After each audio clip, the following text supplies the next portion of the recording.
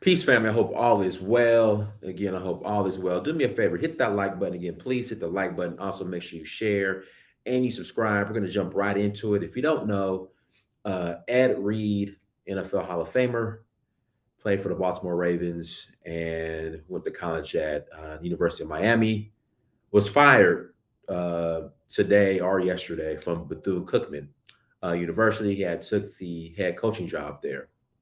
And I want to play the video that he, I guess, of the I guess press conference of him announcing that he was no longer going to be the coach at Bethune Cookman. And I want team Deion Sanders is a sellout for not tolerating uh, mediocrity, the mediocrity and the corruption at Jackson State. I want them to. I really want to hear your response to Ed Reed leaving or being fired from Bethune Cookman for addressing the issues at Bethune Cookman. And I'm to the point now. If you guys know me, in the past, I was all about, we got to get these black 5-star and blue chip athletes. They need to go to HBCUs. We got to keep that money in the HBCUs. We got to keep that money in the community. But it's pretty obvious that HBCUs, again, HBCUs, exactly. HBCUs do not want to invest any money into their athletics. Thank you, Queen Candace.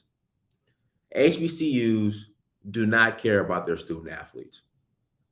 So to the point now, if you're watching this, if you're a parent, and if you have a blue chip, me, I went to the University of Georgia, ran track, played football. Um, Originally, my dream was to go to Grambling. Back when I was growing up, I was a big fan of Eddie Robinson. But once I got recruited and I could have went to anywhere in the country, I ended up going to the University of Georgia. I could have went pretty much anywhere. No, they do not want to invest into the student. But this is the thing, guys. This is where I get confused about HBCUs. And Uncle Luke from Two Live Crew have brought this up. They got money from down. See, I don't know how HBCUs operate. I don't know where the money goes. But HBCUs, they got money from Biden. They got billions of dollars from Biden. They got money from Trump. So the question is, where's the money going? And I think what the issue is, what HBCUs don't realize is that if your sports programs are successful, I give you prime. They were just talking about this the other day on TV. The University of Georgia. Since the University of Georgia has been winning national championships, the demand to attend UGA has gone up, not just from student athletes, but across the board. If you have a great sports program, because I'm sorry, unless you're if you're not a Ivy League school where you can really lead with being a prestigious Ivy League school, your sports programs are going to attract people to come to universities, people to invest in your universities. That's the way it is. I know some of y'all take it personal. I know my Morehouse brothers take it personal because I have these conversations with my Morehouse alumni, and like they pride themselves on having shitty facilities, but being a Morehouse man. Again, like when I have this debate, because I tell the story all the time. I live here in Atlanta. I drive by Morehouse, Spelman, that, that, I forgot what the term is for Morehouse, Spelman, Clark, Atlanta. I drive past their campus every day. I live right by it. And when I say Morehouse's football facility was a dump, worse than probably the worst high schools you could think of, like it was an absolute dump. And the amount of pushback I used to get from Morehouse alumni defending their crappy facilities. It's just to the point, like, look, y'all, just like cancel your sports teams. Don't like just cancel your sports teams. Like, don't play around. Just cancel your sports teams and focus on academics if that's what it's about. If it's about just being a Morehouse man and wearing that M, and you don't care about being, having mediocre facilities because that's the experience you should have, but you're paying almost $30,000 a year to go to a school that has, I want to be nice, not the greatest facilities. I mean, then that just to me doesn't make sense. But they will pride themselves. Again, they would pride themselves in having crappy facilities in the name of becoming a Morehouse man and paying like $20,000 to $30,000 a year. It don't make any sense. And so we just got to be honest. HBCUs don't care about their student athletes.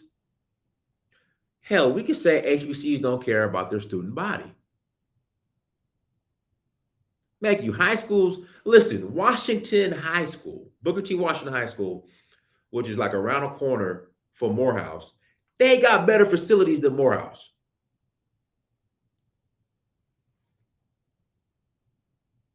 They have better facilities than Morehouse.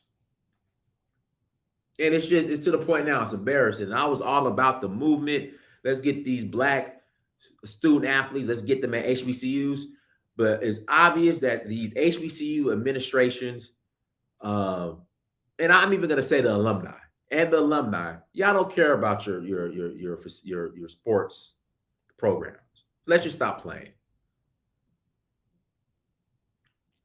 Let's just stop playing around. But I want to get into this video real quick, and then I'll open up the lines, and you guys can call in. They don't care about the dollar, because you have to think about it. If they cared about the dollar, they would put money into their athletic programs. All right, and I'm telling you, that would attract the money that they're looking for. That's how it works. And I know that's not what they're trying to hear, because they want to play this, oh, we're about academics. I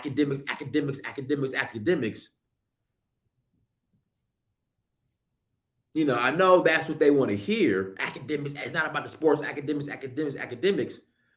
But there's a correlation between successful sports programs and how that, I guess, trickles down to the university as a whole and how everybody benefits from that.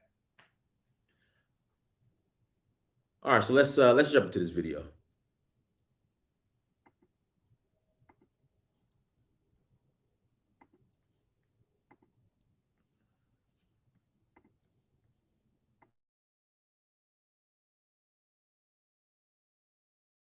Temporary.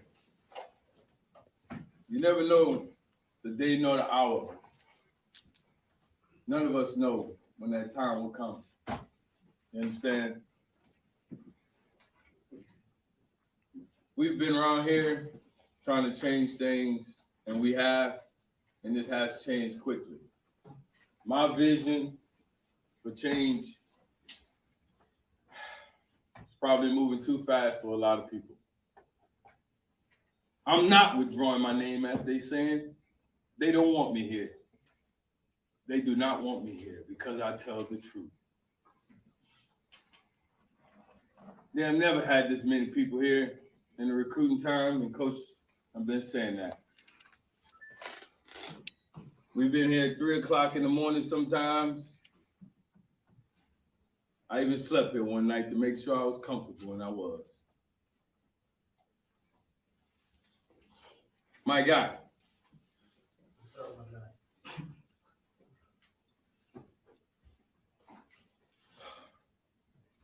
This hurt.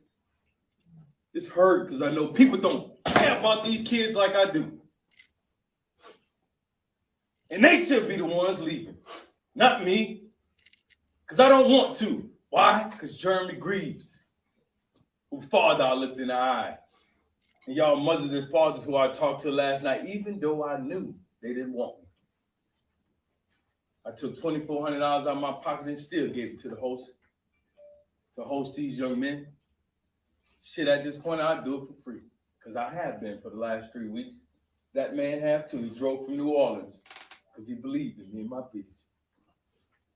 And that man right there who flew from California less than 2 hours and got off the plane, and he was here to see the ramp. He got off the plane, and what we started doing, young man? Motherfuckers. Yeah, I curse. And y'all done heard curse words before. They got parents in here. And no, I don't want to leave. And like I told you, I want all these recruits. But they got some corrupt people in this world, some evil people that don't care about kids like I do. So I want y'all to hear the truth from me. I ain't withdrawing my name. I got the receipts. They got all kinds of stuff going on around here, hoarding these buildings with nothing but trash in them. You understand me? And Deion was right. And I know I'm right.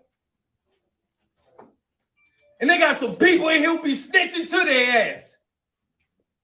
And I work amongst Judas as Jesus walked with him. And I ain't have a problem with it. Because even Jesus prevailed.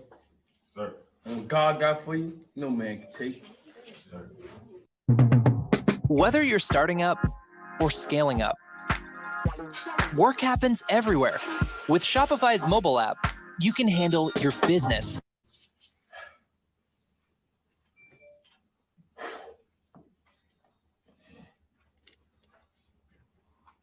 I told these young men, I don't care who we play, because I don't. My nephew was transferred here. My nephew right there. They want me to leave my nephew here. Am I lying, Neff? No, sir. He been getting a bad break at Southern. Some evil people, man, that don't care about your kids. But I was here because I wanted them all, like I told y'all last night, and I still do. And if somebody gave me a job, they all could come. Probably won't happen.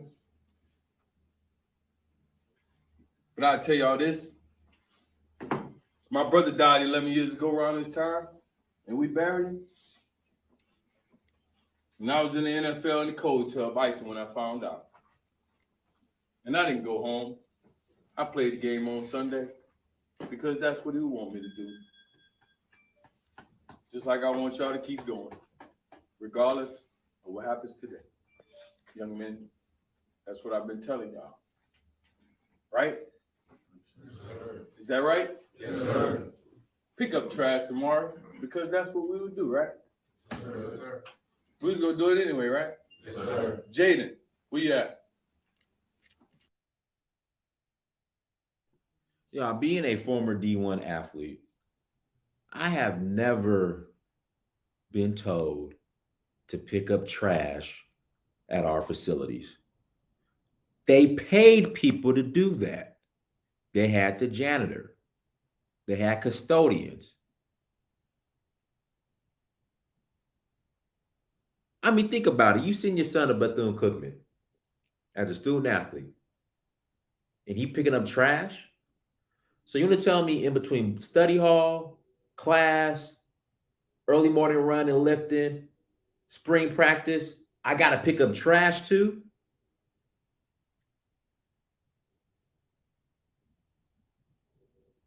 This is a joke. What you said, Jaden, last Sunday?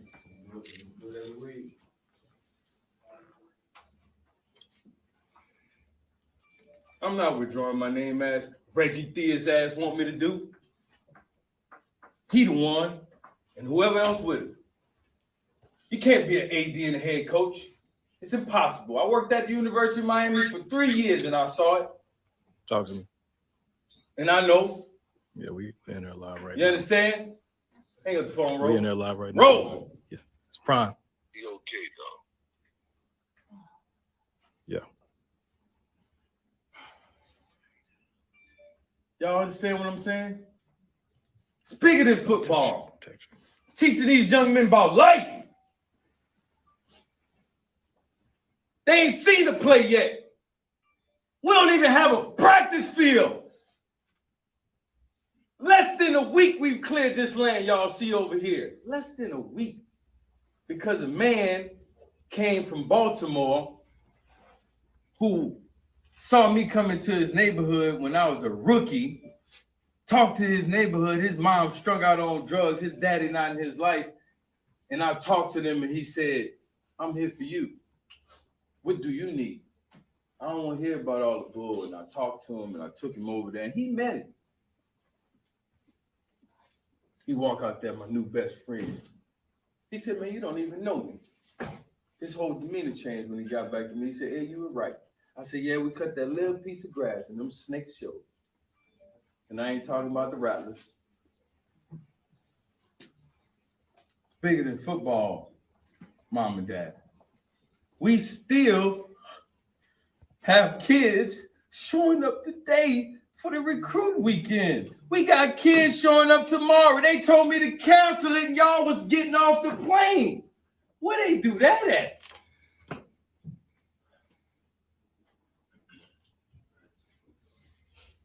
I'm not withdrawing my name. Sis, read the quote. Read the email, sis. Read the email, sis. Bethune Cookman University has announced that Ed Reed has withdrawn his name from consideration to become the next head football coach at the university. That was just one of the drafts, not the. It's not happening. I ain't withdraw my name. Y'all saw me last night. Did I sound like I was leaving? Did I sound like this was a problem, like y'all, like I was getting fired or something? Like y'all got me in here lying to these people, man. And I wasn't lying. I was just telling y'all what was real. I got a 14-year-old son who I had to call this morning. He in Atlanta. He had a game, a banquet. I just missed it. I'm sacrificing my own money for these young men. Just last night to have a good time. And I'm still looking after them. Dante, where you at? Dante Drew, where you at? You lost your wallet, huh? Guess who got it? Your coach. I found it. Ain't that something? Get a young man his wallet and his money and everything in it. Glad you're using protection, too.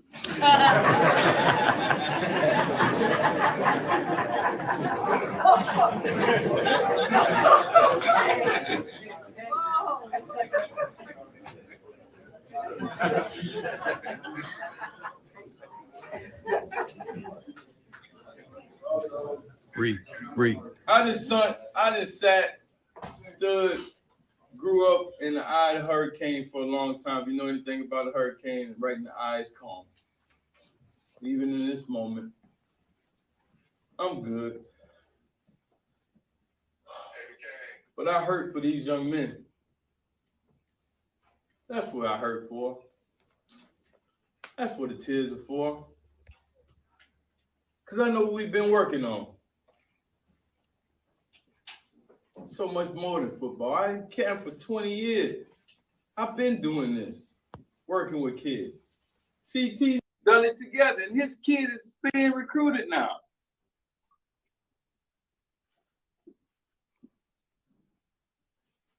I had to tell y'all all together, they don't want me here. It's not me. And that's just the truth. It's not me. I would not do that. How would I withdraw my name when I sat with Jordan Johnson? Jeremy Greaves' dad and parents looked him in the eye just as I did with y'all last night. Why would I do that? Y'all heard the lie. They lying. They ain't right. They not right. Say me, it ain't right. I spoke the truth. Just because you hear some curse words? Just because you hear curse words? When the Ku Klux Klan came in 1904 and stood right outside, and Dr. McClain stood just like this by herself. Come with it. And you worrying about curse words when they got people who are out here trying to kill these young men? You could go to Grainger.com to find what you need to get the job done. Grainger, supplies and solutions for every industry. If you're a homeowner in Georgia and you're still paying for electricity, then you could be missing out on free government assistance to go solar.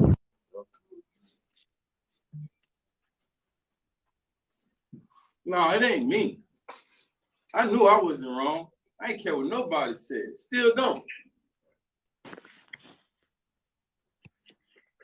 I had the best of friends calling me, bro, you can't do that. Man, get off my phone. You with them. You playing the game. I don't play no game. I ain't got no time to play no games, politics. I never did. They didn't do their research. They thought they was getting, like, a better words, a dumb job. I'm not. That's who y'all had raising y'all kid here. But good, man. Not perfect. We all make mistakes. And I apologize for mine. And I told them that they have to be professional. It's a teaching moment, as we use it as, right, Jaden? I had individual meetings with these young men, and we started by playing chess. Not checkers. But I said, all of y'all got one move. Y'all got to learn to work together. It's chess, young man. They not even playing checkers. They don't care. They don't care. What's up, big bro? Hey, I love you, man. You know that, right? Yep. We talked about this. We talked about this. We know the structure. We know the order. We know how it's going to play out. And you've been there fighting. I know what you're feeling. I know what you're going through. You got to understand, Ed, God has a time and a place for you, my brother. And I know your heart. I know everything that's going on inside of you. You know, I know you like a book. And I know how you feel about them kids, and I know you do not want to leave those kids. So I'm praying for you right now, man, because this is going to be the toughest thing you ever had to do in your life. Sometimes, Ed, you got to walk away, my brother. I know it's tough. I know you don't want to hear it. But sometimes in life, we got to walk away. You already know, big bro. You didn't let nobody down, Ed. You didn't let them kids down. You did what you was called to do, and you tried your best. Thank you, big brother. I love you, man.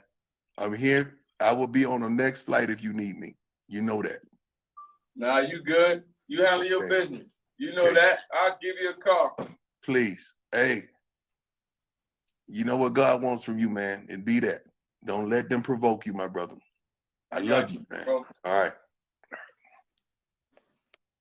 Coach Prime, everybody. I really do appreciate y'all time, taking the time to come, hearing me out.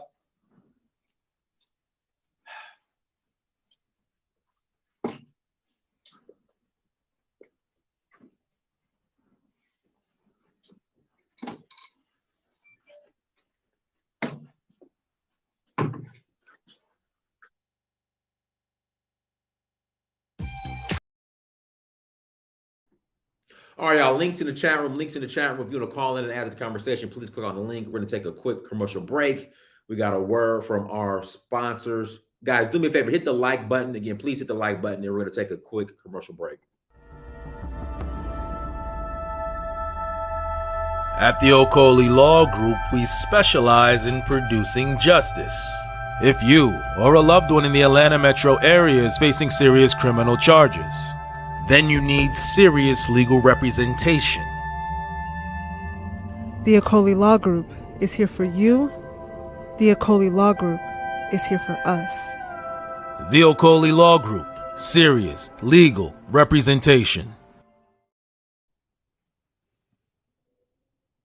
Hey you guys, it is your girl Alexis Fowler coming to you with a special sale of 40% off all of my services when you use promo code VIP40 at alexisfowler.com.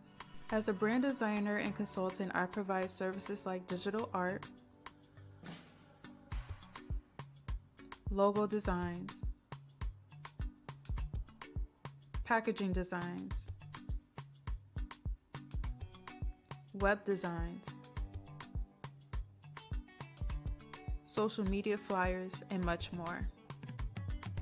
If you're an entrepreneur with a business or a startup company and you need help with branding and graphic design, make sure you take advantage of this opportunity with 40% off using promo code VIP40 to get 40% off on all my services at alexisfowler.com.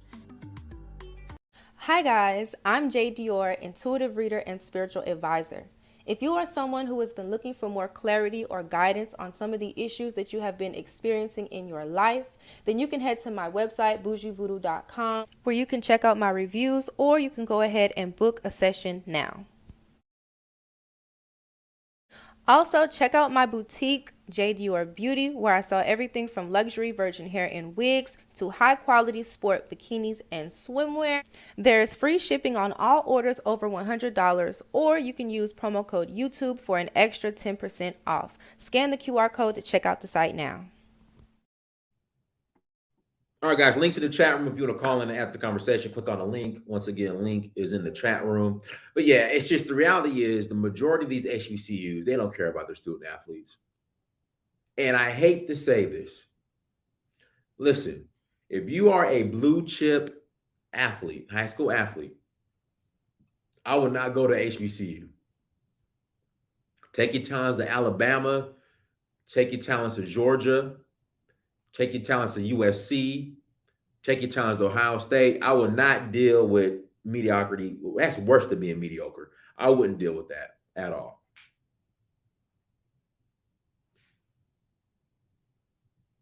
I wouldn't deal with that at all. At all.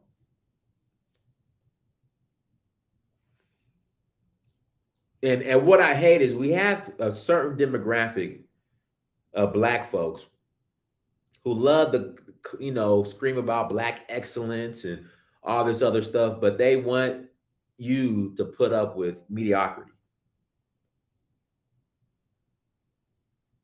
And it's not even mediocrity. It's just they don't care.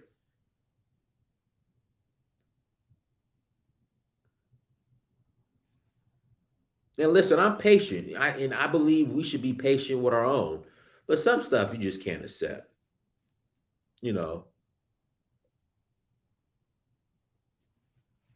Mr. E, we were talking about this the other day.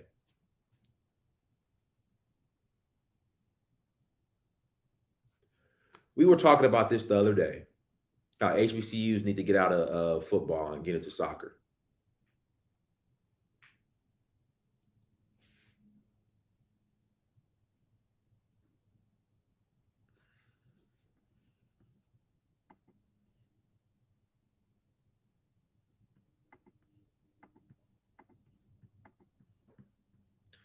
I'm just saying, just have the necessities, the basics. I mean, Jesus, just the basics.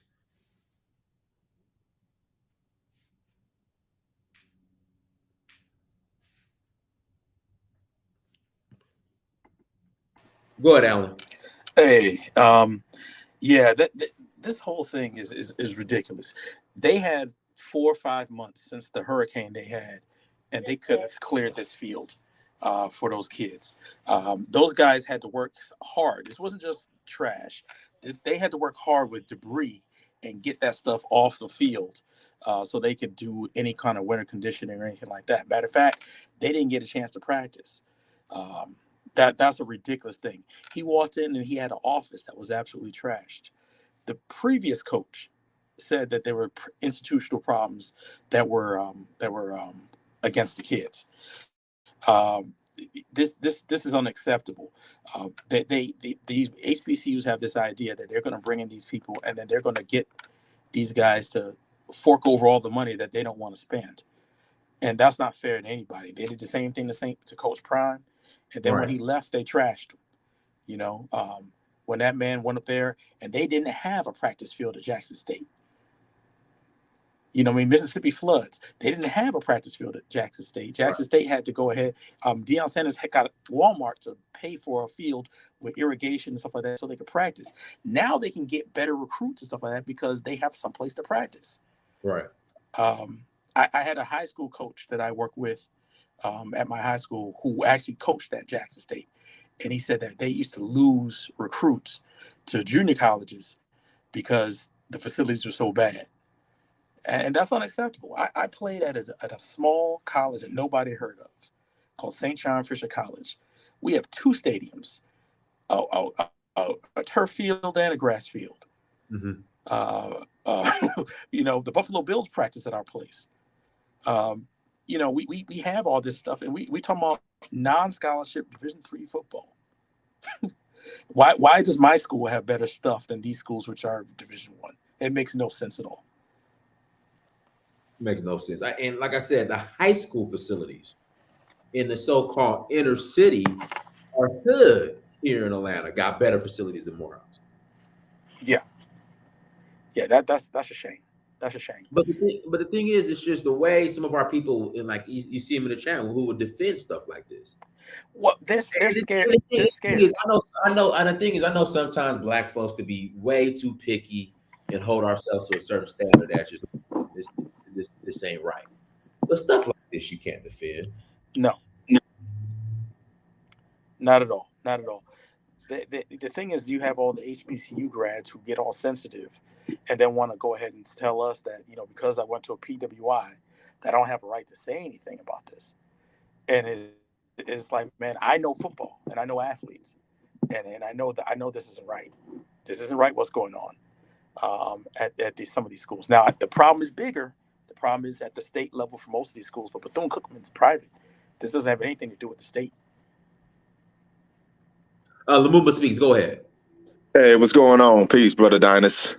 Peace, brother Allen. Yeah, so I think this is a microcosm of a larger issue at HBCUs, where oftentimes we find that the administration is rapacious in nature when it comes to the university funds, and other entities, particularly the students, coaches, and student athletes, suffer as a result. I mean, the conditions that Ed Reed showed at Bethune Cookman, and I'm quite sure that Mary McLeod Bethune is rolling over in her grave to see that, of course, Black student athletes are being treated in the manner that they are, right? Having to practice and train in desultory, I would argue, desultory conditions. It's extremely unbecoming for an institution that was founded and based on trying to uplift Black people and restore ourselves to our traditional greatness. But I would argue that one of the reasons why Ed Reed was fired is because he exposed what was taking place. I mean, think about this. This man moves into his office and is trashed. The student athletes, I didn't play D1 football, but I was a D1 recruit. I mean, I wasn't like Dynast Amir, right, going to UGA, but we all know Brother Dynast didn't win the championship when he was on the field with UGA, but that's a conversation for another day. But what we do know is that the conditions that those student athletes were subjected to are utterly horrible. And I would argue, I believe that the reason why he was let go or fired, or they came to agreement that he wouldn't be the coach, is because he exposed what was taking place there at Bethune Cookman. That's exactly why he got fired. He went live. He went live, and he put that out for the world to see. And then the HBCU grads all got into their feelings and just automatically started defending HBCUs. And Reggie Theus got embarrassed. And then pretty much try to craft a statement, making it seem as if Ed Reed was stepping away. Right. And the thing is, I've worked at an HBCU, right? So, I mean, I've seen this myself, right? I'm not going to name the institution, but when I worked at HBCU, the rec center didn't even have any air conditioning. So, you know, students were going in there and damn near passing out. It's just utterly deplorable.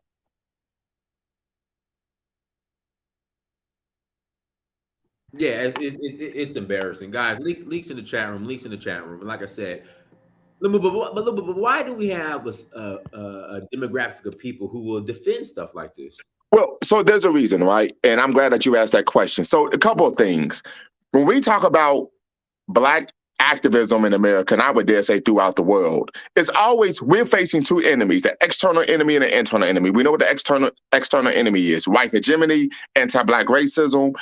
But the internal enemy is very difficult to, as Michael Jackson said, start and look at that man in the mirror.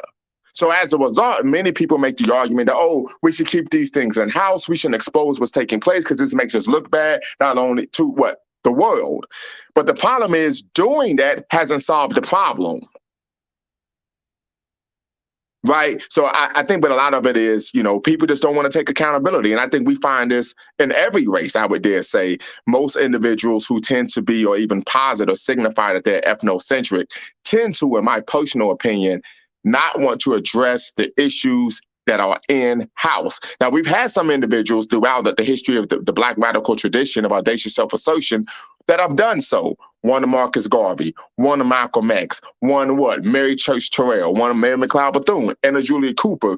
But it's seldom that individuals look at it from a dual perspective and saying we can walk and chew gum at the same time. We can what? Focus on fixing our internal infrastructure while also fighting against a rapacious and we would all call deleteriously immoral system of white hegemony. Hold on one second. Last name Austin. Before I put you on, I need to see your face. So you got to cam up before I put you on, because I've been getting a lot of trolls lately. Okay, there we go. Yeah, I've gotten a lot of trolls as well. So go ahead, bro. You can turn your camera off, or whatever. I've been getting a lot of trolls lately, so I got to tell people. Okay. Yeah. So I mean, it's sad, but so we know the history of HBCUs, collegiate athletics. Many of the all-time greats in basketball and football went to HBCUs, right? We know that due to the influx of integration, Black students came to white campuses, and white campuses were able to benefit financially from Black athletic talent, i.e., the raw material. And here we are today. But I mean, there are high schools that have better facilities than that. Would you agree with that, Brother Dynast? Oh, that's what I was saying. The high schools here in the hood here in Atlanta got better facilities than facilities. Yeah. Right. I mean, it's just embarrassing. And this is where we needed to really take the task, the administration of the institution. It's worse. What are you doing? It's worse than that, Brother Lumumba. It is to the point where it's not just better or worse facilities. Jackson State didn't have a practice field. They had to go to a high school to practice. That's where they were until Coach Prime came and changed all that. In this case with Ed Reed, what he's saying is they had a hurricane 4 months ago. There was debris all over the field. Instead of paying a company to come clear the debris so they could actually use the field, when he arrived, he had a junky office and a field full of debris that he had to take time to have student athletes clear for about a week, and they still have more to do. That's beyond bad facilities. That's unacceptable. Facts. Austin, go ahead, Austin. Greetings to you, brothers. Man, I'm not even went to no HBCU, but I'll say this. From watching Coach Prime, I learned a lot about this brother, and I'm a big fan of him. And I'm a big sports fan, and I see that the HBCUs, they put them people in place to keep it like that. So if you really gonna, dive into these situations, like I'm from New York, there's really no athletes in New York that's coming out like in other states because of the structure. You know what I'm saying? So if we look at the structure and how government is involved in sports and all these other things that's going on in society, we just say, Coach Prime had to come out and do the things that he did for a specific reason to show the world what it is really in these schools and systems like this. So it's all programmed. It's all programmed to be what it is. That's how I look at it. Right. Let me African Fang Tribe. Go ahead. Yeah, hello everybody. I'm not here to argue, just in case. So, Dynast, I'm going to try to marry one of my sisters. Yes, and at the same time, because she's working in a bank that is owned by Gabonese. Hey, after we got. I'm sorry. We got to the topic. I'm just joking. No worries. Yes. So about this, the only way I spot in here is because I started my own business, the fashion brand. So, and then like I'm not going to be around. So my place, my new thing is going to be, and then at the same time as you're going to be to Equatorial Guinea. Hey, African Faint Tribe, you got to stay on topic. In fact, come back. Free Game Podcast, go ahead. Free Game Podcast, unmute yourself. Yeah, man, look. Hold on. You got to put the baby. Mute me. All right, guys, do me a favor. Hit the like button again. Please hit the like button. I'm going to put the link back in the chat room if you want to call in. Click on the link again if you want to call in, please. Yeah, Brother Deion, I do have to go, but before I do, I do want to say I do get the perspective that Ed Reed shouldn't have gone online and said that, not in that way, but the actual what he actually said, everything he said was absolutely true. And you know, the things he pointed out in the speech that you put out there, where he basically was saying that they told him to cancel the parent recruiting weekend when the parents were just got off the plane. He was just there to host them, you know, and he asked where they do that at. I don't know where they do that at.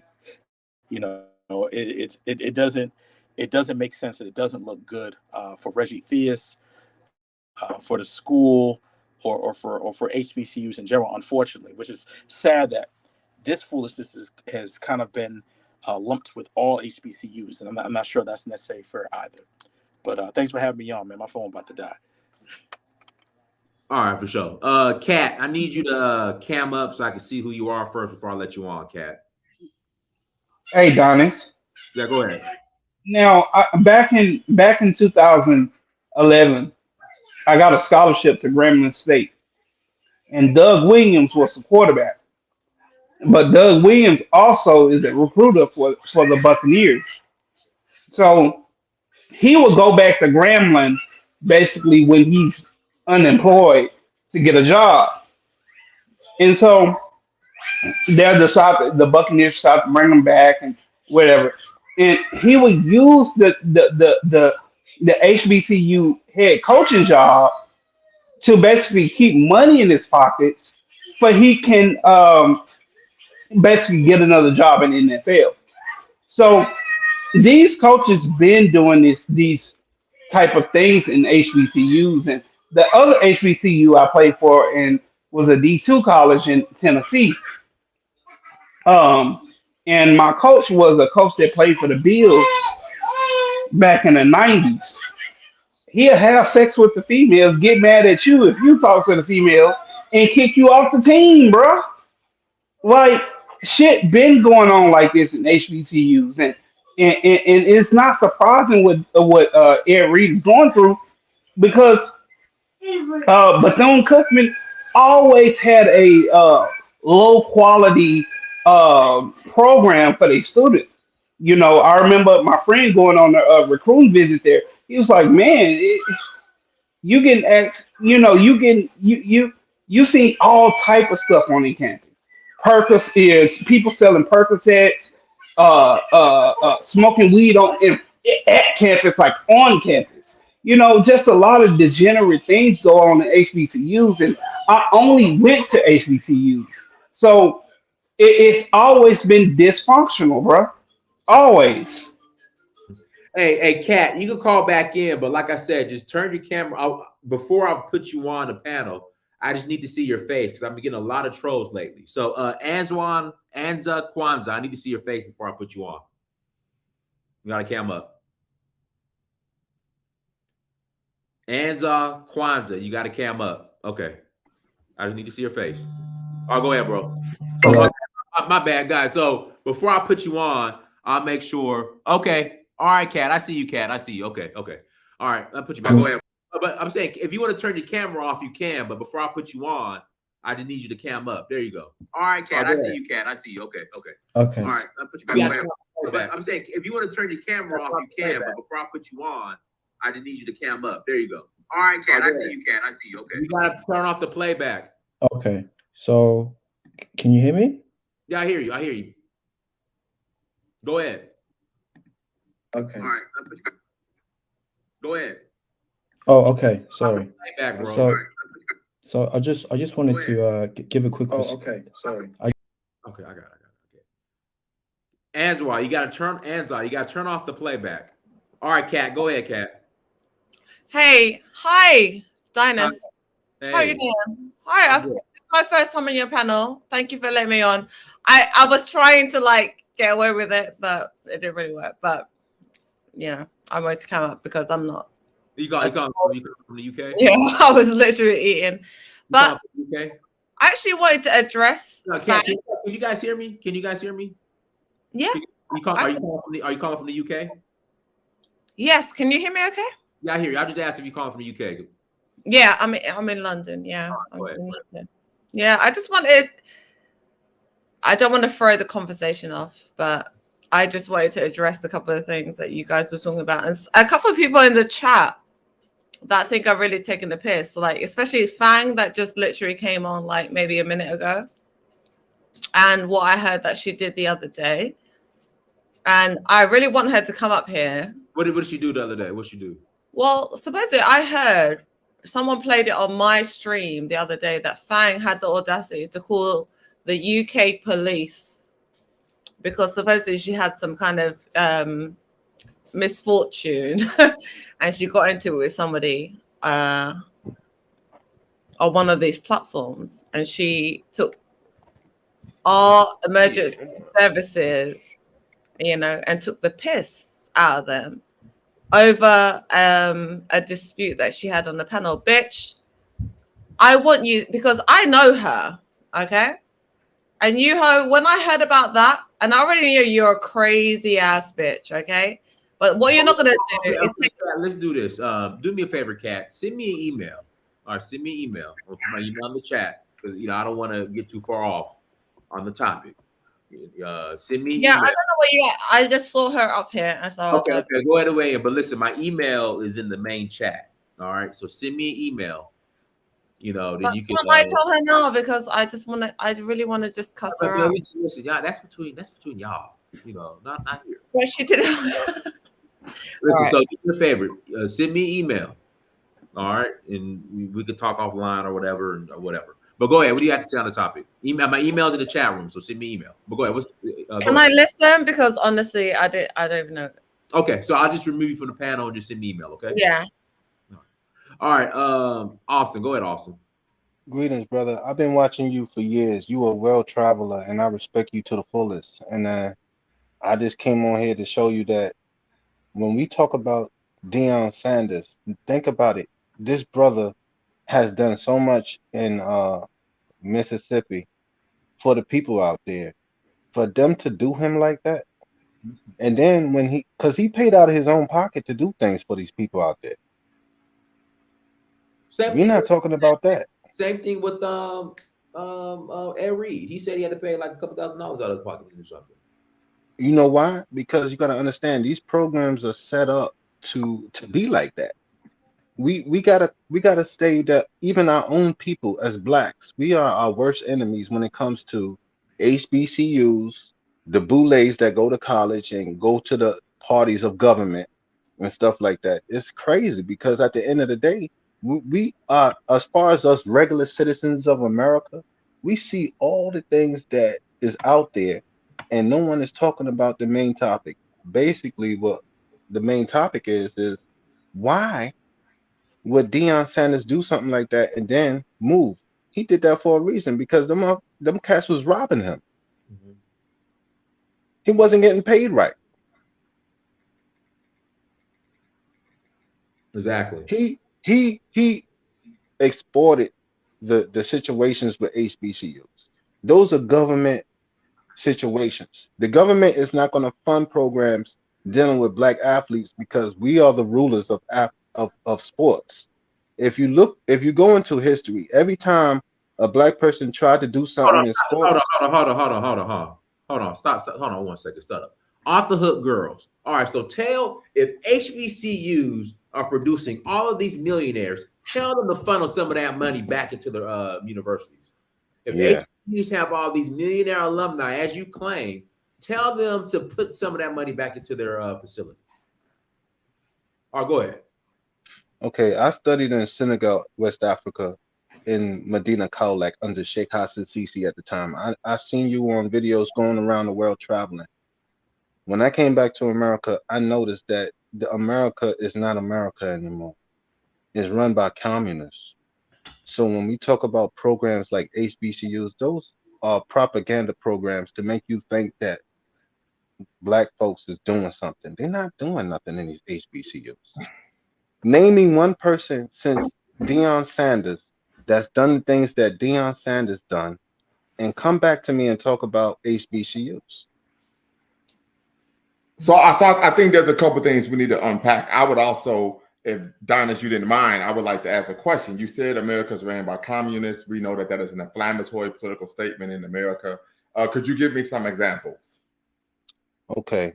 The government is run by communists in the sense of Democratic Party. The Democratic Party has been infiltrated by the illegal drug cartel and other organizations that's involved with it.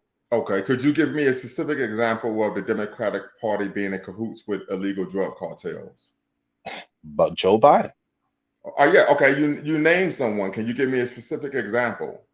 Okay, a specific example would be the sale of America to China. You said drug cartels. Yeah. Not a nation China is funneling drugs through Mexico. Okay. And where did you get this information? It's out there, bro.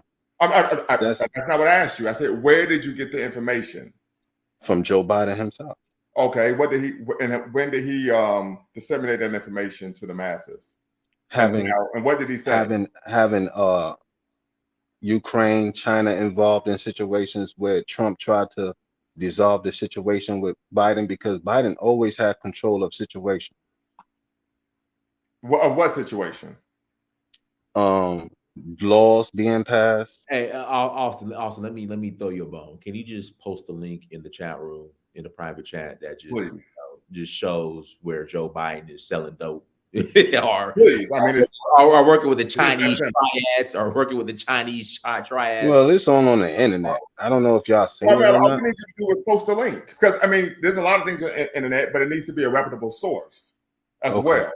Right? It needs to be a reputable source, right? I mean, you got a lot of people posting stuff on the internet. But let's get back to the topic at hand. Dynast, you asked me, why is this taking place? I think there are a couple of issues, right? I think part of this is the soft bigotry of low expectations. We know that oftentimes brothers and sisters in our community tend to internalize anti-Black racism, and as a result, we have low expectations for our people. This is why we hear euphemisms such as being intelligent or being educated is acting white, right? We know that that's diametric, law of opposites. If you believe that acting white is being smart, then we already know what you think acting Black is, right? So that's one issue. Also, I think Off the Hook Girls talked about Morehouse and Spelman being better than Ivy League institutions, right? So we I work in higher education. I've been working in higher ed for the past 10 years. Shout out to Morehouse and Spelman, right? But the reality of the situation, there's only one HBCU in the top 100 higher ed institutions in America, according to the U.S. News World Report. And that is, of course, Howard University, right? So we need to keep it a buck, right? We understand that we can have some pride in Black institutions, but we unfortunately don't need to be lying to ourselves, right, about what these institutions are able to do. So I'll leave it there. Brandon is in the mix. As long as he doesn't mention Alabama, we're going to be fine. Hey, can you guys hear me? Yeah, we hear you on your Obama phone. It's kind of scratchy, but I know you got your. That shit is not scratchy. My voice is a little scratchy. Yeah, I've been talking about HBCUs for a long time. I've actually got a lot of heat on this channel about talking about the truth concerning HBCUs. And the reality is Black institutions of higher learning are absolute trash. The entire staff, the administration are trash, because they are the product of our community, which makes Black people think that if they got a white man's degree under their belt, they are above criticism. They are above reproach. They are above being held accountable by black people. And this is a classic example of that. And it's a reflection on our society. Black people don't care if what they're doing is right or wrong. They just don't want you to tell them that what they're doing is wrong, right? We would rather be ruined by praise than saved by correction, right? We would rather be ruined by. Brandon, one second. Sorry to cut you off. Listen, if you are an HBCU alumni, I'm gonna put the link in the chat room. Please call in. Again, please call in. All right, go ahead, Brandon. And it's more of the blame game, Dynast. The HBCU alum blames the administration. The administration blames the alum who don't give back when they leave. Here's the reality. Everybody has a budget. If you try to live above your means or try to steal from that budget and you're not able to produce the things that you need to produce to be on par with other colleges and universities, that's a personal issue. That doesn't have anything to do with anybody else. You have people who have small schools, small colleges that do just fine when it comes to, facilities and everything like that. They got colleges in California like Occidental College, a college none of you guys have probably ever heard of other than Barack Obama. I know you heard of it. You damn college professor. But what I'm saying is that's where Barack Obama went. But I knew about that before Barack Obama even went there because out of high school, they offered me a scholarship to play football. People didn't even know that Occidental existed. I did, right? But they're doing fine. Black people, our HBCUs are a reflection of our culture. Ed Reed called out Bethune Cookman. Hey, let me tap in real quick. This is a true story. So I've worked at probably 6 institutions of higher education. And at every institution of higher education, they have what's known as a Black Student Union. And every Black Student Union at every institution I've worked at, except for, I don't know if the institution I'm at now, I haven't visited or went to a meeting, are are groups that promote ratchet behavior. They're dysfunctional, unprofessional. So we see, once again, Brother Brandon, you're right. This is a reflection of the culture. Matter of fact,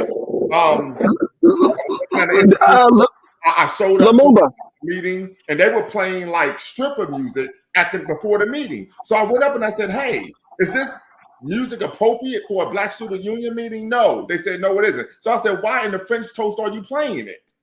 Turn that Professor Lumumba, look, Black. Then they would complain about how the institution and other students didn't take them serious. I said, well, you don't take yourself serious. Professor Lumumba, look at this. Black people have more sacred cows that you can't criticize than any other race on earth, right? Do you see these black colleges hitting up billionaires like Oprah, Barack Obama, Robert Smith, people who got a lot of money and said, hey, look, you're black, we're black, we represent black excellence, you represent black excellence. What can we do to earn some type of grant or funds from you? But you know why they can't do it? But this has happened. But the issue was many of these black millionaires and celebrities said, listen, we would donate money, but we want to make sure that there are certain parameters regarding how the money is allocated. And that's what I'm getting to. That's what I'm. No, if we can't do what we want with the money, don't give it to us. And listen, this is what I'm getting at. These black celebrities and billionaires will give them money gladly. But the reality is they rather take government money because they can fuck off government money. You can't just screw off money that's given to you by a donor or a booster. Like, you can't go fly the administration of Hawaii on booster money because they want their dollars accounted for. So that is like our community. It's just like the black community. You got people who won't even get off of Section 8 or welfare and pursue an opportunity because they don't want to lose what they getting from the government. That's what happens when you get money from boosters. You now have to depend on those boosters, and the government pulls back their funding of your institution. You're holding to the boosters. If you don't get the job done, something happened, those boosters will be at your office. What in the French toast is going on? Right, and so they are like Pookie and Ray Ray and Bonquisha. We would rather just rely on the government to underfund us than rely on other people who can have the ability to hold us accountable and delegate and distribute funds based on us meeting goals, hitting targets. That's all this is. Black people look at education like a hustle. And that's from top to bottom. They look at education like a hustle. You mean to tell me these fools gonna give me $100,000 a year to pretend to go in there and teach history? Let me go in there and fake it till I make it. As long as you look at everything like a hustle, you will always be on the bottom end instead of looking at it for what it is. And I think that there needs to be a better vetting process. I think black people, when they give them these big jobs, show me what you've done outside of the framework of institutions of higher learning, so that I know when I insert you into the hierarchy of my institution, you will be able to have some independent thought, independent ideas that can carry us into prosperity. We don't do that. There isn't a lot of independent thought in higher ed. It's extremely left-leaning. And even if you're making points that are sound, you're making a compelling argument, if it's not left-leaning, oftentimes you'll be ostracized.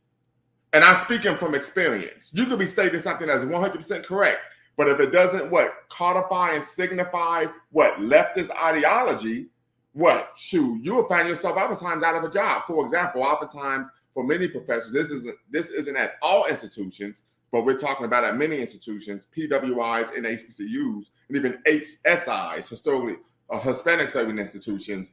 If part of the requirement to get tenure is considered collegiality. So you have to be able to get along with your colleagues. And typically to get along with your colleagues, they want you to share the ideology that they share. So that could be anything from being pro-immigration to LGBTQ, you name it. Well, let me pass it to Chibudim. Go ahead and unmute yourself. Chibudim.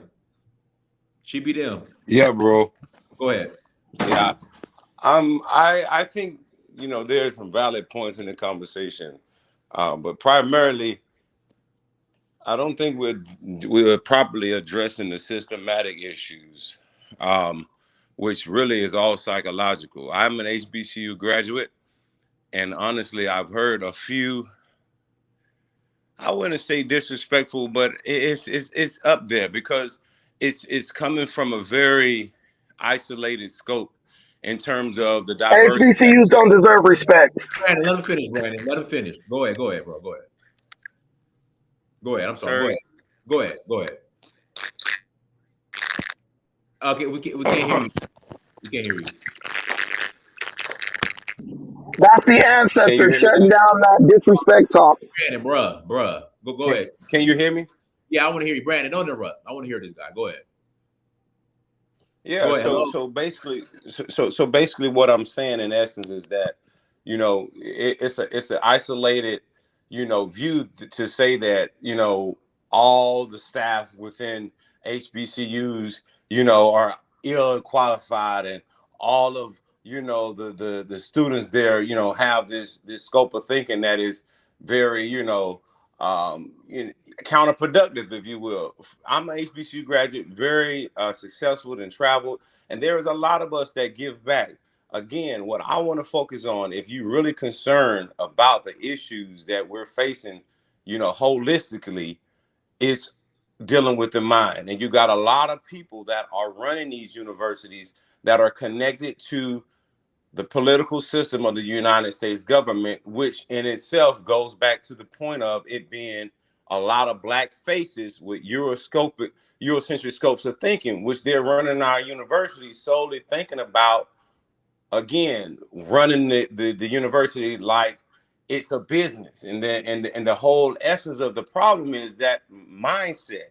It's like we go to these schools, even when you are from a Harvard or quote unquote, the brother alluded to, we need to vet people properly. Okay, what does that look like?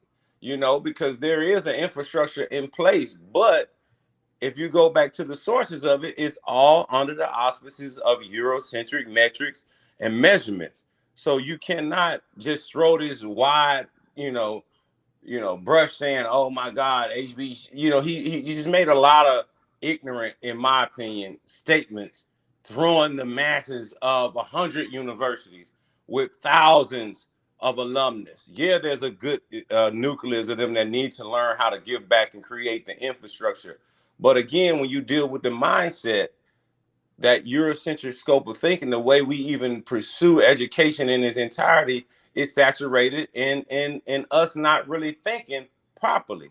And we got to heal the mind, you know, and not be so, you know, on these pedestals of creating a division. You know, of course you can have your own opinion, but some of the stuff he said, if you want us to come to the table to really create robust infrastructure to fix the problem, you can't be simultaneously being disrespectful, especially if you don't have an HBCU experience in terms of diversity. I done went to two. I went to Virginia State University for my undergrad and Virginia Union for my master's. And then I also have some PWI experience as well. So the problem is the mentality. It's dealing with Eurocentric influence in our mind. And that's what we need to if I could, brother, and I'm going to respect. Can I respond to that? Can I respond to that since he told me?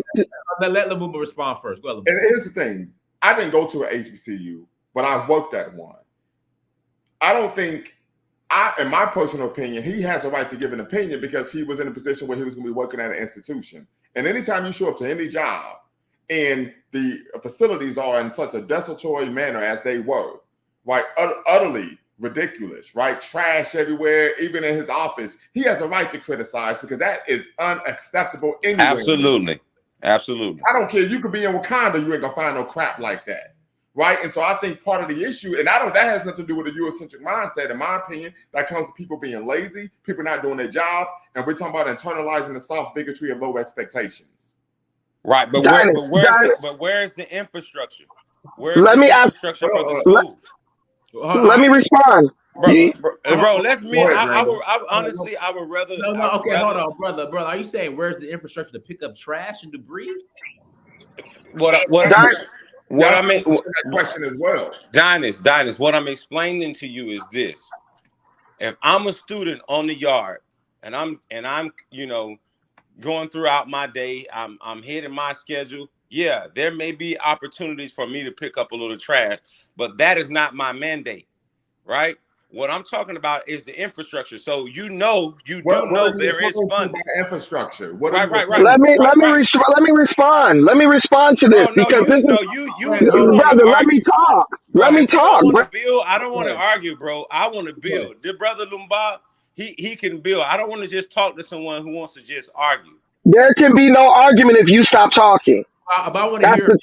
But you told me I could talk. All right.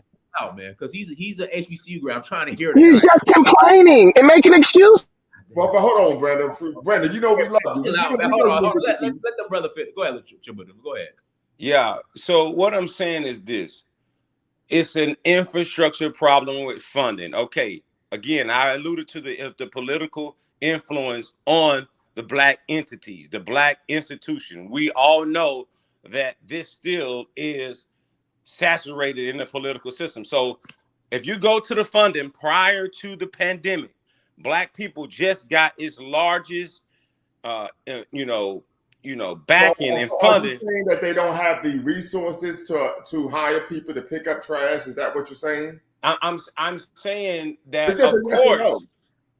Yeah, absolutely. Because let me ask you this. I want to hear the brother. Hold on. Go ahead.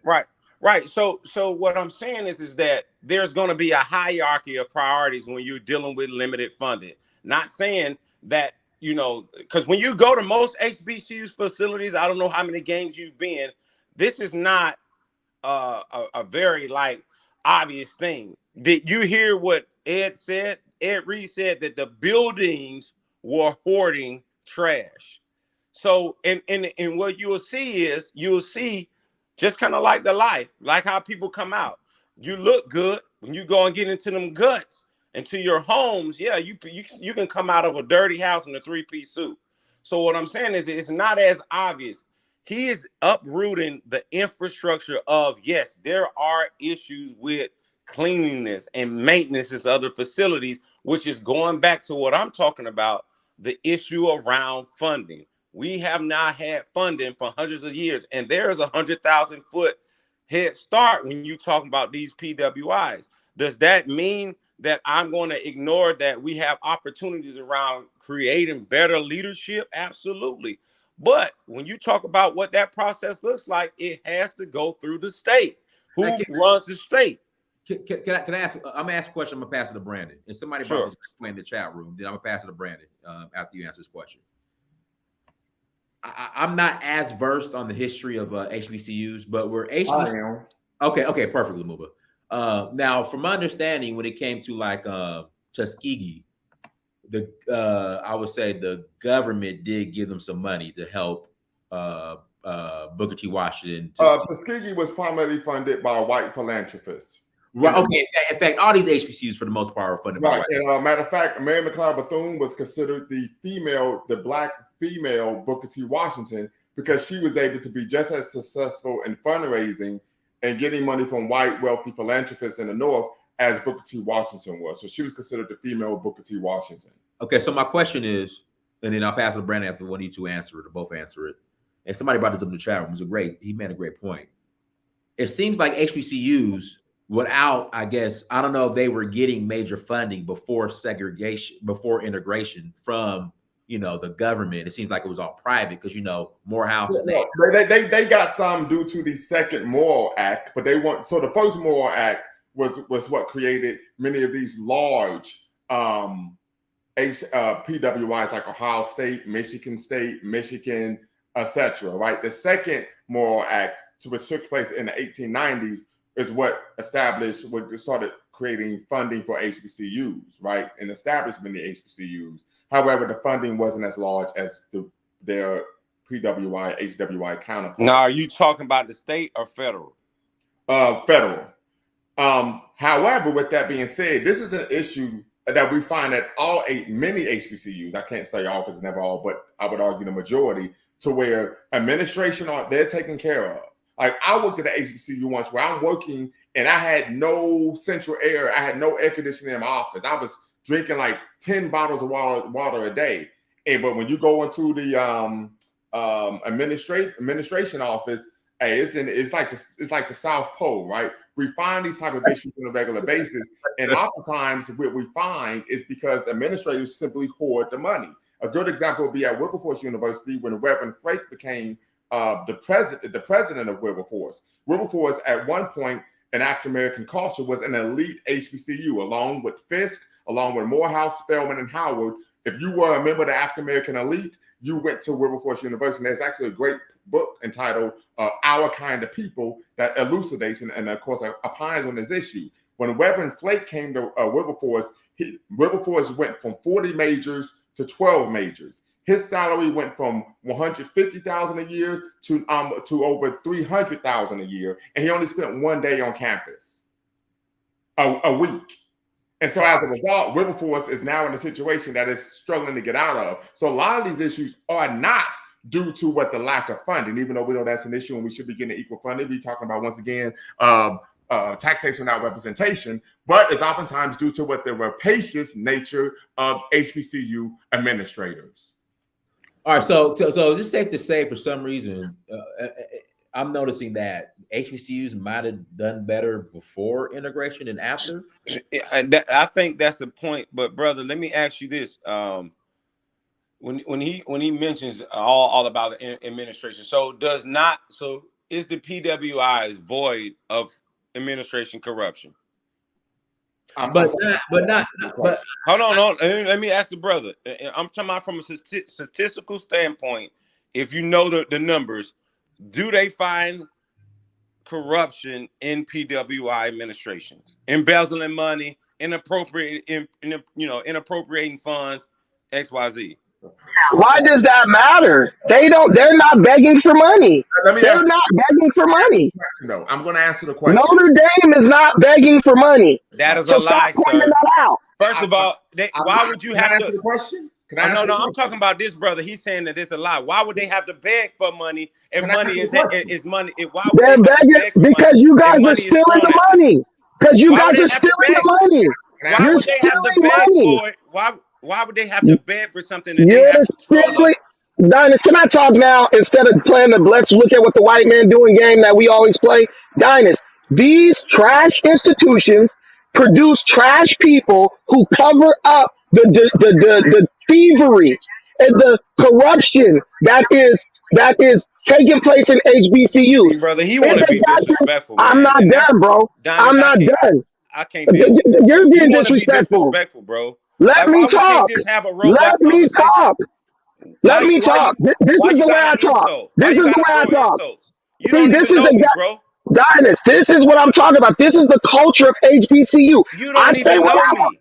I say what I want to say, and then I filibuster what you're saying because I don't like what you're saying. But this is the reality, Dynast. You don't need a budget to pick up trash. I bet you if you attach cleanliness to the paychecks of these damn administrators and these teachers and this staff, Where they'll be did out you there go to picking up school, trash. sir? I'm not done. I'm not done. I bet you made picking up trash and cleanliness of the campus a stipulation in the scholarships and the payment of all these student athletes, these administrators and these teachers. I bet you the college campuses would be clean. But the reality is, from top to bottom, these people don't give a damn about the campus. It's what black people do all the time, even with our businesses. We just try to squeeze blood out of a turnip. We gonna take and take and take and take until we can't take no more. Notre Dame. Okay, he said where I went to school, Dennis. I went to school at a junior college called Compton College in Compton, California. I So we guarantee can't you. have this Wait a conversation. minute, bro. Wait a You minute, can't. bro. You Wait haven't a had the minute. HBCU experience. You Damn, don't man. know Now shit. the elitism. You see You the don't know elitism? You shit, see the bro. elitism? Dynast, can you see the elitism now? You didn't go to HBCU, so you can't talk about You this is what damn I can right. talk about. Let me finish. Let me finish. Verbalists and Compton fanciful College, bullshit, bro. I'm not Compton gonna let you College. talk. Dynast, No, you talking Can I please bullshit. talk? Can I No, please talk? You had no no, problem muting me you when he being wanted to talk. disrespectful. Hey, yo, You had no problem. You had no problem muting me. let me hear Brandon. Let me hear Brandon. Let me talk. This is how I'm gonna fly this garbage out, throw this garbage out the window. Compton College is a majority black, now majority Latino student base, right? Yes, it is. That is Compton, one. Compton College, Compton College is clean. It's in Compton. Killings happen right around that college. It is clean. It is presentable, beautiful new library they just built. You will not walk And around so is Compton College. Virginia State. Wait a minute. I'm not done. I'm And not so is done. Virginia All State. the groundskeepers are black at Compton College, So is cleaning up the Howard. place, right? So, Dynast, this is the reality. What This is the the fuck? reality. Dynast, can you please, you let me get disrespected. We supposed to be friends. You let me, you forced me to shut up. You forced me to shut up, but you let this guy disrespect me.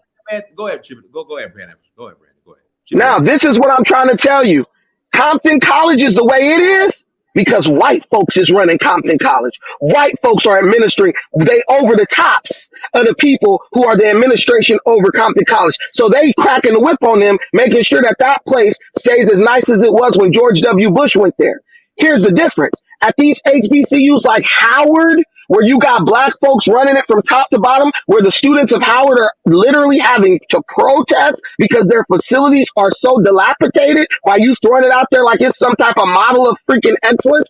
That's where black people are controlling that from top to bottom. And they are state and they're federally regulated. And everyone knows that when the federal government is looking after something, there's going to be more room to mess around with the money and mess up the money and hoard the money and have corruption. Compton College is a state funded institution where it's the distance between the bottom and the top is shorter, but white people are in charge of the dealings of Compton College at the highest levels. Black people are in charge of the dealings of the HBCUs at the highest level. And black people No, they're literally, not. No, they're I'm not not. done. I'm not done. Black people literally mismanage the funds and steal the funds. How does a community college look better than a damn university? That's like a damn, that's like a community college football team beating the damn Raiders or the Sir, what Rams. It HBCUs can't have you been happen. to It recently? can't happen. Let the brother finish, Chiba. Then Brandon's right. I muted him.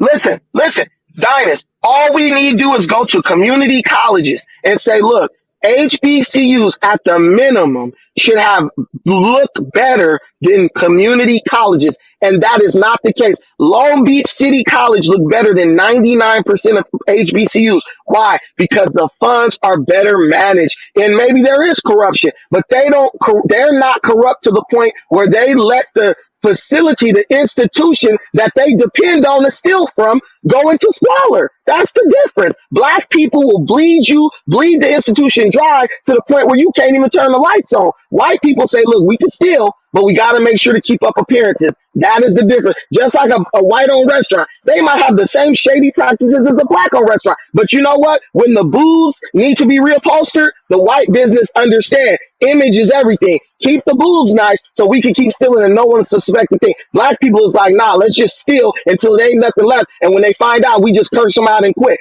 Ed Reed, he talks about introducing people in that can start this conversation. That's who Ed Reed was. That's who Deion Sanders was. Millionaires. You know what they did? They shut them down and shut them out because it ain't about introducing people that can have a conversation. Even a rich person comes in and speak on it, they're going to use their power to shut that person down. Just like you tried to use the fact that you went to an HBCU to shut down the truth that I'm saying. You got to get rid of these people from top to bottom. You got to disband these damn colleges. They're just garbage. They don't need to exist. It's a drain on resources. Let those students go to colleges that's going to give them what they deserve for their money. All right, Dynast, can I respond? My bad. Don't interrupt me, Brandon. Go ahead and respond. Go ahead. Yeah, I just think it's this, bro. At the end of the day, first of all, if you take an offense by me mentioning that I went to a HBCU, that's not me. I'm not here to be on in any grandstanding, bro. I'm just using that for context. If I can interject real quick, he didn't take offense to it. I think, and this usually happens when you start having these HBCU, when you start criticizing HBCUs. I live here in Atlanta, and I'm telling you right now, some of these Morehouse facilities are flat out piss shit poor. Bro, but that's okay. I understand that. Let me finish. Okay. When I was called out, and you somewhat did the same thing. Here comes well, you ain't go to HBCU. You didn't. He didn't. That makes sense. It's about the experience. It is about the experience. My thing is, why spend $30,000 a year to go to a school that has piss poor facilities? I didn't. I was on a scholarship. Okay, you were, but a lot of these cats aren't. So this is the thing. Do you know what the threshold of getting into some of those PWIs are, even outside of academics? No, from an application standpoint, from background check to all of the other things that they do to vet you to get into a PWI. Do you understand that? I disagree because there's so many PWIs. That No. But what I'm asking you is do you know that there is a study right now done by Harvard around the disenfranchisement from the applicants that look like you and I, right, with similar qualifications, and the denial, and that percentage is so high, which I'm not here to ignore the internal problems for HBCUs. And I will agree, we got a new president at the end of my junior year. And the difference in that leadership was, the dichotomy was like night and day. So I'm all for us creating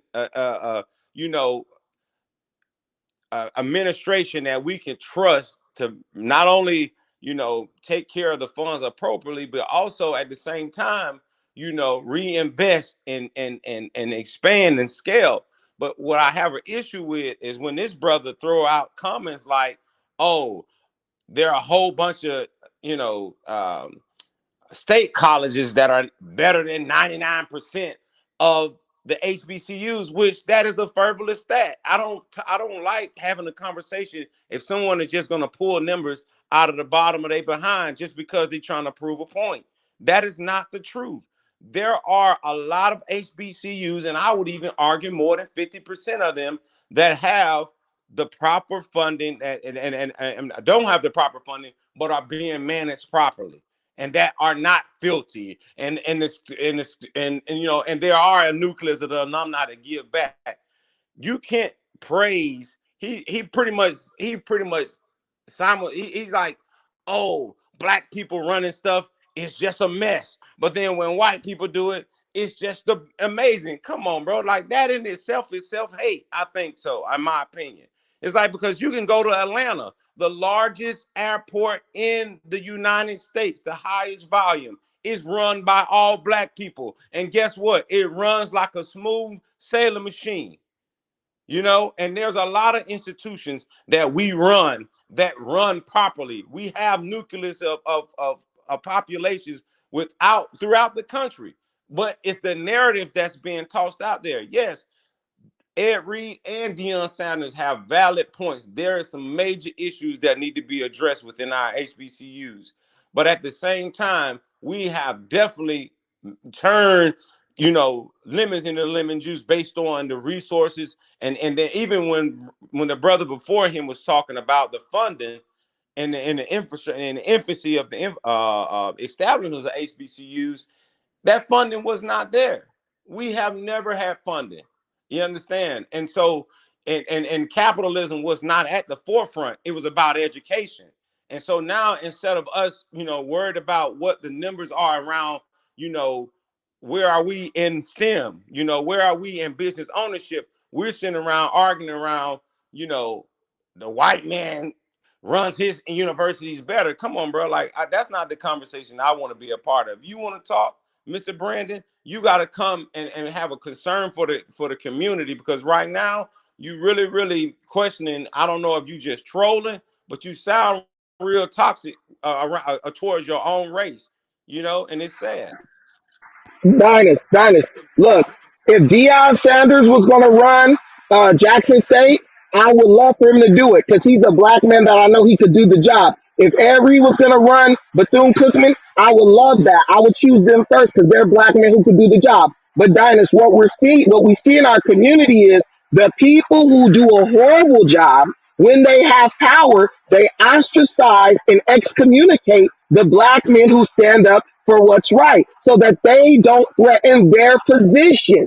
Look at how Colorado was not afraid of Deion Sanders. They saw Deion Sanders stand up for what's right. They saw him criticize the administration of Jackson State. They said, you know what, damn it, give that man a job. He's standing up for what's right. That's what white people do better than black people. White people see somebody holding people accountable, they hire them. Black people see a person holding some people accountable, they fire that person. So when you talk about, I'm saying white people do it better, they do it better because they bring in people based on meritocracy. Black people bring people in based on emotion, based on how much publicity it's going to bring to them. But when that person holds them accountable, see, when someone plays sports like Ed Reed or Deion Sanders, they have something called a standard of excellence. They got up every day. They disciplined themselves so that they could be the best there is at what they do. And people like that, when they get around others, they encourage people and push people to do the same.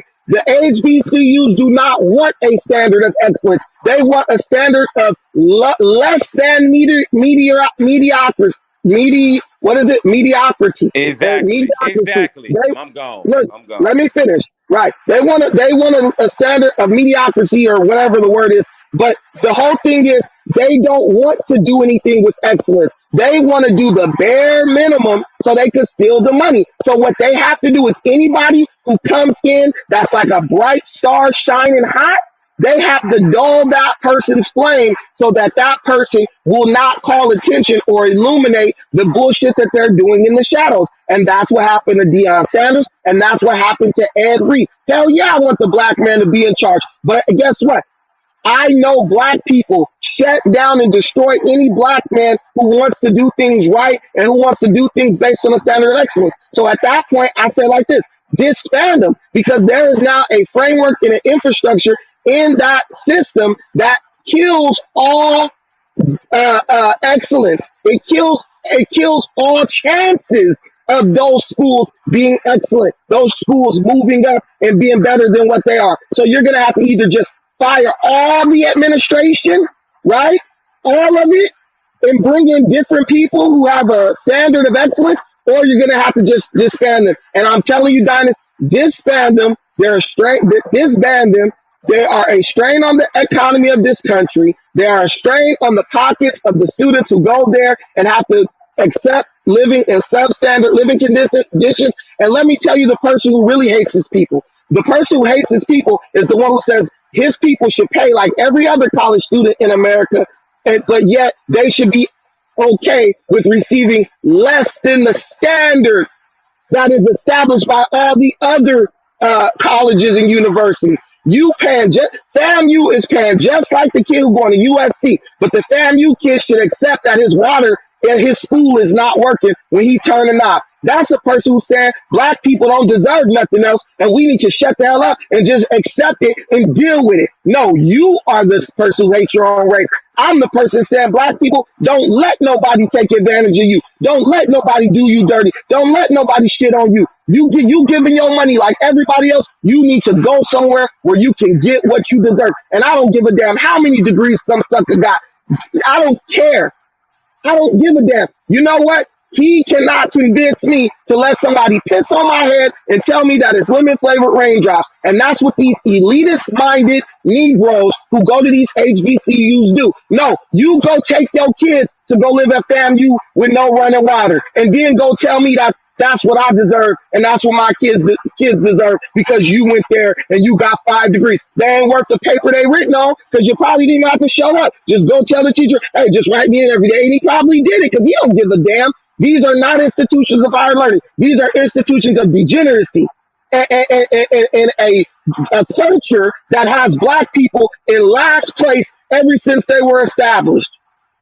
All right, let's Anza Kwanzaa, unmute yourself, and you got to stop the playback because that's why I took you off because you had the show playing in the background and it was causing an echo. Go ahead, Anza. Yeah, thank you very much for the opportunity. The issue previously was just because this is my first time actually using this kind of platform before. But firstly, just thank you for having me on here. I'm actually not from the US. I'm actually from the UK. So in regards to the conversation, the input I wanted to put into it essentially is more on the side of sport. I'm not. I can't speak too much in regards to the HBCU. I surprisingly enough, I actually am aware of the entire situation with Deion Sanders. Somehow, I don't know how, but through the pipeline of YouTube, I've ended up finding out the entire situation previously and when he moved to Colorado, etc. So yeah, first of all, I'd just like to point out that I am African. I've grown up in the UK. However, I was born in Africa and I moved to the UK as a child. However, the point I want to make in regards to sports specifically is that I don't know why, and maybe somebody could give me a better understanding of this, but the fact that there's not as many African Americans who are actually enlisted and as interested in the sport of football is extremely interesting because from our perspectives, we see how much emphasis, for example, if I use the example of American football, the amount of equipment needed to be able to facilitate even being able to train is extremely ridiculous as opposed to football, for example. So I'll just Andrew, I'm gonna tell you why. So here in Africa, football, football is a poverty sport. So I mean, you're right about the amount of equipment that is to play not American football, but soccer as we call it is not a lot. It doesn't cost much here. I mean, much in Africa or everywhere else. Here in America, soccer is expensive as hell. Really, that's interesting. It's expensive as hell. So, like here in America, I could put him on a football team, tackle football team. It's like $200 for the season. Dude, here for like a decent soccer program here in America, you spending like $2,000 to be on a decent travel team, and that's not including equipment. Wow. Yeah, so it's just it's too expensive. It doesn't make any sense why it's so expensive. Wow. To participate in like a decent soccer team here in America. If it's okay, I'd just like to give my example of football. So I've played football all my life. I'm originally from London, so around London we have schools. So an interesting thing that people might not be aware of, specifically in regards to the World Cup, if anybody's aware of the World Cup that just went past, the England team specifically, the England team has a heavy concentration of footballers that are coming from specific areas within London specifically, and these are South London. South London is predominantly black. Just to give a brief breakdown on the demographic of South London. England, when it took the UK, for example, when it took over the colonies, for example, when people did start to move over from these colonies and start to create areas of diaspora, a lot of them that moved to London actually moved to South London. South London predominantly was Caribbean, specifically in Southwest and Southeast, Caribbean and African, specifically Nigeria, Ghana, etc. And in the north, we have a huge Jewish community, and in the east, you have a huge Caribbean community as well. So I would just like to point this out because there is an example of where Black excellence is existing and, surprisingly enough, becoming more prominent in football throughout Europe. You know, in Spain, Spain is one of the countries that for generations had never had any Black player, and this is the first World Cup where the first Black players were actually being seen on the large stage. So for me personally, it's extremely interesting to not see as many Black Americans being enlisted in such a sport. I know, as you said, it's of course expensive. That's sad to hear, because from our perspective, a lot of our teachers that teach us football are Blacks. You know, Caribbeans, Africans, they've come from Africa, and it's a huge pipeline. I would just like to give just a quick brief breakdown in regards to the actual finances that are involved in sport. For example, one of the highest paid footballers in the world right now is a young Black man. Yeah, we're very aware of that. Soccer is okay. Dynast. Brandon, let me pass it to Monty. Monty, did you go to HBCU? Yes, I attended HBCU. Okay, go ahead, brother. So here's my thing. As your title for the show was about HBCUs not caring about the student athletes, and I think that is very true because, you know, back in the day when we didn't have a choice to attend some of these PWIs, we did have an emphasis on our sports because a lot of our pro NFL players and basketball players, for example, had no choice. But then once the PWIs realized that they needed some brothers on the team, or if they ended up going against one of these smaller schools, they got whooped, and they decided, hey, we need that because we want to continue to win championships. Unfortunately, HBCUs. Yes, I can speak specifically to what you're referring to. Yeah, well, I went to school in Kentucky, so there's a great story when UK got beat by a small school, I believe, out of Texas. Yes, Texas Western, now UTEP, 1966 national championship. Yeah. Game. They lost to the All-Black starting five. Let me hear. I want to hear the brother. I want to hear. Right. Pat Riley was on the team, so yeah, I'm very aware of my history. Plus, I'm from Detroit. The thing about it is, you know, when we say that they don't care about the student athletes, because we can see over and over and over at too many of our HBCUs the shape of the facilities. And while other schools, the PWIs, they put a lot of money in the sports program because football budgets can bring in so much money that carries a lot of these schools. We don't want to adopt that same mindset, but yet we want to have football, but then the facilities are less than a public school. And so you saw it with years of Jackson State. It was last time I've been out of Jackson State was probably about 93, 94 when I was in high school. And because my mentor was an alum of there. The practice facility had never changed until Deion came along and just simply asked Walmart right up the street, who dominate in the South, hey, I need money for a field, and they got it. I don't know if Jackson had asked before, but he came in and really made football about football. So that's why it's interesting we having all these conversations over the past couple of years with HBCU and sports, because let's be honest, a lot of people were not paying attention to the football teams. They were going to the games and paying attention to the band. And I'm a former band head, and it was the same in my school. The football team was crap, but the band, we the ones that made the students come out and alumni come back, and the focus was not on football. All right, one second. Hey, backdraft. I need you to cam up so I can see who you are first before I let you on. Then I'll pass it back to Brandon, and I'll pass it to Lumumba. Backdraft. You need to cam up first. Okay, cool. All right, go ahead, backdraft. Oh, my bad. You can turn your camera off. My bad. I keep forgetting, y'all. Like, if you want to turn the camera back off, you can. All right, go ahead. All right, yeah, what's up? Did you go to HBCU too? Yeah, so I attended HBCUs and I also worked at both the PWI and HBCUs, and I also attended the PWI too. So so I think I like, I have a little bit of experience seeing the back end as well as the front end of both. And I mean, you see corruption all over the place. That's higher ed. You see schools that are properly managed, and you see ones that are really improperly managed. And you see some that are like I said, I mentioned in one of the comments earlier. There's a PWI that I won't name, but a PWI out in Georgia. I mean, you can look it up though. But the president walked off with over $500 million or $500,000. $500,000, and didn't go to jail, didn't get prosecuted, nothing like that. And what was the name of that institution? Story. What's that? What was the name of that institution? That was Kennesaw State. And so, it was common knowledge. It was in the paper, in the press, all that.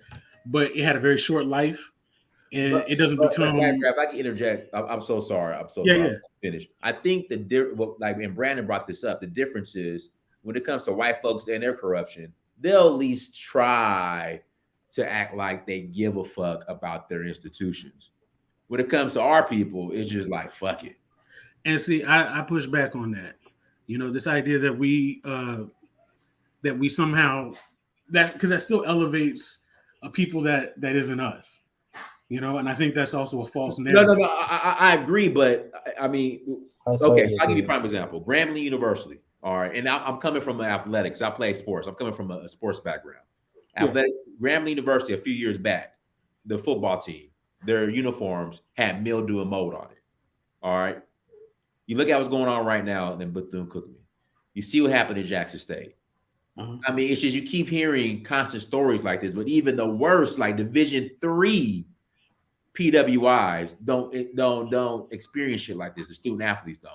Right. So it's like, I know there's corruption on PWIs, HBCUs, but for some reason with the HBCUs, it's like, okay, if you're gonna take $100 and put it in your pocket, all right, whatever. But goddamn, can you at least care enough where when you hire a new football coach and he comes to the facility and there's trash and there's debris everywhere? Well, he wasn't hired. So on the back end. Okay, but see, no. So hold on for a sec. So in higher ed, you are not hired until you sign that paperwork. So that's true. And like I said, I work in facilities. I've worked in the back end for hiring for PWIs as well as HBCUs.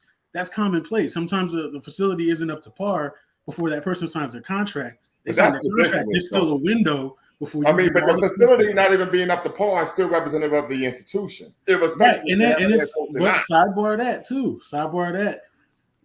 There's a video of Ed Reed walking around the campus. Campus looked immaculate. So I'm like, well, what was he talking about?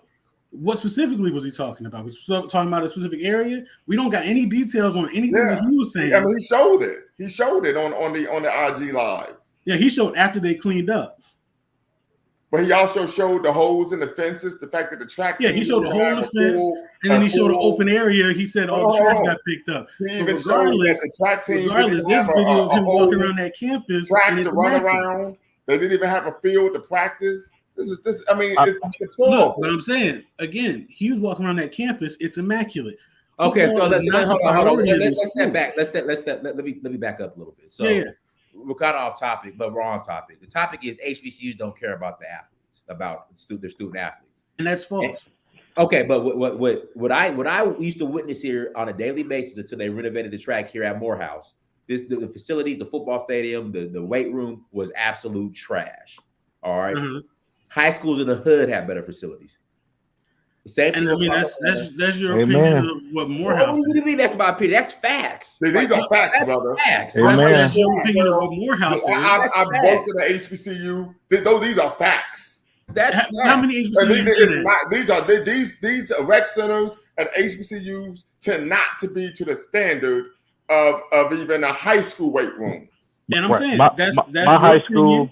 That's your opinion. And we don't have gyms in the UK. That's fair. I'm at more. We don't have access to gyms. But that's the thing. But there's high schools that are worse off. Dude, I'm in My school didn't have a okay, gym. backdraft. Listen, so like if you go to one school, it might not have a facility that's even up to part of that. So regardless, it's an opinion. You're not gonna overtalk me. One mic. You're not gonna overtalk me. Would you let that other dude grandstand for how long? Booker T. Washington High School is around the corner from Clark Atlanta. Yes, it is. It's around the corner from the AU. Right, the AU Center. When I say Booker T. Washington's stadium, all right, track, much more better, way better condition than Morehouse. That's a fact. Like, it's in not fact, you could go on Google Maps and you can look at it yourself on Google Maps. They just renovated. It. They just renovated a year ago, but it was absolute trash. Their weight room, trash at Morehouse. And the pushback I would get, well, brother, you know, we here for the Morehouse experience. I wear an M on my shirt. I'm a Morehouse man. I'm like, so you paid $30,000 a year to experience this? That's an L to me. Dynast, all we got to do is look at the simple numbers. Bethune Cookman got 4,000 students. To go to Bethune Cookman, it costs $14,000 a year. So that means every year that school is bringing in minimum $56 million from tuition, whether that's financial aid or people just paying straight up out of pockets. Listen, it don't matter. They're bringing $56 million a year in. You telling me that with $56 million, you can't keep facilities up to where students can get a good education and redo your football field, redo your track and all that stuff? Dynast, they stealing. And instead of just being honest about it, you got black men doing what we always do. We make excuses for it. A high school is not bringing in more money than a damn college. How does the high school with more students? Some high schools got more students. Hold on. Listen, one second, Brandon. I'm so sorry. 1 second, dude. I went to a private school called Christian Brothers High School in Sacramento, California. Private school. Okay, private school. Our facilities, which were not the best when I left, was much better than Morehouse. Like, it's just the excuses we make for these HBCUs to be pathetic.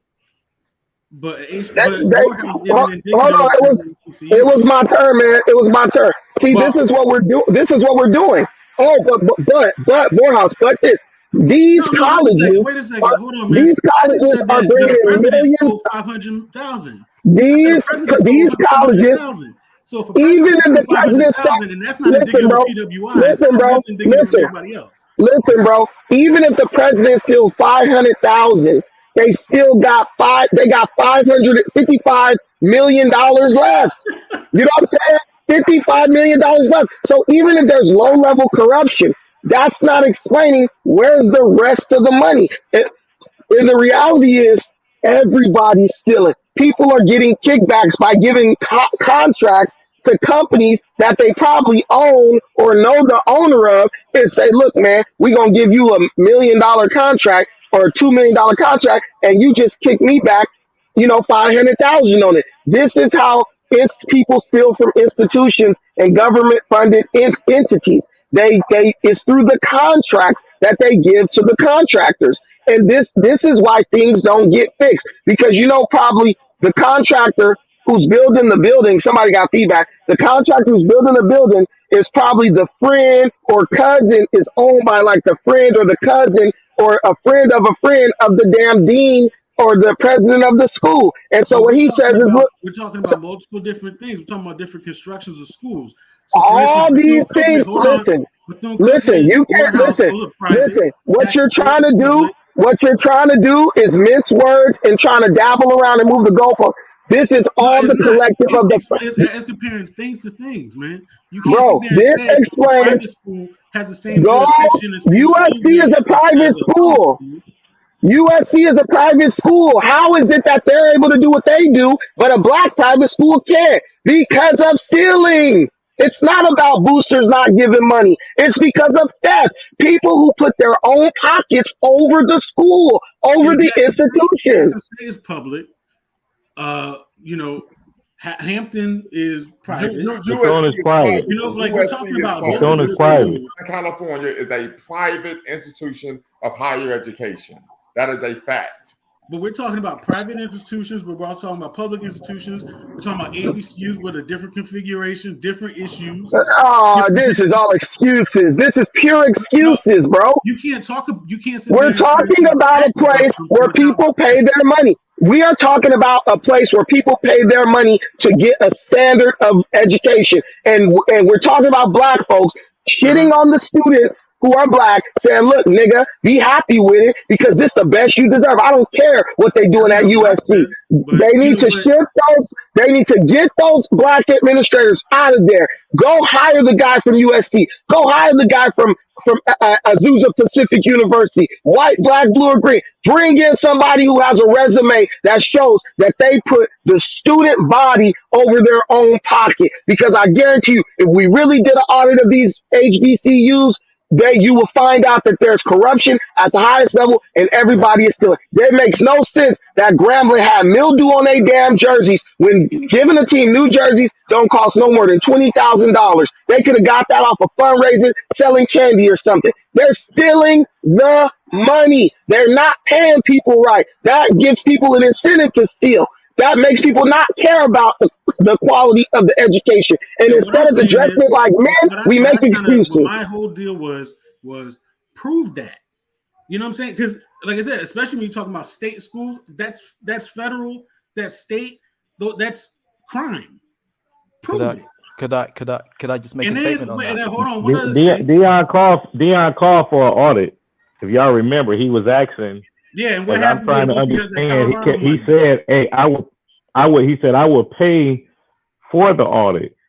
Yeah, I would argue getting an audit from the British perspective. I would see the US is very racialized, so I can see how getting an audit specifically linked to a HBCU could lead to some questioning in the wider community as to why, especially people that aren't fully aware of the whole situation. And here's the thing, like you can legit audit them, but it's a touchy subject. He didn't go up the ladder. He didn't go up through any channel that he could or should have to report anything. So if there's any criminal malfeasance going on, he has an obligation to report it. He didn't. So these are just claims, which is probably why he dialed that junk back and also didn't pursue it any further, because that's litigation you're talking about. Because you're just sitting there just saying stuff, but you don't have anything to bring it back. Here we go, guys. Did you see this mess? Well, here's the thing: it's very simple, and I was talking about this earlier. Well, we don't realize, just like the brother gave, how many students that is at Bethune Cookman and how many millions of dollars that equate to, but we're not talking about the thousands of students out of that 4,000 that are out of state, and the tuition is damn near double. When I went to school to an HBCU, being an out-of-state student, the tuition was damn near double, where it would have been cheaper for me to stay home and go to University of Michigan or go to Michigan State. That's a very good point. So at the end of the day, what we do have to talk about and what we don't want to accept, and every time somebody calls this out, the first thing they say is, you're not an HBCU person or whatever. No, I am. What we got to call out is, if you can't manage 30,000, you're not going to be able to manage 30 million. And we have a lot of people who don't really know how to manage money. I mean, hell, the pandemic showed you we had a lot of people getting a lot of money and getting a lot of checks, and they blew the damn money. They did not know what to do with it. They did not buy nothing to really make the money. They went out and blew the money. And we have a lot of people at some of our institutions that don't really know how to manage the money, don't know really how to go out here and create these relationships. It made no sense for Jackson State to not have a field, and Deion was able to call Walmart and get a field, when I'm sure everybody in the Jacksons is giving millions of dollars to Walmart just from their shopping alone. Bethune Cookman is a private university. So now we're talking about private, which now you're talking about they're not even getting the restrictions of state dollars. So they really could have been reaching out to big corporations. Hey, we need a new football field. We need a new practice field. Pay for this, and y'all name is on the field. It's just that simple. I'll just like to add a quick question to Backdraft quickly.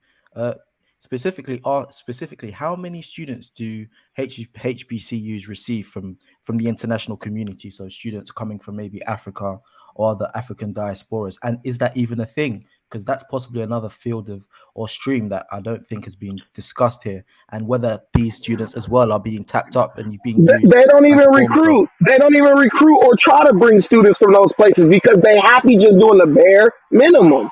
Yeah, that's sad. That's sad to hear. We had international students at my school. I went to school in Kentucky. I went to Kentucky State. We had some international students in, not that many, but you did have some students coming in from other countries. Because it's sad to hear that. I'm not sure if you guys are aware of the idea of a brain drain. You know, there are a lot of educated people trying to specifically move into the West. Let me pass. Jay Michelle, I need you to mic cam up before I let you on. I'm gonna pass it to Missy Barr. Jay Michelle, I need to see your face first before I let you on. Okay, all right. You can turn your camera off, Jay Michelle. All right, go ahead, Missy Barr. You gotta unmute yourself.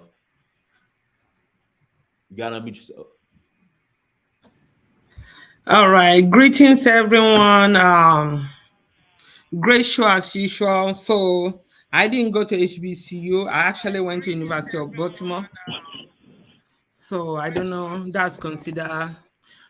Anyway, so what I have a question. Our university, I think, is been around since 1867. Why is it that all these HBCU are Hey, Missy still Barr, taking- there's like feedback on your end. I don't know what it really? is. Hold on.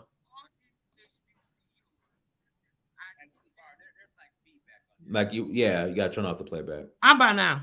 Okay, go ahead. Okay, so the question I have, right? There is a lot of issues that need to be solved in the Black community, number one. There is a lot of issues that needs to be solved in the country, right?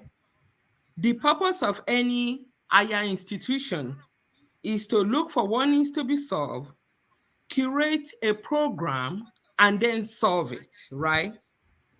My question is this. Since 1867 for our university, so many of these universities are well over 100 years old. Are you telling me that up till now, HBCU don't have any company outside of that university? That's all they run, is just a school, it's just a program that the student, after they graduate, they can get a job, right? Why are they there at the end of the day, even as Black students particularly are facing racism, more oppression in all these white universities? Why is it that they have not come up with other institutions to add? So all this money that the students are paying, all the money that they're getting from the government, right? They could have started more companies. For example, one of the things that Black people need is a need, it's not a want. We need our own car insurance company. We need our own auto insurance company. All the universities could have come together and offered that to all Black people, number one. Whether or not you are the student, right?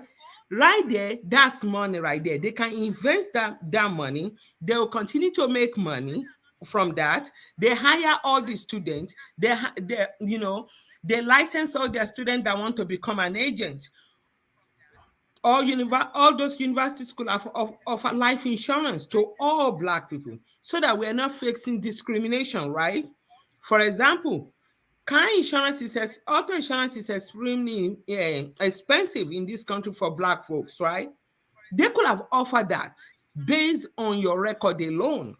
Why are they not doing that? We need hospitals. Why can't our university have their own hospitals that cater to people outside, not just the students, right? So you're training them, and then you are bringing in more people from outside. Why can't they have that? Why can't we have our own health insurance? Right? Now, everybody, the country is going digital. Where are we on this? Because they can start doing something that is actually practical. They can train doctors, right? Okay, we talk about how Black children are being abused in schools. all these universities, they have a lot of spaces. You can start bringing those students from the neighborhood and actually have the new university students to go ahead and train those young people, right? So you have a lot of options that we can actually be a country, a city within a city, a country within a country, without even having to separate ourselves. There is a lot of things that they can offer. They can start farming. They can offer us. We drink juice. We do all of these things. There is a lot of these things that this university can do that is actually practical. Do something that is going to be sustainable for society. Morgan State have a lot of apartments in Maryland. Beyond that, what do they have? What is it that they are offering their students? Right? So these are some of the things that I think for those of you at HBCU, you might want to put this together. Go ahead. Black people need practical solutions. Go ahead and put those solutions together. It's time for us to have our own health insurance, our own life insurance, our own auto insurance. We need to have food that is made by our own. We need to have hospitals by our own. Every single of these hospitals can offer clinic. You're right. Hey, let me pass it to Jay Michelle. Go ahead, Jay Michelle. Hello, how are you guys? I'm good. How you doing? I'm doing great. I went to HBCU. Okay, where'd you go? Where'd you go? Southern University. Okay. My brother graduated from Southern in Baton Rouge. Okay, listen. I was at Southern. One mic. Back in 1997, I had my junior Olympics track meet at Southern University. So we stayed. But listen, and this is kind of towards my point, but I think since then, I would hope that Southern had renovated their facility. So we stayed. You ain't the only one. Oh, listen, so we stayed at Jimmy Swaggart University. That's where we stayed. When I first. I remember. I was in the military when you came. Okay. Because I was at Southern back in the 80s. Okay, so when we go to Southern to go to the stadium, for the track meet, we will cross over some train tracks, and it was the hood. But then I remember But I remember we ended up staying at Southern University in their dorms, and it was night and day. And I was just saying, to my point, I mean, I was just thinking, even back then, I hope nobody's paying for this, because the dorms are that bad. Yeah, but they're not the only ones. That's what I'm here to talk about, because my mom done went to HBCUs.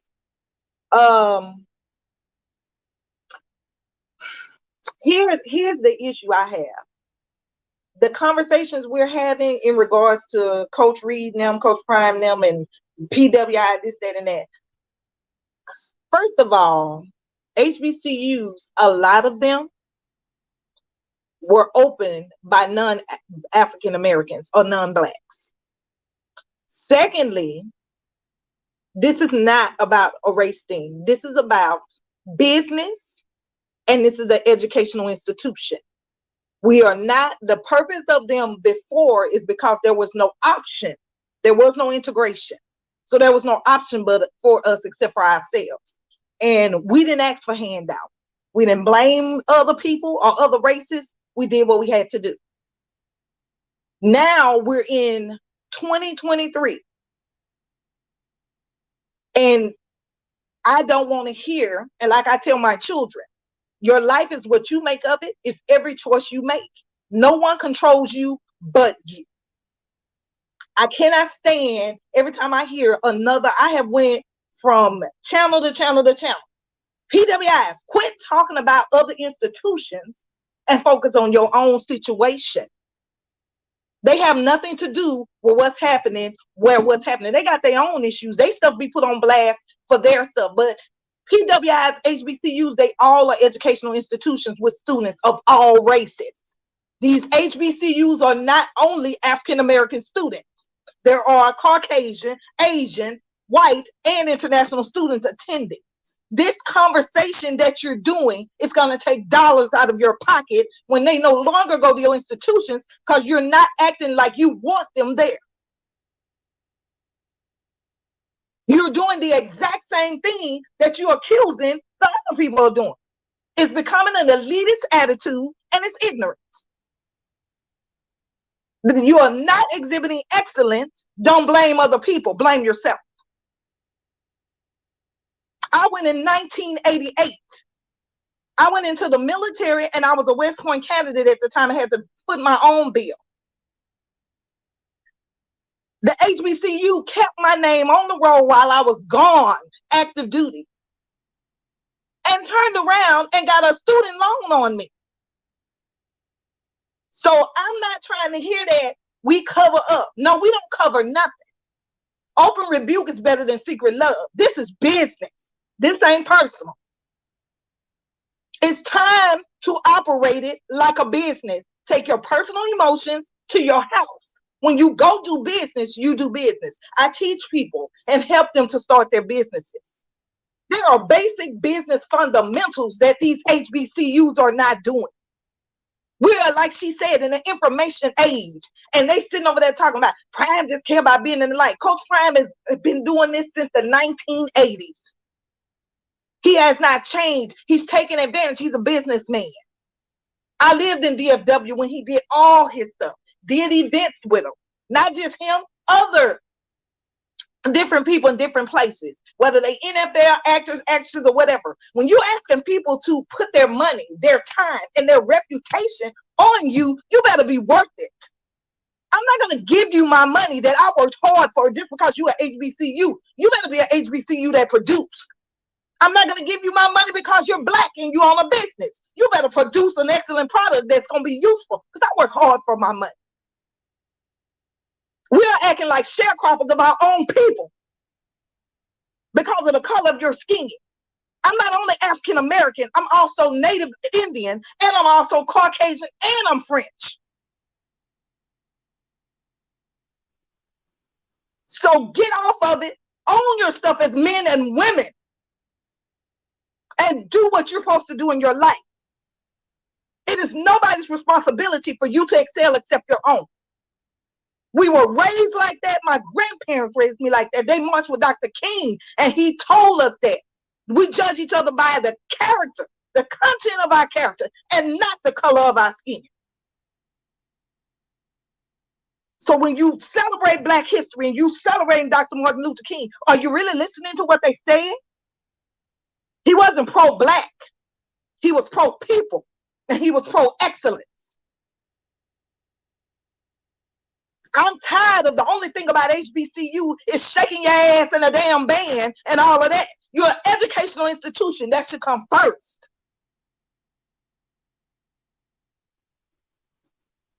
Where is the money? You keep having corruption and yet you still want to turn your nose? Instead of handling your business, all the nepotism in there, hiring their own people, hiring somebody because they're a frat or a soror. Are you kidding me? But yet want to charge these students money? Then they weren't even seeking out students. They're not even seeking out the African American students. Like Mr. Barr said, they're not even seeking them out. There's a young man at Harvard said he played football. He had 30 scholarships. He said not one of them came from HBCU. Why? Because you think less of yourself. So don't blame other people who are going to keep their excellence rolling and keep it moving because you want to stay back here and still be in 19, 20, and 30. This is 2023. You sitting here talking to my PWIs, white people, you got white students. That's stupid. Hey, Jay Michelle, if I can interject, I remember I was at Howard one day. In fact, I was going to the Black Caucus. This is back, I think, in like 2019 or 2020. Well, COVID was 2020, so this is 2019. I remember I was at on Howard, cutting through Howard's campus, and you know the amount of white people I saw on Howard's campus with like Howard University T-shirts on and sweatshirts, and they were students. So you got a point. This generation here is inclusive. They are not This is why they don't want to learn their history, because we don't teach it with the same acceptance we want to have to be accepted. We teach it with division still. I'm talking to African Americans from my African American. My responsibility is to teach these African American children I have. I teach them to be excellent in their character, not because of their skin color, but because of who they are. And first of all, their faith comes first. Secondly, don't uphold anybody doing wrong. I don't care what color you are.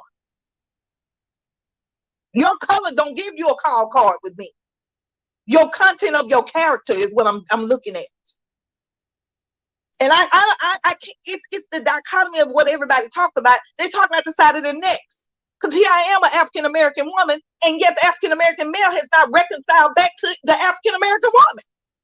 So don't sit here and talk about PWIs. We got way more problems than that. You got to build your own house before you look at somebody else's house. Their issues and what they're doing have nothing to do with us. They're not taking our kids. They offering our kids something. Our kids say yes. You're not offering them nothing. You act like you high and mighty and they ought to just come. Then you don't present anything in excellence. Then you rob them. You don't feed them well. You don't take care of them. And then you, as an oppressor, you want to oppress them to stay faithful to something that's not even good for them. These kids just signed. This is what people ain't even discussing. Bethune Cookman robbed them boys of their NILI eligibility. The boys that have already signed their letters of intent cannot transfer. They didn't come there for that school. They came there for their coach. It's relationships that people come to organizations for. When you go to a job and you know somebody they bring you in, it's a relationship. When none of them administrators talking to those parents, now he got to leave those kids. And he brought his own family there. His nephew can't transfer. This messing with those kids' money. They work hard. That's why I'm mad. I'm with him on that. They screwed those kids. They knew they were going to let him go.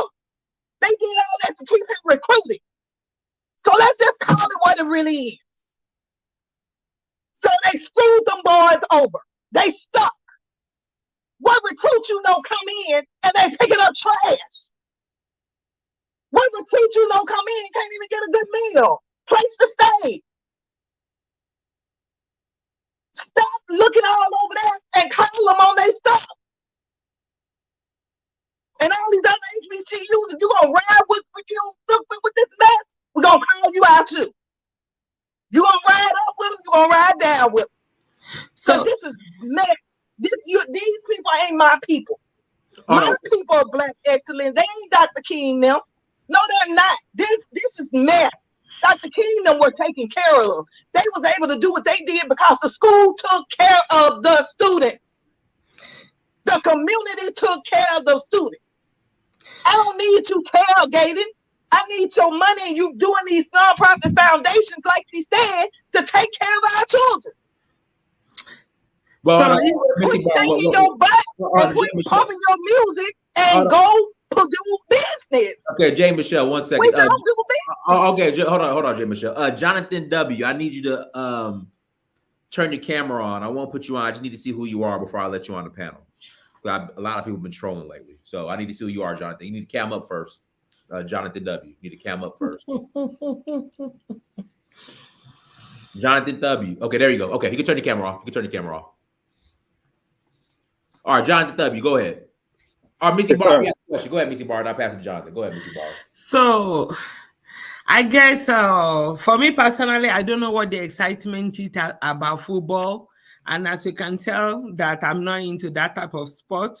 But for the people that play sports, isn't it time for Black people particularly to revolve way beyond sport? Because there's a lot of things that is needed now, right? That we have to start solving practical solutions. And at the HBCU can be a very important part, integral part of actually making solving problems, right? But the amount of revenue that sports brings in, that money can go towards these solutions. So, for example, HBCU. I agree, but it appears that they're not doing much of anything with Well, it. the thing is, so I went to the University of Georgia. We just won a national championship, back to back, by the way.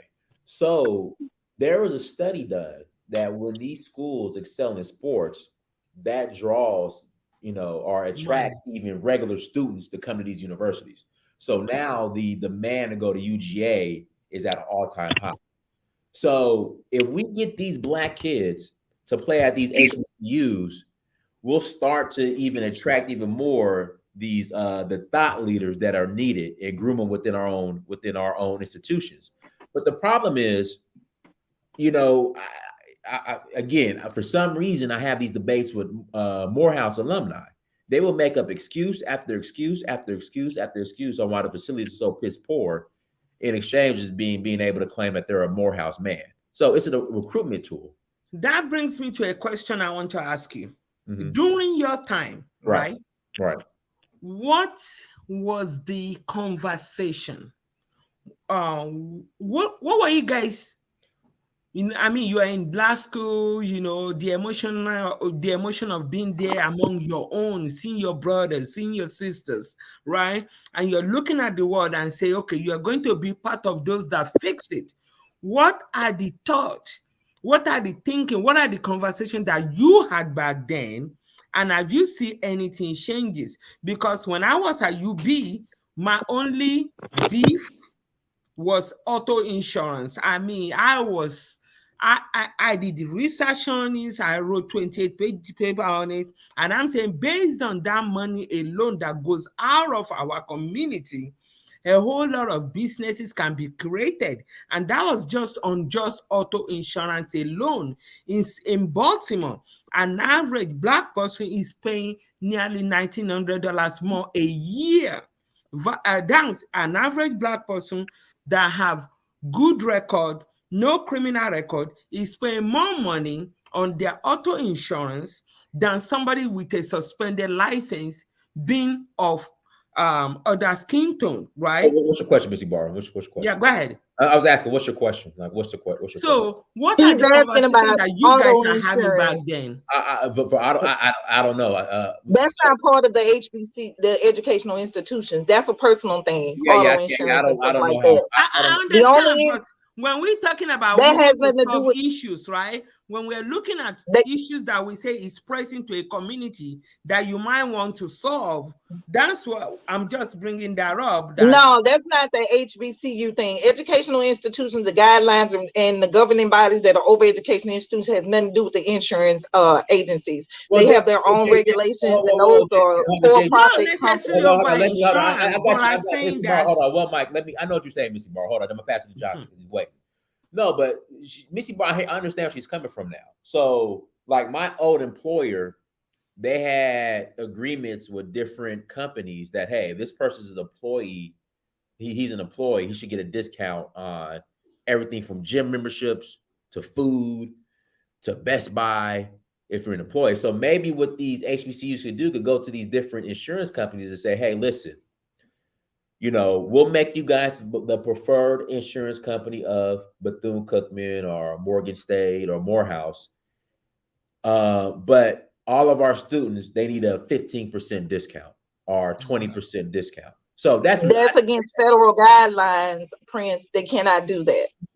And that would bring more corruption because you're bringing for-profit into non-profit. That's for-profit. This is non-profit. It's not gonna. They're not gonna be able to do that. And that's what I was talking about earlier in terms of it depends on the school you're talking about. The configurations are different. You have private, you have public, you have different states. Different states have their own state regulations on how these schools should be run. I'm not, I'm not like on some sellout tip. There are certain restrictions that are in place that you can't violate. Now, when you talk about corruption, that's where it can happen. So unless you're talking about overhauling the entire HBCU system, which even then will require acts of multiple state legislatures to change the status of certain schools and then move them into a private sector, and that half of these schools will collapse overnight. So it's like, you know, you can't just sit there and paint all these schools with a broad brush. That comes down to the corruption aspect. That comes down to how they're run. That also in terms of how you fix them or how you fix the issues that you see within them. You can't just paint one broad brush and think that's going to do anything. And so, and in the same way, the diagnosis for each school is different. So are you saying that if HBC say they don't want to get any more money from the federal government, right? That we don't want any federal money anymore. We want to be able to start companies. I didn't say that. I'm saying in terms of if they don't want to do that, like what you're proposing. What you're proposing, they would need to have to, certain schools would have to try to change some of the state regulations or change their own particular status. Now, is that possible? And if the complaint is that these schools are corrupt to begin with, how would you be able to do that? And so it's like, it's not practical. And so we're talking about within the scope of what we're at right now. We need to, well, first of all, who's corrupt? And that's why I brought up the whole PWI thing, because every PWI isn't corrupt. A lot of PWIs are, but that doesn't necessarily mean we turn around and say all these schools are now corrupt. We're talking about HBCUs as if they're all one school, and they're not. They're multiple schools in different divisions, different states, different regulations, different people leading them, different histories, and so you can't paint them with a broad brush like that and expect for us to just, you know, suddenly be like, oh yeah, they're all corrupt, and we can't also turn into this anti-Black rhetoric. Backdraft. Do any of these schools, do all of them work together in any form at all to see what they can do? All the time. And like I said, some of them have private public partnerships. Some of them have interinstitutional partnerships outside of HBCU systems. And that also requires you to have certain things above board. Some of them have other state and private institutional supports and MOUs and things like that. But you can't, again, that might also limit what you can do. So it's like you have to have certain statuses, certain, you know, things. So it's like, you know, just like somebody said in one of the in the comments, there's a lot of bureaucracy, but that comes with part of the territory being a state-funded institution, and a private institution might have its own set of agreements, and we don't know what those are all the time. So you can't sit there and say, well, you know, BCU is like this, and then Jackson State's like this, and then, you know, Howard is like that. Who knows? You got to look at each one as an individual case because they are differently. Yeah. Okay, but let me pass it to Jonathan. But I still, so you know, I'm a realtor, so I'm part of the National Association of Realtors, and it's a nonprofit, and we get insurance discounts offers all the time through the NAR. So again, I'm not expert on that, but I think from what Missy Barr is saying, she has a point that these universities could come up with perks for their students. John, go ahead, Jonathan. Many of them do, though. Go ahead, Jonathan. Yes, indeed. You guys can hear me? Yeah, go ahead. Yes, indeed. I heard the conversation that's happening, man. One, I'm a lover and fighter of HBCUs. I graduated from 2 HBCUs. My first undergrad was South Carolina State University. My second was the Interdenominational Theological Center in Atlanta. And I work with HBCUs every day, you know, in and out on all levels, man. Just trying to make things better, help students. Because for me, HBCU changed my life. Now, that doesn't mean we don't have problems. There are many, many problems that I see in HBCUs across the board that I'm very displeased with. But I would never go and bash it like Ed Reed did. Now, I was excited when Ed Reed got hired. I'm like, okay, got a Hall of Fame brother coming back. You know, he's gonna get some great coaching. You know, and but when he went in and bashed Bethune like that, that was wrong. I mean, that was straight wrong. What was wrong about it? I took the MFers and stuff like that. That was wrong, man. You didn't have to go live and trash the university like that and not knowing what was going on with the university. He would not have done that at the University of Miami. He would not have done that. But you know what? I was having this conversation with somebody else. But at the University of Miami, Ed Reed wouldn't be responsible for cleaning up trash off the practice field. I get that. I understand it. And I'm not that. And they wrong for that. There's a lot of wrongs to go around, but we're talking about professionalism. He would, no matter how wrong he felt, whatever the case may have been at Miami, so he would not have got on. So you think it's professional for the facilities in his office to be in that type of condition? No, it's not. It's not professional. That's why I say it's a lot of wrongs to go around. But you couldn't do that at McDonald's. You're right. You couldn't do it expect to have nowhere. a job. It's wrong, man. I'm not just because he's Ed Reed. And I love Ed Reed. I'm not about to let him get away with that because that's wrong. That's not teaching. If you want to be an agent of change, your first thing can't be to get on Instagram Live and these mother effers. Who's trying to hear that? That's wrong. This is a college. Bro, now. So They've been through. I think y'all probably said it already. I didn't catch everything, but they've been through a hurricane. They've been through a lot of stuff lately at Bethune Cookman. They've been through a lot of stuff, and we already know HBCUs are historically underfunded by billions of dollars. I will give you an example. South Carolina State University, we've been underfunded billions of dollars. The University of South Carolina with the South Carolina Gamecocks, same 30 minutes apart. They have both state-funded schools. If you go to University of South Carolina with USC and South Carolina State University and see the facilities, is two totally different things. The money coming from the same state. I've been to both. But this. So you know what's up. What's up. Yeah, but this is the problem. So whenever we bring up HBCUs, whenever there's some form of criticism on HBCUs, here comes the greatest black people on the planet went to HBCUs. So my thing is like, okay, so won't all these great, somebody else in the chat room said, I still haven't seen the facts on that. The majority of black millionaires went to HBCUs. So my thing is like, okay, well, why aren't the alumni? Because my experience, I'm in Atlanta. I live right around the corner from the AU, from Morehouse, Spelman, and Clark, Atlanta. Alumni do not show up until, they only show up during homecoming. They only show up during homecoming. Outside of that, football games, more people go to the local Washington, Booker T. Washington, which is a school here in the so-called inner city, which is around a corner from the AU. More people will attend that high school game than they will a Morehouse or Clark Atlanta game on a Saturday. So I'm just trying to figure out where are all these rich alumni at? HBCUs, all the alumni, the money. Somebody brought up your boy, the senator here in Atlanta. Oh, he with the Morehouse 90s. That's what we produce. We produce Raphael or not. So, okay, well, where's the money? I mean, what's going on?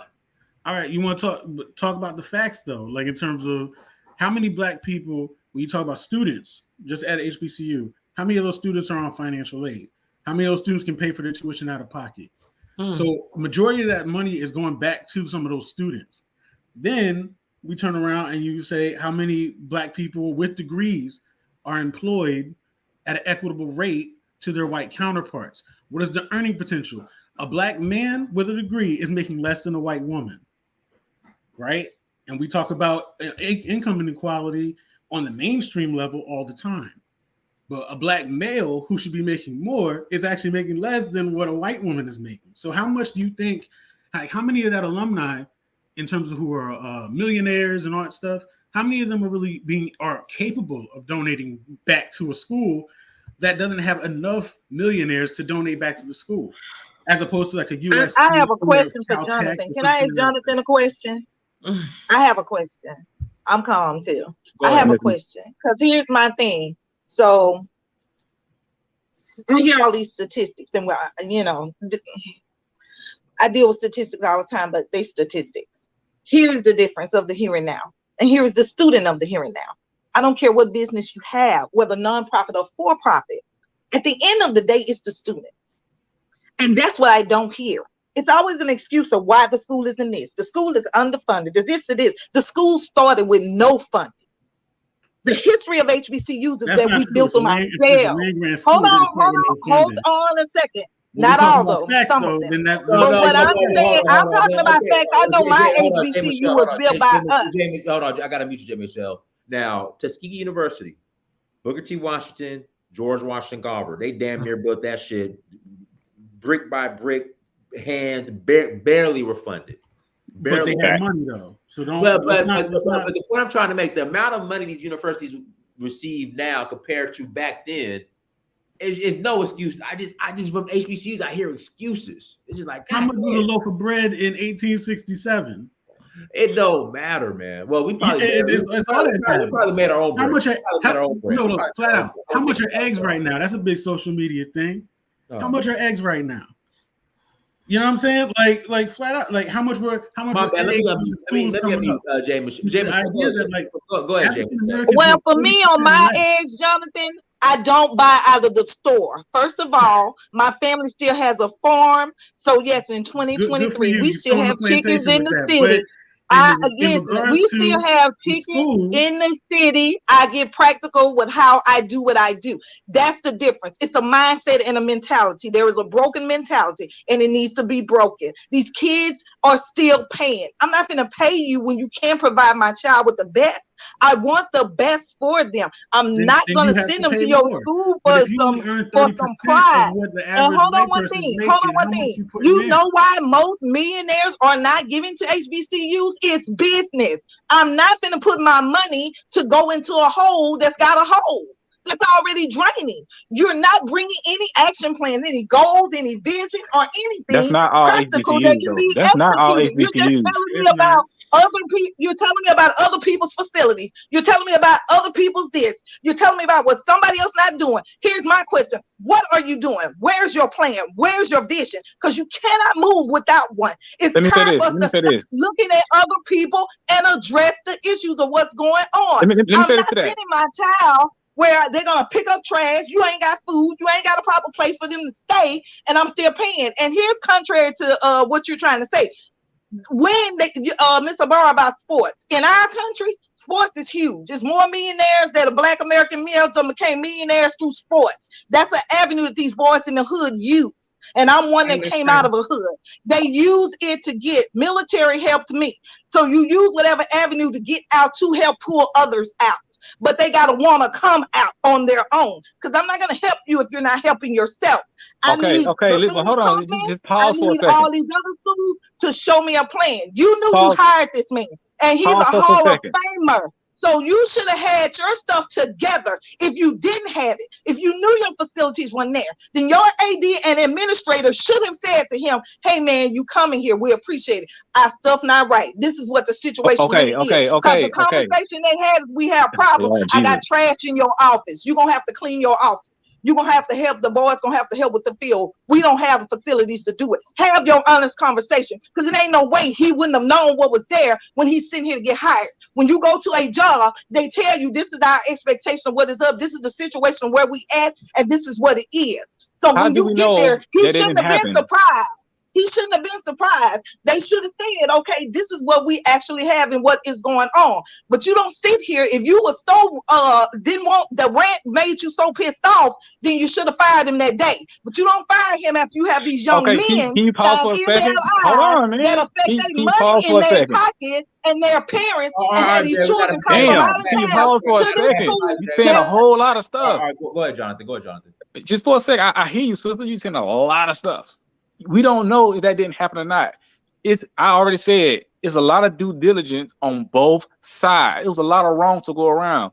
Ed Reed, he do his homework before he walked into what Bethune Cookman? Did he look around and say, you know what, I'm not gonna come here because these facilities are not up to par? Or did he just go into the job and say, boom, I'm here, and then start looking around and got mad? At South Carolina State University, I'm just using it as an example because I went there.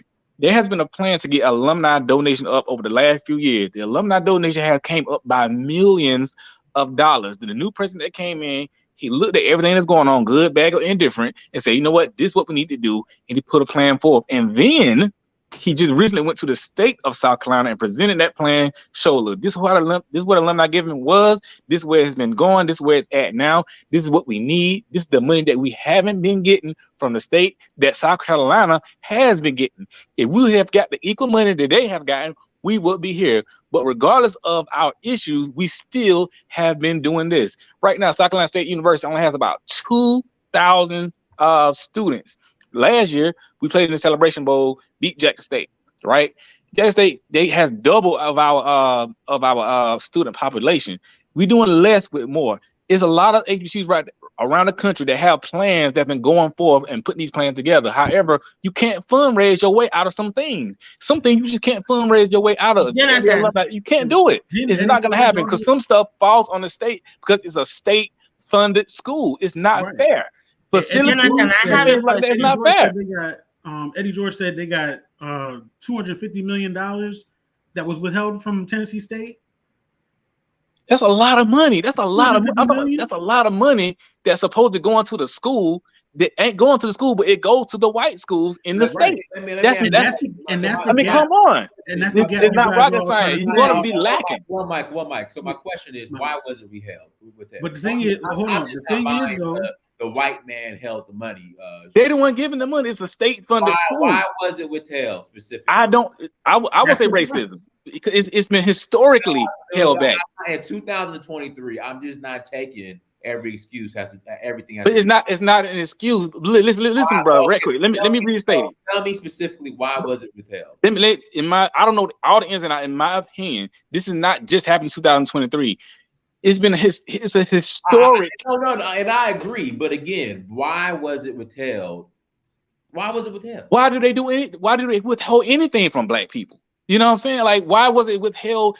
You got all these great HBCUs, some of them better than others. The Tennessee State, they've been fighting to get that money for a long time. Tennessee State is a great institution. Same thing happened at North Carolina A&T. They've been rated the #1 HBCU in the country. The same thing been happening them. With North Carolina A&T, they have the highest population of students in the country at HBCUs. The state of North Carolina just penalized them from bringing more in-state students or out-of-state students than in-state students because they are booming. They got more students than like Duke, UNC. They getting penalized. So when we do good, we get penalized. This is a historic thing. So Missy Barr, and then I'm gonna pass it to Warren G because Warren's away. Mr. Barr, let me get you, and we'll give you 30 seconds, Missy Barr. Like, so let me ask my question, Mr. Barr. You are outsider looking in. It seems like these HBCUs aren't really HBCUs because they're so dependent on white funding. Hold on, but when you said it's state funded, 250 million is missing, 250 million isn't given, but without even blaming white people on it, that's money that should have been allocated to them by their government, right? Exactly, right? I just want to know why. But that 250 million, that's the gap that you're expecting all these other alumni and millionaires to fill or exceed. You know what I'm saying? So then that's the thing. It's just like it's not just blaming the white person on that, but it's also that's the extra demand that you're putting on all this alumni, the students. I understand, but I'm here in Atlanta. You saw what happened to Morris Brown. So I'm just trying to figure out. Some would say that probably just happened because they were D1 and they were trying to compete like these other schools were competing, and people didn't like that. I mean, Can I offer this advice? Over that. I don't think there is anything that the state government, the federal government, I don't think, is it that HBCU don't know that they're going to be withholding the fundings? They did that to all black farmers. That's nothing new. The intent is for you not to educate your children, to bankrupt them. So once you knew that, whether or not the state offer money or the federal government offer money, they can always fight for that money or find a way to sue them because after all, we are paying taxes, right? So beyond that though, you have a lot of, as everybody say, you have a lot of black millionaires that comes out of HBCU. You have a lot of all these basketball players. You have all these football players. I'm still saying that, is there nothing that this HBCU can offer that those people will need? Number one, if you give them what they need, right? Maybe they're gonna have to say, we don't want to be under federal government anymore. We don't want to be under state. We want to be private school.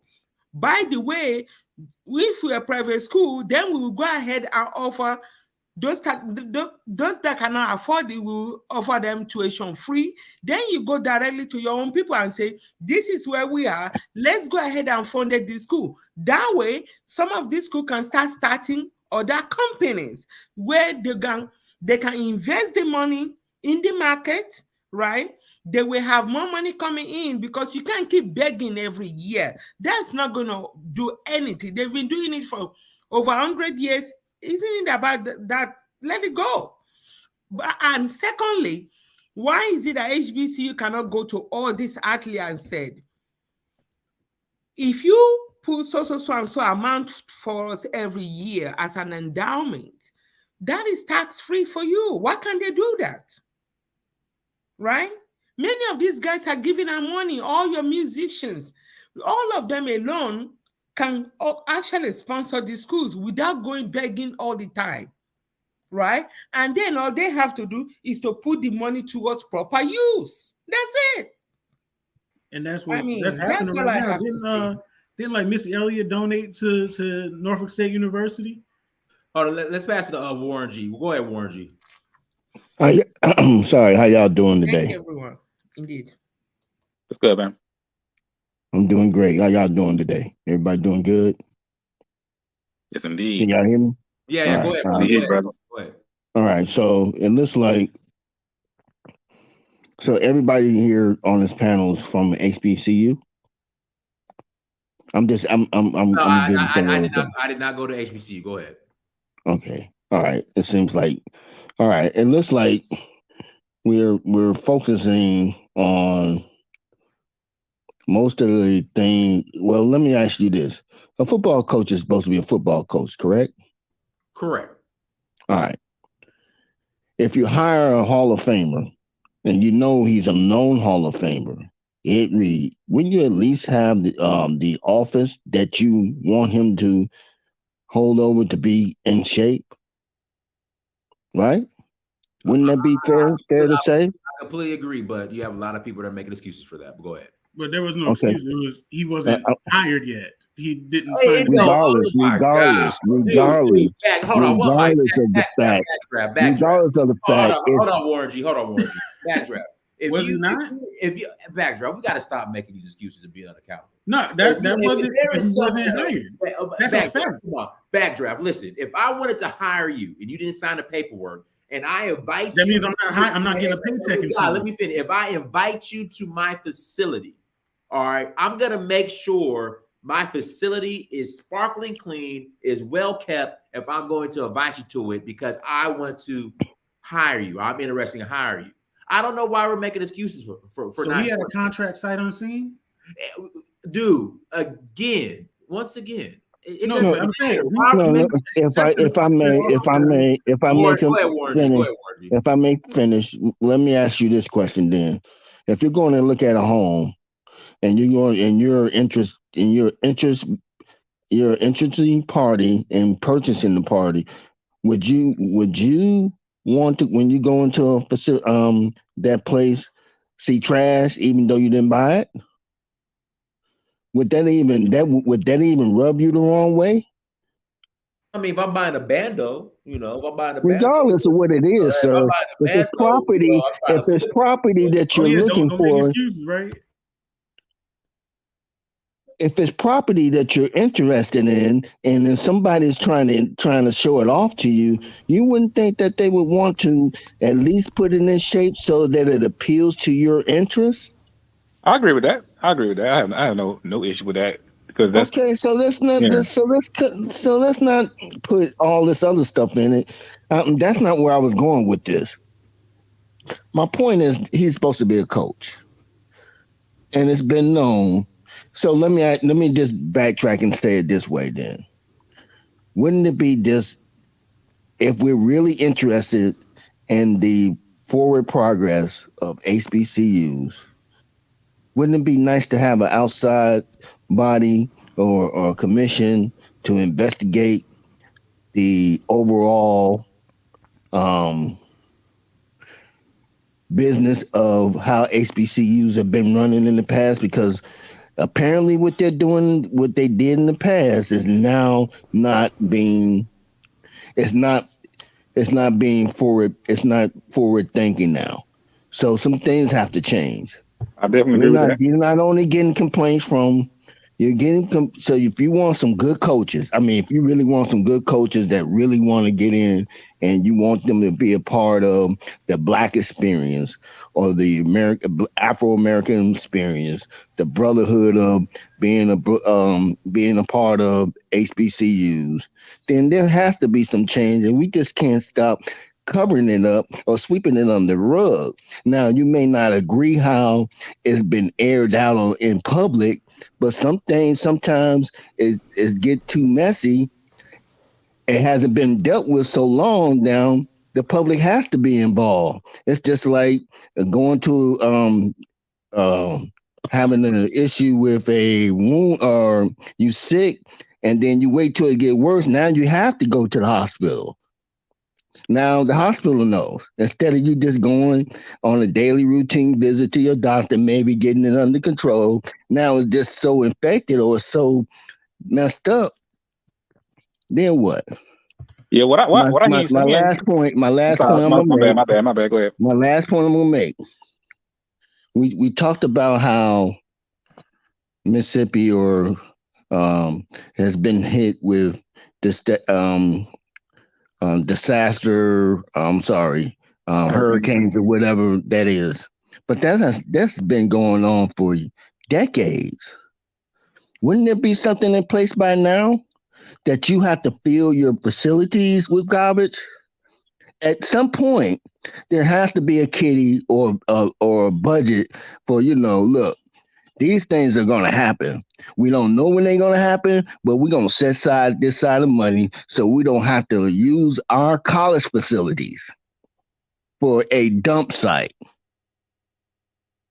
Or we should have at least something in place where after the disaster that we have enough funding to hire some people to come along and clean this up.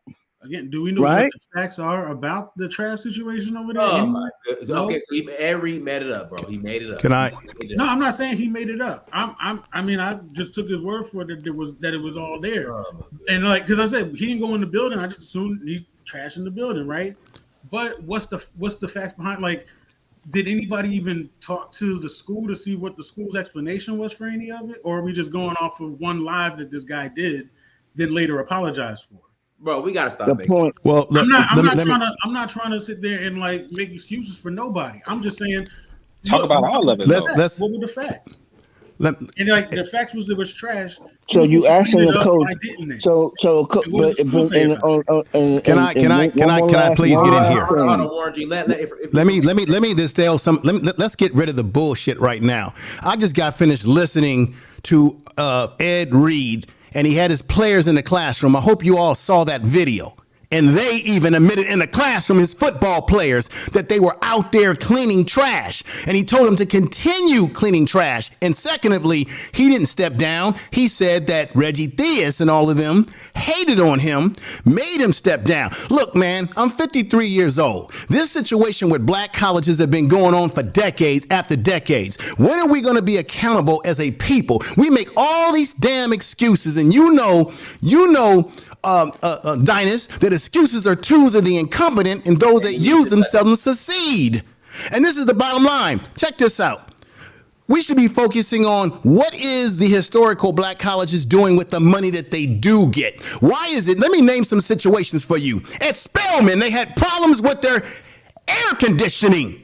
Okay? At Howard University, at the nation's capital, they had what? Mold in the classrooms, molds in the dorms. Students got there, they overbooked the dorms, and they damn near had to sleep in tents. Oh, at FAMU, first day school opened up, the kids were damn near sleeping in the streets because why? They haven't fixed their infrastructure. Then you say, well, they're not getting any money. Last time I checked, Joe Biden, and these are numbers. I don't believe in talking bullshit. These are numbers. Joe Biden, according to this January, he just gave them $5.8 billion to support all HBCUs.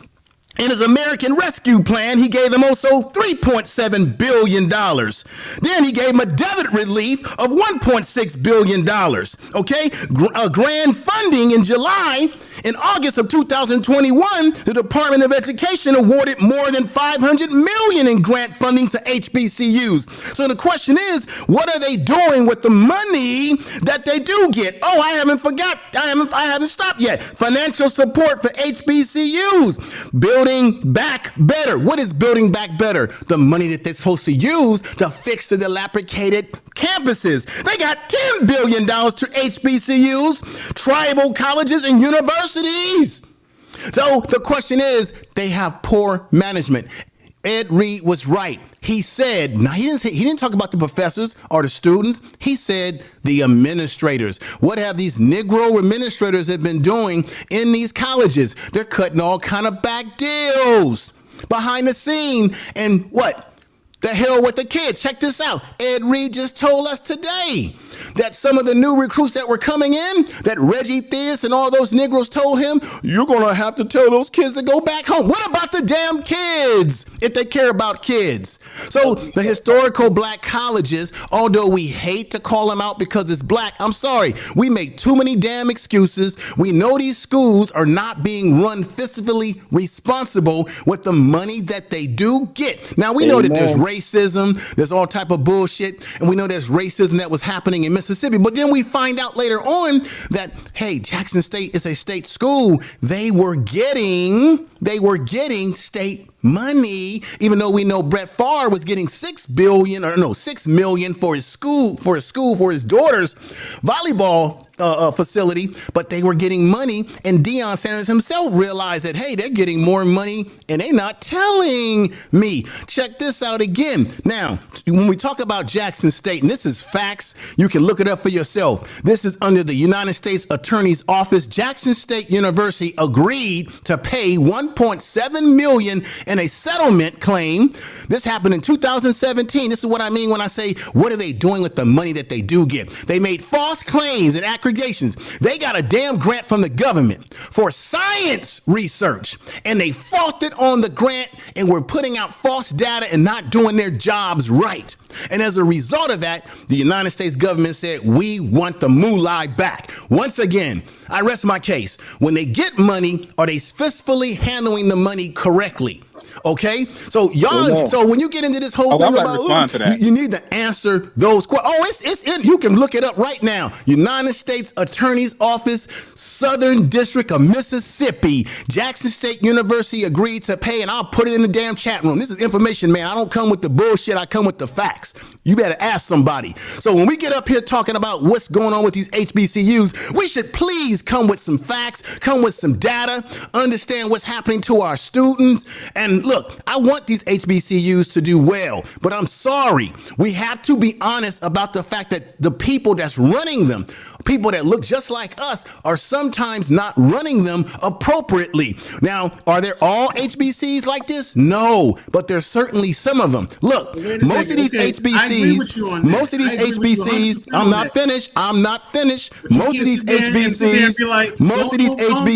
are, I'm going to continue with what I'm saying, whether you talk or not, and I got the powerful equipment, so you can't talk over me. Now, I'm going to continue this, whether you like it or not, because you're going to take this aspirin, this cure, right down. Now, HBCs for the most part are mostly private, and there's some that are state. Do you know that technically the private schools are not supposed to get any federal money? But guess what? Did you know that Bethune Cookman got some federal money? That was part of the rescue plan during the whole COVID situation. So they got an influx of some more money. And then when you ask yourself, why is this man talking about driving through fences? There's trash and all of that. When he gave his exiting meeting with his players and people down there that support him, they all admitted that he was correct about the trash and how they're haltering things in buildings. So this is the thing.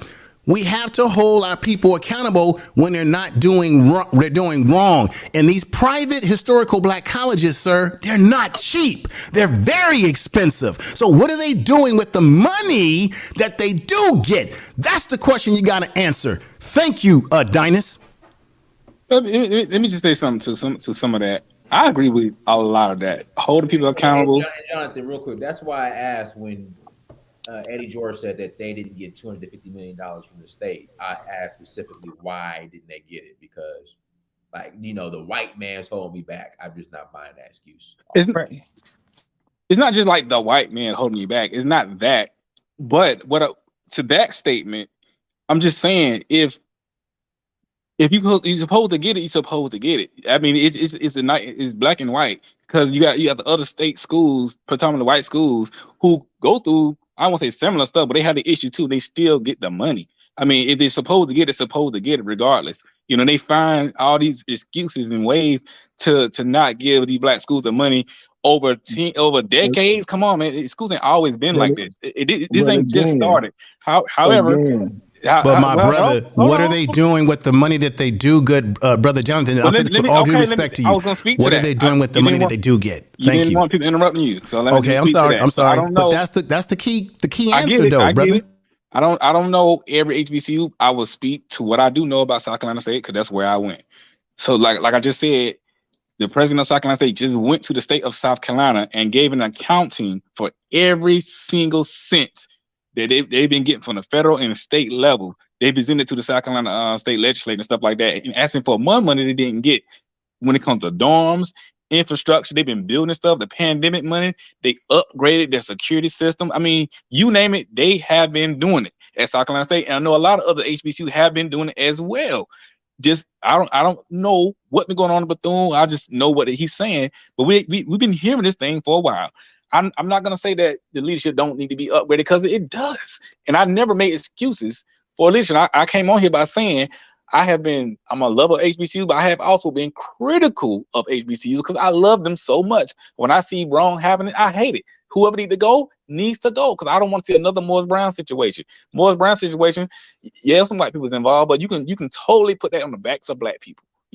Totally. That's just what it is. I'm not gonna make excuses for that, but at the same time, all I'm saying is we got to tell all of the story. What the black people have been doing, what the state have been doing, and what needs to happen. Everything needs to put on the table. So I don't want you to say, these people ain't doing it, because some of these state-funded schools, some of these incompetent people have been put in place by some of the board of trustees. Now, I don't want to get too conspiracy-like, but it's the truth. It's the truth, because some of these positions are hired by the board of trustees. The board of trustees are put in by the state of whatever state is in. You say South Carolina, North Carolina. It's a lot going on. So it ain't just that these people don't know what they're doing. They hire people who don't know what they're doing. And that's what I'm saying. It's a lot going on. The problem is not with South Carolina. The problem is not with South Carolina. Well, Mike, let me pass it to Julanda. Go ahead, Julanda. BB48 family, how's the panel? Peace to the chat. Salute. I just wanted to speak on the fact that I am a Daytona native, born and raised. I did not go to HBCU. I actually went to Florida State University. Had a lot of friends that went to FAMU. And it's important to make the distinctions between private and public institutions. FAMU was public, BCU is private. Methodist ran school, actually. So my personal thoughts in this situation is Ed Reed was completely out of line. I get his intent is not what he did, it was how he did it, though. And also to the fact that was no respect to the legacy of Dr. Mary McLeod Bethune in that situation. But I will have to say, there have been some instances at Bethune Cookman University that are public and we know of, and they didn't give any respect to her name either. So neither here nor there. I just think how he went about it was incorrect. From what I know, being on that campus, usually that campus is maintained very well. I've never witnessed an abundance of trash in or out the buildings. If I can interject real quick. We're talking about sports. We're talking about sports, but we're talking about the athletic facilities, the sports. Okay, so just from what I view from here in Atlanta with the HBCUs here in Atlanta and other HBCUs that I've been to, like the athletic facilities are in piss poor condition. Okay, so let's put this: the athletic facility is not that old, one, and two, it is not on the main part of the campus. Main part of the campus where all the other buildings, majority part of the campus is kind of closed in. And if I can interject one more time, the majority of I would say higher ed universities, the sports facilities are kind of detached from campus, so that's normal. Not so much at FSU or at University of Georgia. So the practice facilities, so like at University of Georgia, the practice facilities are not on, they're on campus technically, but they're detached from the main part. They're not. So the practice field, have you been to Bethune Cookman campus? I'm trying to tell you, the practice field is right there. I'm not where he was riding though, is the athletic center, which is across International, very much in a very public part of town. And that area, which is predominantly Black, not any fault of ours, is not maintained well by the city alone. Even the building that he showed next door saying that building's dirty, that's actually, he's a Babaloa. That's like a bodega where people can get all their African spirituality stuff. And that lot always looks crazy. That's not Bethune Cookman's property. So I was a little thrown back by that. What I'm saying is that area, though, can be trashed very easily. Even if it is steadily maintained, it doesn't take much for it to be trashed in another hour just because of the locale. That's all I'm saying. So explain to me why his office wasn't cleaned up. So I didn't ever see pictures of the office. Did anybody else see pictures of that office? Is there proof? Okay, not the kids. So you're gonna say the kids was lying too? I don't know anything about that. All I'm saying is that that facility is usually very well maintained now. As far as the trash go, like someone said in the chat, we've been through 2 hurricanes. The rich neighborhoods in this area have yet to have trash removed in some areas. So, that's null and void. And about putting money aside or whatnot, it wasn't even about the money at the point. Me and my aunt got flooded out of our house. We're still in the Airbnb waiting to move in an apartment. So that is how long the struggle has been for some people, just on a personal note. So I can imagine what it's like for a university or institution. But what I do know is when it came time to do cleanup, there was no dumpsters to be rented. Like even those facilities were overcapacitated with work and whatnot. So the process is going to move slow. We're still working on it in the area. I'm just speaking for someone who lives in the area locally. Like I live in Volusia County as we speak. That's all. I'm not making excuses. And yes, there are issues with Bethune Cookman. Yes, there are issues with people that's on the board of directors. I wish people would Google some of the board of directors. One particular person that I have an issue with is a mother of a famous athlete. And I feel like the only way she made it on that board is because of the notoriety of her son and nothing else. But there's been issues with scholarships or whatnot. So again, we have to vet our people. But these same individuals that sit on these boards really don't have the best interests of the Black people, Black community. Because what I know as a grassroots worker here is that Bethune Cookman is usually very much alienated from the whole of Daytona's Black community. You get what I'm saying? Like they have programs or whatnot for youth, but unless you know someone that works there or your parent works there or whatnot, you wouldn't even know about these programs. Whereas the children who really need the mentorship of these programs or whatnot usually don't have access to them. So overall, there are issues in that sense. You get what I'm saying? But I think this situation was pretty much an anecdotal experience. And I don't think that's the whole of Bethune Cookman. Okay. And that's all I have to say, just being in the area. Well, sister, I want to ask you this question, sister. I want to make sure I'm on the right track here from what I was saying. So, because my main premise is that I believe it's the administrators, people that are in charge with the responsibility of maintaining the school and dealing with the funds. It's not the students. It's probably not even the teachers and professors who don't deal with the money. And I think you kind of said that a lot of times it's the administrators and what they're doing with the money. And that's why I had asked that question. So listen, the money that they are getting, what is it? Administrators have to answer to someone. Yes. Usually those directions. These people will just continuously make excuses for mismanagement. You're never going to get anywhere trying to reason with these people. I'm at a damn church right now. This church does not bring in $56 million a year. This church looks like a college campus, bro. All it is these people have been trained by Black institution to do what Black institutions do best. Take money, mismanage it, steal it. Hold on. Mismanage it. Listen. Lady. You literally. She hadn't finished answering the question that I asked her, Pan-African She's Strike Back. I know, but I'm just asking that. I just wanted to ask that question because I think it's a fair question to ask. That's why I wanted to hear from her. I didn't want to get into this back and forth argument. They're never going to answer. The reason why, because I know when I came on, I was very harsh in my criticism, and you being someone who lives down there, who got the perspective down there, I just want to know if I'm right or wrong, because I think that's part of the problem. And I You're do, accurate, bro. And Pan-African Strike Back, don't get me wrong, I agree with you. It's a lack of accountability, and we get culturally conditioned to accept less sometimes. But go ahead, sister. I just want to hear that. I agree with you absolutely in those things. But again, board of directors are the ones who give instructors to the administration and the staff on the campus. So, the body's only as strong as the head, so to speak. So again, Google the board of directors of Bethune Cookman and vet who those people are, but also understand there's a lot of politics that play in. You know what I'm saying? It just ain't about Black people, but maybe, just because they skin ain't always kin or whatever. Right. Just because they look like us don't mean they always have the best. Okay. I'll leave you with this, sister. Don't forget that Ed Reed in his last, and I'll be quiet after this. Ed Reed, when he gave his what he did on Instagram, he said that there's a lot of hate on the campus in terms of someone like himself trying to work with the kids there. He kind of mentioned what you were saying, that there's sort of this inept mentality to really get things done. He said, hey, I think I might have been trying to get something done too quick, and the mentality of those that run this campus are not ready for this. It's not so even he kind of speaks to what you're saying. Right. And even what Strike Back is saying. Dynast.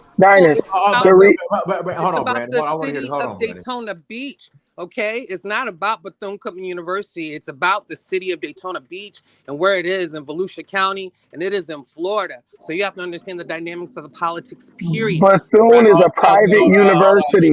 It isn't ran by the United Methodist Church, but they don't even want control of that. Dynast. Let me ask you a question, Dynast. USC is in the heart of downtown LA. In Figueroa Street, you got prostitution, you got bums everywhere, all that.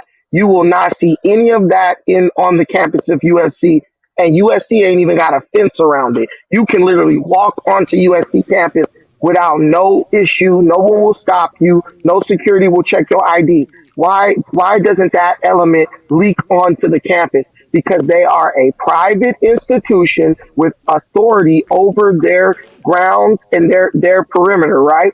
That's true. Bethune Cookman is a private school, but this is what these people do. They will blame the damn air that we are breathing if they can blame it, right? Bethune Cookman has been getting millions of dollars for decades. They should have a budget for an emergency fund. Hey, Florida didn't just start having hurricanes, Dynast. Bethune Cookman should have some type of hurricane insurance where they can bring in private companies to come clear out debris from their campus. It's called mismanagement. And instead of acknowledging that, these people will keep trying to pass the buck. They will continue to try to blame any and everything they can for why they can't do what they're doing. And this is the problem when it comes to institution and getting things done. Because everyone who's a part of the institution, who has been there for years or decades, they know if they allow you to succeed at doing something that changes the dynamic, people will begin to ask, why didn't you guys do this sooner? Why is it that this new guy who's been here for 2 months was able to do more in 2 months than you guys have been able to do in 2 years or 2 decades? This is why they are incentivized to destroy anyone who comes in trying to make a difference. It is this way in all school systems. The only problem is Black folks, one thing we do well is show white folks that we can do whatever they do better than they can. If they're going to be corrupt, wait a minute, calm down. Black folks, look, white folks gave us Jesus. We showed them how we could show up and show out better than they can. White folks gave us the choir from the religious choir. We showed that white folks gave us the marching band. We showed them that we can show up and show out with our marching band even better. And guess what? It's the same thing when it comes to corruption. Folks showed us how to be corrupt. We showed them that we can be 20 times more corrupt with 20 times less money. And when you see stuff like Bethune Cookman, it is just a glaring testimony to how we mismanage funds. That is a private school. They should have a budget and insurance to cover them in the event of a disaster. They should not be looking at the state to clear off their campus or to fix buildings. They got plenty of money to do it. I can't look at the government to fix my house if there's an earthquake. My earthquake insurance got to do that, Dynast, right or wrong? Doesn't make any sense. There was no one to do it, the work. Like the whole of Florida was. You could bring somebody from out of state. We did. Actually, me and my aunt, when her house got flooded, when we tried to do. We're not talking about your house. We talk about Bethune Cookman, a university. What was the experience of the people who actually lived here? All those Bethune Cookman got more money than you. Bethune Cookman got more money than you. Stop comparing yourself to a university. There was no one to do the work. It was Dynast. They couldn't bring somebody from out of state, waste management or something to come pick up that stuff. Out of state people were here. The whole of Florida was devastated. Listen, man, these are excuses. Piled on top of excuses. when it comes to cleanup. I lived Bro, it. We've lived lady, they didn't listen. it. This hurricane happened this year. Bethune been around for It's 100 years. It's Jolanda. So Yolanda, Bethune Cookman been around. Okay. wait in line, You dear. listen, lady, That Yolanda. people You have made an to excuse. line Okay, for the your all I'm saying is that was anecdotal experience. your excuse covers this year alone. What about all the other years? Have, What but about all the other years? don't know. So that's all I got to Okay, say about it. Yolanda, what about all the other years? That's the All the difference. You okay, talk, so since I've been living here, all the other hurricanes have had damage to the city, but none like boy. Hurricane Ian and none like this last Hurricane Nicole. Those damages Okay, wait for years and years. Okay, so it's like people were prepared, but they really weren't. We really weren't okay, expecting the. Let me okay. This is 1 year. This is 1 year. What about the other years? expecting that, dear. So unless What about the other year? How do you live in Florida and not expect a hurricane? That don't even make sense, no, Yolanda. think about the hurricanes, the magnitude of the damage. Don't misconstrue Yolanda, words, dear. Do how not. long have the Miami football team is literally called the Miami Hurricanes? But that's what That's I how say about. often And then her. you keep Okay, blaming the board of if directors. that's all you have to say, listen. The University of Miami is called what? Okay, listen. Let me talk. But The University of the blame and the exploiting University of Miami. has a great legacy over social media The uni, because of your personal issue ma'am, is ma'am, not the way to ma'am, do it. ma'am. That was my Can you let point. me talk? That's how Can you someone let me said talk? Dr. Martin Luther Okay, I have no respect for your King institution or you. legacy. I'm telling you that straight up. I have no respect for you or your That's all I institution. said. I That's have all. no Yo, respect go for you somewhere else, because you. man. Wait You a don't got minute. to be on this conversation. Wait a minute. Don't just no. I have no Don't be respect. disrespecting I have people no like that. respect. I have no. That's Listen, bro. uncalled for. Listen, bro. You can't tell me what to do. I have no respect for people who continuously cover Nah, up and you had the theft. nerve to call Bro, Pan why are African. you interrupting me? Let me Why ask are you you something. Are interrupting? you familiar with Listen, something? I want to know if you're Can I familiar with talk, something. man? Can I talk? We heard them make excuses. I literally got No, off and I'm not listened about to to them make make excuse. it. I'm about to ask you a question. Listen, no, Can I ask I you a don't. question? I'll answer your question after I say what I have to say. Nah, man. You So guys, look, this is ridiculous. Yo, can you you mute guys. this dude, or are Dude, we why? gonna have a conversation? It's my turn to She's talk. asking her It's my questions, and turn to then not. talk. All right, go on. She didn't even let me talk. Because you guys have been programmed This to is your show, right? filibuster. You guys have been programmed to filibuster whenever someone is we're making statements and asking questions that you're not comfortable with. Miami's football team is called the Miami Hurricanes. That means that hurricanes are a common presence occurrence in Florida. The fact that a private institution that brings in $56 million a year or more does not have a a plan in place along with insurance to clear debris from hurricanes on their campus in the event of a huge hurricane is absolutely asinine. And what you and even a homeowner, Dinus, has insurance for a hurricane, a flood, whatever might happen. And they can't say, well, the state needs to rebuild my house. The state needs to come in and step in and and fix my damages. Their insurance will do that. That's These called people FEMA are too, thieves. man. These people are stealing the money, and these little peons that are on here disrupting me, they have been brainwashed so that they will always defend degeneracy on behalf of these HBCUs. They're not even operating in the realm of common sense anymore. If we said these people were sacrificing children to the devil, they would make an excuse for that because this is a part of who they are, their identity. And instead of realizing it and making it better, these people will attack Ed Reed, attack Deion Sanders. These are the people who sat by and let these colleges fire people who look to hold them accountable. The alumni should have been like, hey, Dinus, do you think USC alumni would have allowed USC to fire Pete Carroll if he was pointing out things that were wrong with USC that need to be fixed? Hell no. They would have had a riot at that joint talking about, hell, Ed Reed would do it, he would have been gone. Yes. no, he wouldn't have. No, he wouldn't have. Because it would have been. Listen, let me tell you something about a real college. If Pete Carroll walked up, wait, let me say this. Let me say this. Let me say this. Let me say this. Let me say this. All the Treat me like one of those So administrators stealing money. apparently, so let me interject. Go ahead, brother. If Nick Saban is walking around the University of Alabama, Dinus, and Nick Saban sees something he don't like a gate that's not repaired. If Nick Saban make one phone call and say, "Hey, y'all need to get this fence over here on the south lot fixed because I don't want my car getting broke into," how long do you think it's gonna take them to fix that fence, Dinus? Brandon, like I was telling people on Facebook, the fix would have been fixed before Nick Saban would have even noticed it.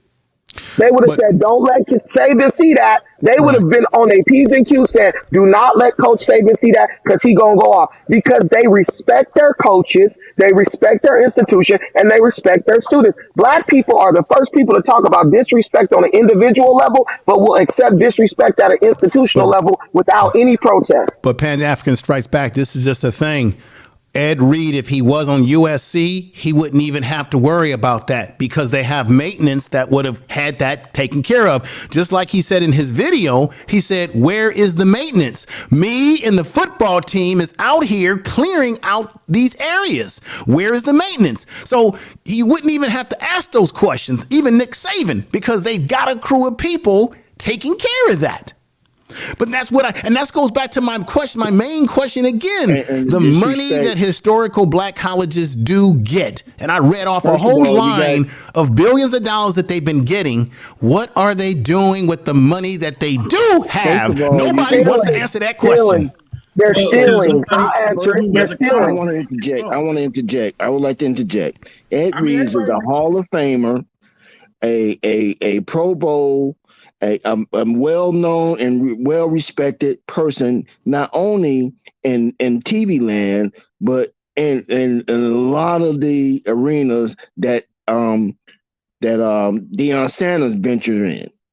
It's no doubt about that. And you asking this guy to come and coach your team, you should have been prepared to bring him on and make sure that he was comfortable. Period. To me, and if he was comfortable, he wouldn't have to get out of place because, first of all, he's not known to be getting out of place. It's been proven. If you look at his track record, he's very professional. So it must have been something. And if he has that type of passion, he's competitive. So if something is just so far-fetched, you can expect that some people may have an emotional outburst. Now, you may not agree that it's on social media, but get used to the new world that we live in now, period. So in terms of the money aspect, again, we're painting a broad brush. Like we pull out these individual examples of mismanagement. And again, I'm the last Here you go again. You guys love doing that. Hey man, you had your time, man. Come on. But you're trying to rewind us back to something we've already discussed. You're making an excuse. Stop doing that, brother. Nobody answered his question. I'm trying to answer Stop his question. doing that, brother. You can't have a dialogue if you don't have opposing views, man. So if you keep on trying to cover up, what you're doing is you keep trying to go back to questions that were already answered. Oh, you're bringing out these individual assessments, bro. This is common. Brandon, let me finish. All right. So what I was trying to say was, in terms of that $10 million, like the logic of the argument itself isn't sound.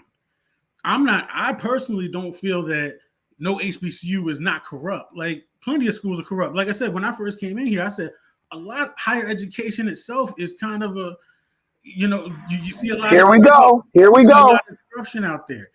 My point is, you can't sit there and say, well, where's all this money going to? Well, you got to look at each school as an individual. So how many of these schools are operating in the red? How many of these schools are focusing on a particular thing and not putting their money into sports? How many of these schools are being financially mismanaging? What is the evidence that we have of that? It doesn't matter. It doesn't matter. That doesn't matter. So outside of that, I would implore people to also think about, like, I don't know if anybody here, I mean, Pan-Africanism, you might be, but in terms of the idea of like Walter Rodney, for instance, right? Are you familiar with him? I'll tell you what the evidence is, and I just said it earlier, my brother, but you must not have listened. The evidence is that at Howard University, I'm gonna say it again. At Howard University, the kids were sleeping in tents because they didn't. Okay, I'll stop. I'll stop there. Backdrop. Let them talk. Backdrop. This is what I'll do. Backdrop. I'll be respectful. I'm gonna listen to your points, brother. And then I'm going to, because you asked a very important question, where is the evidence? And I'm going to bring up evidence of incidents that happened that were reported and legitimate. And also, I know people who went to Howard who told me. Okay, I know people who went to some of these historical black colleges. I know personally. I got family. They go to Morgan. Oh, I'll stop right there and let you finish, and I'll give you the evidence. Thank you. So Misinformation. He got no points. He just asked empty questions that he don't want the answer to. That's his question. He's taking us in a circular ring around the rosies. Dynast is letting him do it, which is fine. The whole purpose of this discussion. I know what you're doing. I'm gonna listen to Black Drop, and then I'll make my rebuttal to anything that I can counter him with that particular question about where's the evidence. I'll listen to you, brother. So the whole purpose of this conversation, right? The whole purpose of this. Warren, okay, guys, do not interrupt. Yes, sir. Backdraft. Do not interrupt backdraft. Backdraft, go ahead. Don't interrupt. All right. So I appreciate that first off, because like I said, if we're supposed to be having a dialogue, or we're supposed to trying to come up with some concrete solution, or have some sort of change of heart or whatever, we need to be able to have some baseline level of respect here. And if you're going to sit there and say you don't respect people that are in this conversation, then see yourself out. But at any rate, in terms of like what happens to the money, well, then it depends on what school you're looking at, because you have schools that might be mismanaging their money completely. Some schools that might be fully corrupt. Some schools that might be operating in the red. Some schools that are operating in the surplus and then allocating their money into future resources. You really don't know. And so that's one of the issues. And I think one of the other main issues we're looking at, and that's why I brought up Walter Rodney, is the idea of underdevelopment. The Black community as a whole has been underdevelopment. The idea of Africa being underdeveloped, that's the concepts that we're dealing with right now. We've been put into a state of underdevelopment, and we're constantly trying to work out of that. Okay, but so we're in this particular state, so you're seeing the corruption. That's why you see corruption in other Black institutions. So this idea is that you have a constant state of underdevelopment and people trying to work out of that, but you also have opposing forces constantly working against it, also within the same sphere. You also have, like somebody said earlier, the brain drain. You also have resources moving outside of our own spaces and creating a vacuum. So when you Lord Jesus, this man got a list of excuses. So when you let me ask this question before y'all chop it up right quick, please, if I may. Isn't the whole reason why we even having this conversation because Deion Sanders left Jackson State? And he was bringing in 4 and 5 star players, and you want us to bring in 4 or 5 star. We want us to compete with the SSC and all of these other Power 5 institutions with the facility, with the way we handle, the way their facilities look, and all of that, and we don't want to change so that we can recruit our own people instead of them going over there. They got much better gyms. They got much better playing fields. It's all about the sport. They was using the sports to try to get competitive with the Power 5. And now we're trying to look into all these other excuses as to why HBCUs. We're talking about sports, period. Let's keep it on sports. Warren, let me ask a question. Let me ask a question to everybody. Where the food tastes better at? Roof Chris or a Black soul food or Caribbean restaurant? Where do you think you're going to find the most flavorful food that sticks to your ribs that has the best taste? I ask it to everybody. I say soul food. So how is it? So how is it that Ruth Chris is able to sell a steak for $65, have beautiful, immaculate restaurants, and make millions and millions of dollars all over the globe, yet these soul food places can't even get past having one building and just 5 or 10 booths, and the food is coming out late and everything. No, it's not, because listen, it's called guys. Our casino was built out of the scraps that we had to Listen. No, it's not. Hold on. You asked the question. Warren, wait. Have you ever been to Roscoe's Chicken and Waffles? Have you ever been to Roscoe's Chicken and Waffles? Yes, I have. Okay, how many Roscoe's Chicken and Waffles are there in LA? LA is a whole different. We talking about the Here we South. go. Come Here on. we go. More excuses. No, Man, no, Roscoe's so Chicken you and know Waffles what? You has, know what? You listen, just want to have something to argue about. I'm talking. Let's keep it Roscoe's on Chicken sports. and Keep Waffles it is on sports. managed. All I'm Listen, saying, I hold on. agree. I totally agree with the Let fact that me. Dinan, we're not being held. We're not I holding would like ourselves Dinan, to accountable give some more wait, facts guys, again. wait, And guys. Just let me say this. the Okay, best. Let me hold say, on. Yeah. Period. after you say that, I want to give some facts let and me not say this. arguments. Let me say this. I don't care what these dudes say. I want to hear facts. Roscoe's Chicken. Listen, this is a fact. Roscoe's Chicken and Waffles is better managed than 99% of all black soul food restaurants. That is why they are able to have locations all over Los Angeles in nice areas. I think they even got one in Las Vegas. I'm not sure. It's not about what Have you're you been to selling. Atlanta? It's Have not. you Can been to Wait a minute. Atlanta? Wait a Have minute. you Wait been a to minute. Atlanta? Wait a minute. Have Wait you a been to Atlanta?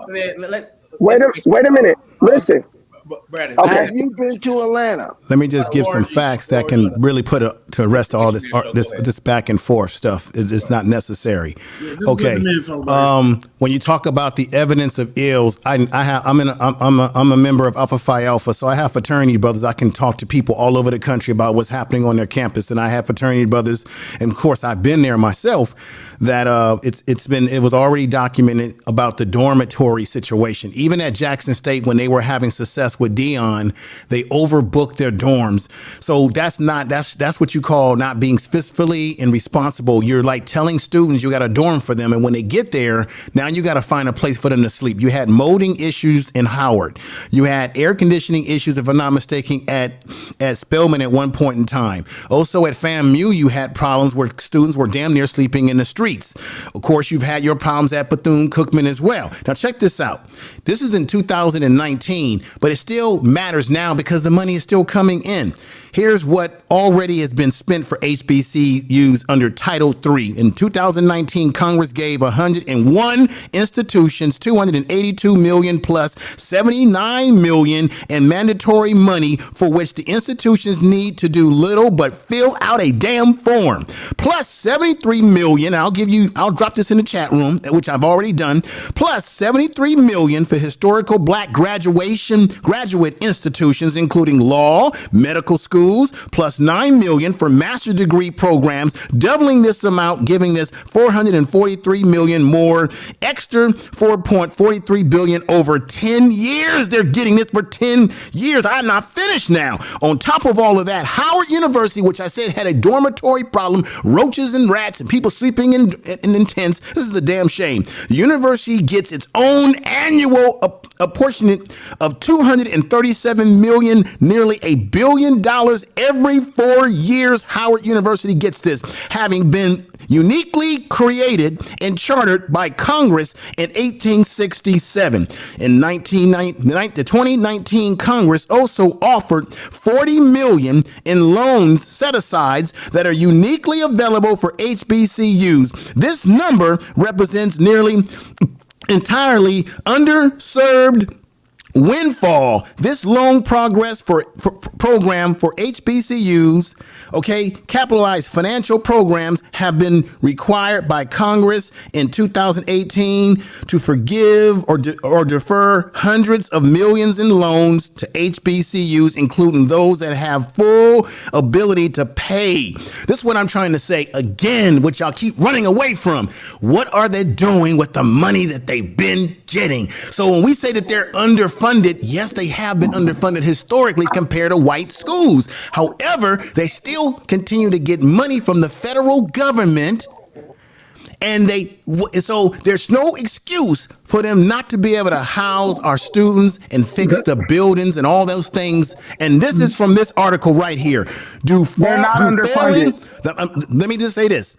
I'm not saying that they have not been underfunded, brother, but what they're doing with the money No, that they they're have been not given. underfunded. They're not underfunded. Okay. I just want to reference the article so y'all can know that I'm talking facts. It's called the National Review. Do failing historical black colleges deserve billions in handouts? I'll put that again in the chat room so y'all can read it for yourself. Now, y'all can't get away from what I'm talking about right now. I'm saying this. I don't think, respectfully to all historical black colleges, not all of them are doing bad, but the ones that are, I believe that their problem, like the sister admitted on here today, that it's the administration. It's the Negroes running the school, not the students, who are fiscally irresponsible and derelict with the goddamn money. Now I'm gonna stop right there. Dinus, can I say something, please? I don't disagree with what you're saying here, because, like, again, it goes into the idea of what I was talking about. Like, a lot of these schools, higher ed, are corrupt. Like, a lot of them don't manage their money well. A lot of them oversell their school and then can't afford. Like I said, you can talk about Idaho, UC. My man over here talking about California. 16% of UC students were in hotels, in off-campus housing, because they couldn't afford to put them in the dorms because they didn't have dorms for them, or the dorms. This guy keeps trying to move the focus from black schools to white like, schools. if we're talking about the facts, it's like that's the problem. Like, We talking about black schools. We talking about black schools. We're talking about black schools.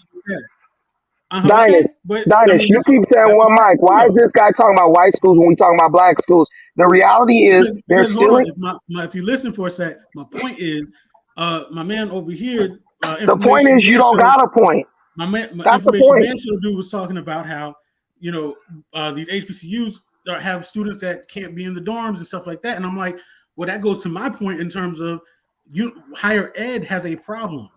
This is the same argument. This is the same argument. There's stuff going on across the board. Dinus. Because of that, you also see it. So in because the of that, you see it in the HBCU community. Dinus. Specifically when it comes to that.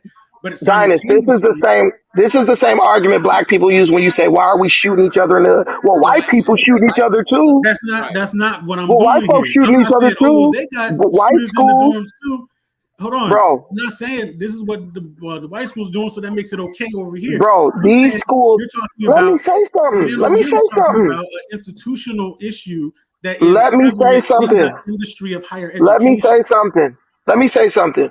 These schools have small student bodies compared to white universities. Bethune Cookman only got 4,000. Brad, let me interject real quick. I'm glad you brought that up, because when people keep saying that HBCUs are underfunded, and when people are rattling off the enrollment size of these HBCUs, I didn't know they were that small. So they're tiny. Not all of them are. But again, you like I said, you trying to fit a square peg in a round hole. Like, it doesn't work like that. Dinus, Howard University.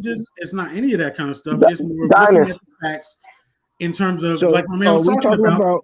Can I just say something? These guys just making excuses. Dinus, you have Howard University. They are at no. Dinus, let me talk. Dinus, Howard University. Howard University is at no loss for funding. They are getting plenty of money from alumni, from Kamala Harris went there. I know she writes them a fact check every couple years or every year. Why are their facilities still dilapidated? Why are students sleeping in tents? It has nothing to do. It's like typical black society. The more money you give them, the more money they will waste.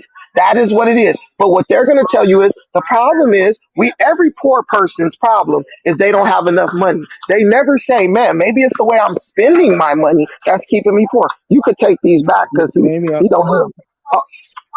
Okay, I'll keep it. So maybe I'm misunderstanding. I'm thinking that we're trying to attract our best black athletes to come to HBCUs. Are we not? No, we are, but I mean, okay. So that I thought that was the whole premise or the whole basis for the whole conversation. If you want to attract the best of the best, then at some point we have to take accountability for whatever it may be, whether it be corruption or anything, and say, we need to fix this if we want to be competitive with the Power Five as far as it relates to being in the sports or the athletic arena, period. I agree with that. And the reason why we're having this conversation is because Deion Sanders, out of his own pocket, invested into Jackson State in order to attract the best. He leveraged his fame, he leveraged everything he had to attract the best players to come to Jackson State. And even after that, they still was not trying to work with him side by side to try to make sure that they keep that leverage. And I think So the catch is if you're trying to get black students, like the top black athletes specifically, to HBCU, you kind of had to do what somebody like a Deion Sanders was pitching, was like you have to do something because you're competing against people that have more of a pull. So Ed Reed. So the reason why they brought Ed Reed in is because he has some of the same. He's not a Deion Sanders. I admit that, but he has those things in place too. He has resources. He also can leverage some of that. He is a person that's known in the sports world as somebody to be a great player. Period. The reason why they invited him, and to invite him to a situation that was like that was disrespectful. We were talking about him disrespecting the college. Well, shit, the college disrespected him. But at the same time, man, he is an employee, or at least a potential come employee. On, man. Come on. Come on. Nah, man, you got to offer on the table. Come on, man. Listen. Listen. And again, again, man, like I said, I have no dog in that show. You know what I'm saying? Like I don't work for Bethune Cookman. I don't work for Ed Reed. But I'm just like, I know that if before you signed a contract, before you were officially an employee, even if you did a walkthrough, he said he was an employee, but he ain't. He wasn't, right? Offer to take the job. I don't like. There's a lot of stuff that and again, I might just be ignorant to the facts on this one, but I was just like, what did the school say about it? What is the actual condition of the campus? Do we know? I saw a video of him walking on campus and it looked immaculate. Then you see the other live with him where he's talking about all the trash. What we do know, good brother, is that Ed Reed met with Reggie Theus, who used to play in the NBA. I guess he's the AD, he's the administrator, the athletic director. Let me say that. And Ed Reed, this is what Ed Reed admitted on Instagram when he went live on Instagram. He said that they were trying to make him sort of say I'm going to step away. They wanted him to voluntarily step away from being the potential coach. And he said that was bullshit, that he said behind the background, they were screwing him about some of the things. Now, he also came out with a statement where he apologized. He talked to the administration and said that the administration told him that everything is a work in progress. And he said, hey, I was unprofessional. So he did admit that. But then they turned around and tried to play a banana in the tailpipe on him to get him to admit to something that he was not willing to admit to, which is I'm going to just step down to take the pressure off of Bethune Cookman to make it look like he just stood down and they didn't have anything to do with it. And he's saying that's a lie. He said, as of right now, he's not quitting. They're going to have to literally make him leave, that he's not going to say, I quit. That's the position that Ed Reed has on this issue right now. The thing about this that's a shame at the end of the day is that while people call Deion a sellout and tell he's the sellout for leaving, you can't expect to bring high profile black men in like this and not expect them to want some things to be in somewhat order. And then when they don't like what they see or experience, then you try to clown them. Do you know that Ed Reed was prepared to bring in resources? He talked about it today. Resources to Bethune Cookman, but they're not going to get these resources because they blew. Now, Deion Sanders came on the Instagram with him for just a short moment and said, we've been talking about this behind the scenes, brother. Keep your head up, move forward. But I told you this is not something that you did not expect. So that tells you that here you have another brother in Deion who probably has not really told us all the dirt that he was dealing with at Jackson State. But it tells you that there's something going on. And we're not saying that it's all HBCUs, but certainly there is a problem. We've heard these horror stories with even our students who say, I got there and Daddy, mommy, I'm sleeping on the ground.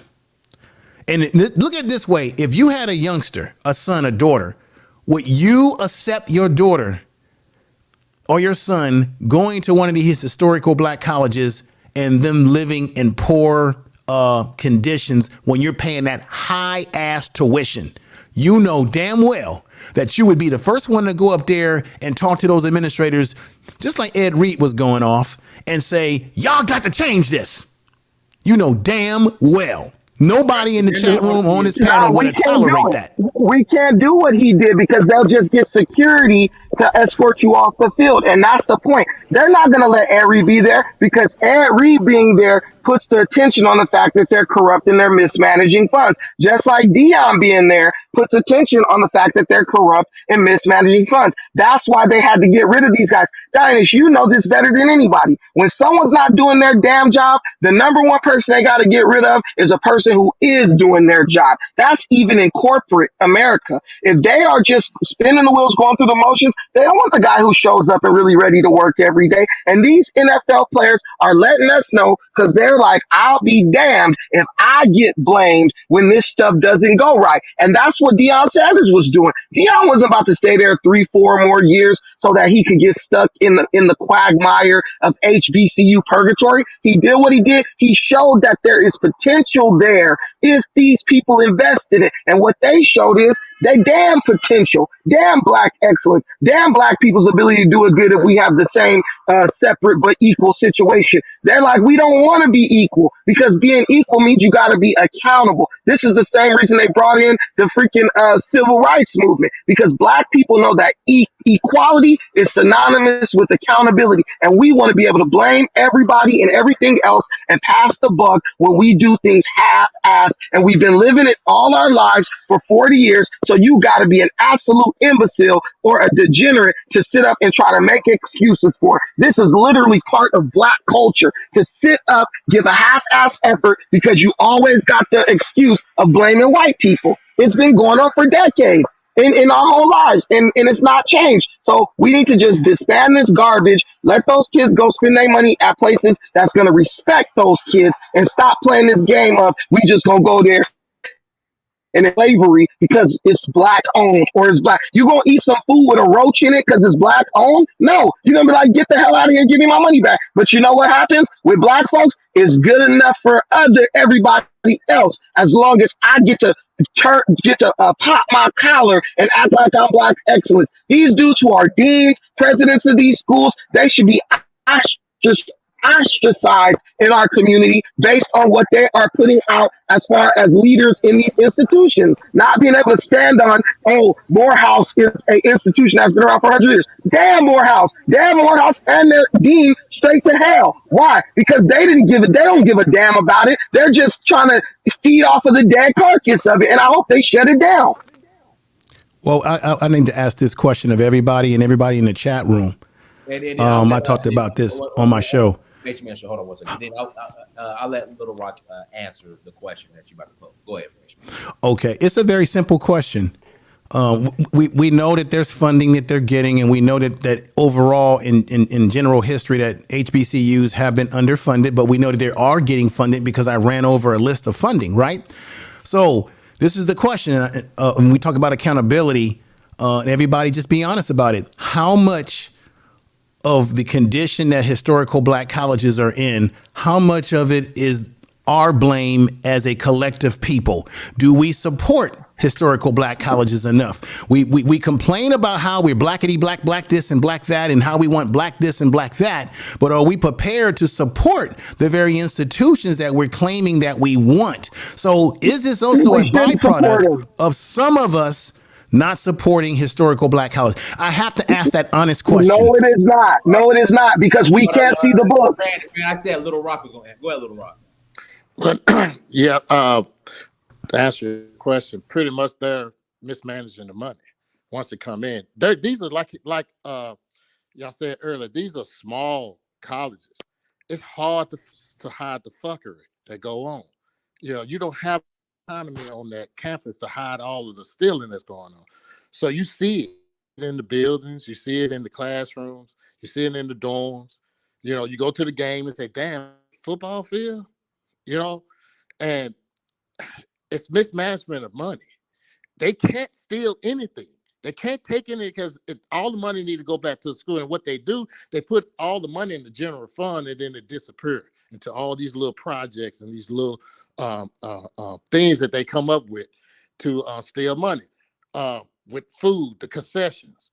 Deion was complaining about the fact that the stadium is sold out, but it's only 29,000 tickets. Anything over 30, it goes to the football team. So they was cutting them short on that. And that's on record, you know. But that was a hypothetical he was using. Was it? Yeah, that didn't actually happen. He was using that as an example. In his argument. I did a whole show about that. It was coming up short on the concessions that go to the team. No, you're right about that. That there are some fistful mismanagement, but that was a hypothetical question that was asked of Deion several months ago, and I think what happened is it got kind of blown out of proportion. However, it doesn't mean that these financial issues do not go on, and we're not saying that it doesn't happen in white colleges either. They got stuff that happens too, but we're not talking about white colleges. We're talking about black people and colleges that we run that we should be accountable for our own shit. Right. But the whole point is to draw our best athletes. At least that's I don't know why we're getting away from. If you want to draw the best, then you want to make sure that you're competitive with those who are trying to get your kids. And if you're not willing to sacrifice or make changes to do that, then you're going to continue to be where you are. So don't blame Deion Sanders for something that he has no control over. And don't blame Ed Reed because of the stuff he see that his football team that he's trying to recruit and what makes you think they ain't finna hit that transfer portal and say, you know what? Nah, I'm out of here. Yeah, I but could I be better think at than the same this. time we can't say, well, the HBCUs are underfunded and we all agree with that, and then turn around and say, but they're also getting money and from the government, and that should be all. No, I'm not saying they're underfunded. They're not underfunded. They're not underfunded. We need to stop with that lie. No, they're not. Okay, tell me how. Right. Tell me how they're underfunded. Well, they get tuition from every school, every student. You gonna let people talk? So we mentioned how was it TSU? They got 250 million or 500 million. I was wrong about that. It was more that should have been going to them the whole time. That's underfunding. So, and then to say, well, yeah, you're owed 500 million, so you've been operating with a shoestring to try to keep that when you should have been getting from the state an operational budget of 500 million somewhere. I asked the question, why didn't they not get the money? And again, that's the big question, right? And that's what Can I answer that, Dynast? Litigation about it. So, I mean, that's a whole other research project that you can delve into, have a whole other show about. But Dynast, can I answer that? Is your answer going to be based on facts? Or can I answer that? Is your every institution has somebody who is responsible for going out and managing the money that comes into the school. They hold the government accountable for money that they're supposed to get. They have a department that handles that. The reality is they doing so much stealing, Dynast. They know that usually when they go to the government to make wait a minute, can y'all please let me finish? Can y'all please let me finish? You just finished. Dynast, can I please finish a statement? Damn. Can I please finish a statement? This whole time, bro. Yeah, the Matrix got him. I wanted to add in something real quick. Again, Bethune Cookman is not run by Black people; it's run by the United Methodist Church. So the minute that you have on the organizing body. Brandon, you're breaking. I'm gonna mute you, Brandon. Can I please finish? Secondly, we have NFL and NBA players that are affiliated with Bethune Cookman University. You know what I'm saying? So it's like I know for a fact that Shaquille O'Neal's mom was on the board, I know damn for a fact that Vince Carter's mom was on the board of directors not too long ago, and there was some issues with her. She's one of the people I was speaking as a problematic issue with concerning Bethune Cookman College. So you have to understand there's a lot of politics in play. Ain't nobody like, not saying these people, the schools don't need to be held accountable, but there's a lot of variables that are in play, and let's make sure that we're pointing the fingers at the right people who are mishandling, because it's not like masses or Vague terms. Vague terms. You have a board of directors, and you do have someone who leads that board of directors. That's all I'm saying. Like, understand how the structure works, and that's Dynast. What these people know that is, if they go to the government, but doesn't do much for Bethune Cookman College. Shaquille O'Neal has ties to that school. We don't ever see them. So, I mean, for me, honestly, I think Deion Sanders went to FSU. I went to FSU. I've not came into contact with him personally, but I've been on that campus when he has visited numerous times or come for spring training and whatnot, as do quite other few professional athletes do. And what I can say, FSU didn't readily offer him, a job there. The same I hear with Ed Reed. I kind of feel in essence that they use the HBCUs as a stepping stone to get to where they are. So, I mean, there's lots. Did not HBCU benefit from Deion Sanders? Yes or no? I'm not saying it didn't, but I'm at no. Yes or no? Seeing a trend. Yes or they no? doing the same thing the administration do. Benefit from Deion Sanders getting there. Besides public notoriety, I can't answer that. I'm not at JSU to know did that. Did they feel get not? Did they got a new field? Did they get a new field? I would say they did benefit. Let me bring up another fact. If you look at Deion Sanders, his interview with Shannon Sharp on Shannon Sharp's podcast, Deion said that it was not Jackson State that gave him a first offer. He actually had 2 other D5 schools that were interested, but they didn't really come up with any real contract for him. Meaning, he said it was Ashley Robinson, the AD of Jackson State, who called him every day, knew his daughter's nickname, and gave him the most interest. And then he also said, it happened around the time when George Floyd. And so he took the opportunity because Jackson State was more serious about him than the other 2 D5 schools. He said that himself, and he also says that he does owe Jackson State credit for him getting to where he is now. So although we may have different opinions about Deion has showed some humbleness to be able to give them credit. But however, he left them a blueprint that they did not have before he got there.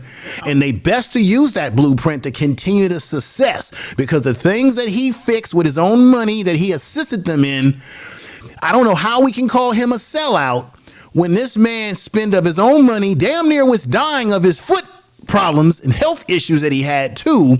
Not to mention the money that he spent on trying to give water to people that were struggling in Mississippi at that time with the water crisis, the flood crisis and the water crisis. So I think we should give Deion a little bit more respect, because he actually did tangible things for that university's football program, and he helped the morale and the self-esteem of their campus. Now, that's a fact. And I think he did benefit, or he benefited and they benefited too.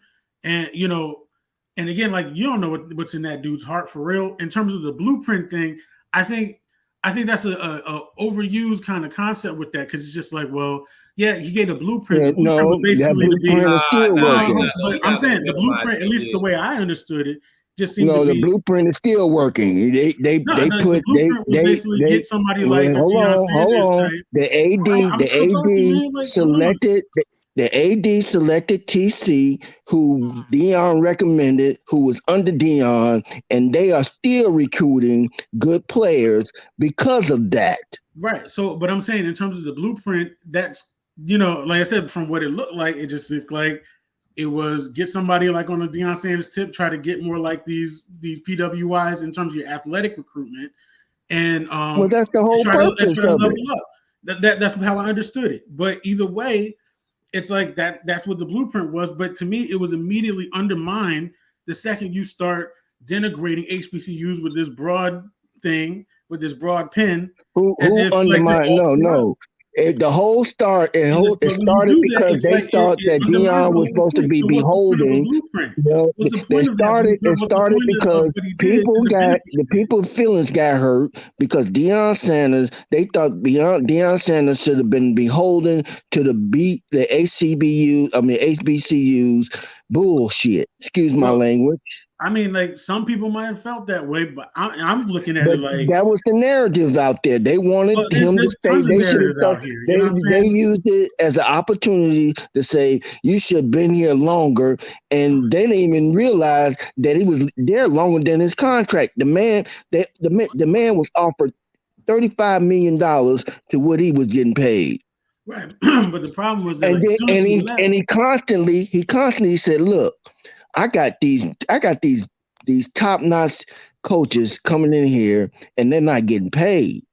I gotta get them paid, or they're gonna go." Coming into the situation, he already knew that money it wasn't going to be. And Colorado, his coaches. As a matter of fact, he got the most black coaches on any Power 5 school in the nation. That's cool. That's but at the same time, what did you do to the HBCU in the process? Dude, come up with a solution, brother. Come up with a solution, man. You just keep complaining. I'm just trying to. There's other coaches out here. There's other coaches out here. There's other people out here that can do the job. Y'all need to find somebody to come up with a solution, brother. Because you've been complaining for a long time, and I'm not saying this just because it's Deion Sanders, because I have talked to the brother. I'm just saying in terms of. But what I'm saying to you is this, brother. Come on, what's the answer? What's the answer? Well, to me, and thank you for asking me what the answer could be. I agree with my man over here in terms of like the black community.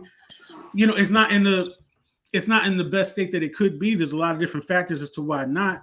But in terms of pooling resources, finding like how I forgot the young lady's or woman's name who was on here earlier, in terms of trying to get some other kind of external resources in through the community supports, like how we used to do back in the day. The only problem is you have that bureaucratic workarounds that you have to figure out. Now, if you're not incorporating that, you're always going to be hitting that brick wall. Well, you're gonna hit the brick wall because we don't own anything. We have to go to court. But that's what I'm saying. So it's like, you got to figure out how to pool the resources first within the community to continue to support it in a way that's different than how it don't you know Deion went around? Deion probably listen, dude. I mean, but Deion's not the answer. He went to the people who he knew that could do it right now. One man. We're talking about the black community, right? You asked me for what the answer could be. Here's what we're talking about sports, man. We're talking about attracting our best players. So let's keep it 100. Let's keep it 100. The whole premise of what we're talking about is to attract our own black players, our own best black players, to come to a HBCU and play for us. Deion Sanders, I'm from Chicago. I couldn't see a Jackson State game before Deion Sanders came in. Right. You know why? Because he leveraged his resources. Do you not think Ed Reed had that same capability? Yep. Again, George has that same capability.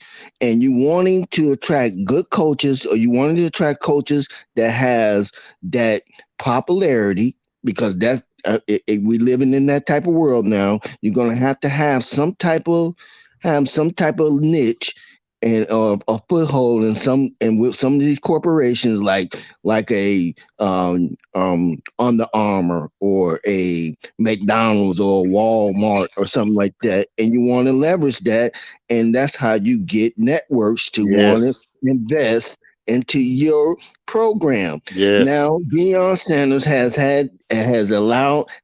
ESPN invested in Jackson State's program. And there's a contract that even after Deion leaves is still in effect. So Jackson State has grossly benefited from the mayor himself said that we made $50 million that we would never have made if it wasn't for Deion Sanders. And my point is, just because he moved on, you're gonna now disclaim everything that he did for that city or for Mississippi, that state? But I didn't do that. But in terms of, No, I'm like I said, saying we. yeah, I said and, we. I didn't. I'm not just saying you. I'm just saying that let's keep it. Let's just keep it a buck. We're talking about the sports. We're not talking. I don't know nothing about the science but that's department. the problem though too though. You know what I'm saying? Like, so when we're bringing up the sports angle of it and just saying, well, what can we do in terms of getting that to where it needs to go? It turns into, well, all HBCUs are corrupt anyway. That's why. So it's just like, all right, so if the issue was corruption, and then my man's question earlier was about, well, what can the black community do instead of blaming white people and this, that, and the third? And I'm like, well, this is what we need to do. But then it turns back to, I thought we were just talking about sports. Correct. I agree. So I was like, all right, well then, you know what I'm saying? That's how stuff doesn't get solved. I'm sitting there, hey, I'm outlining some So what you do is you take it, whether you liked how Ed Reed said again, you take what Ed Reed said and say, you know what, let's try to get this shit fixed. But what Ed Reed said was irrelevant because we don't know. It's we don't not. even know It's not irrelevant. How you gonna say it's irrelevant in the sense of we don't know? We know my what God! he Oh said. my God! The man. Do you understand? You dealing with who? It's irrelevant. You really don't know. You really don't know about the impact that Ed Reed has on the outside world. You really don't know how the influence he has. Well, do you understand that influence? Why a lot of people were upset with him. That influence that he has, brother. Hear me out. The man is best friends with Deion Sanders. You don't think he can't make a call to Deion Sanders and, you know what, can you put me in touch with this corporation and see if I can get somebody to come over to this college to help me build a new football field? Why is it just got to be a football field about football, about sports? It's because that's what it was about from the beginning. That's what a lot of your money most comes colleges are built on sports, athletics. Your college campuses are supported Do you mainly understand by the business of NCAA? I'm understanding sports programs are supposed to help fund the educational ones. Right. That should be the Oh my! No, man. That's not how it works. But by default, I understand what you're saying. Yeah. I'm 100% about education. All that comes under that umbrella. But you start with sports, your athletic, which is your leverage. By default, if I can just say to the sister respectfully, so y'all gonna make let me just say this to you respectfully. You are absolutely right. The agenda is to educate our youth, our black young men and young ladies. That should be the main goal. However, this is universal for all universities, and you know this, sister. Football and basketball are the two sports, men's sports, tend to bring in the money. So the money that Ed Reed potentially could bring into Bethune Cookman, as well as Deion Sanders when he was at Jackson State, will spill over into those educational programs just the way it does in PWIs anyway. So that's why it is important to have someone like an Ed Reed who can make that call, bring in people that can bring in the money, because ultimately the school will benefit from that money as they see fit to use it, whether it is for the athletic program or for educational programs and what have you. So that's the best way to explain this. I understand. But the problem is when they get the money for sports, they put it in the general fund and they don't fund the sports teams. That's the problem. That's right. We understand that, and I understand that. That's why I'm saying that instead of them, they want to crucify them. Instead, they just want to crucify them and say, you know what, man, we might need to step up our game, because this guy just don't. You don't just get an Ed Reed. You don't just get an Eddie George. Nope.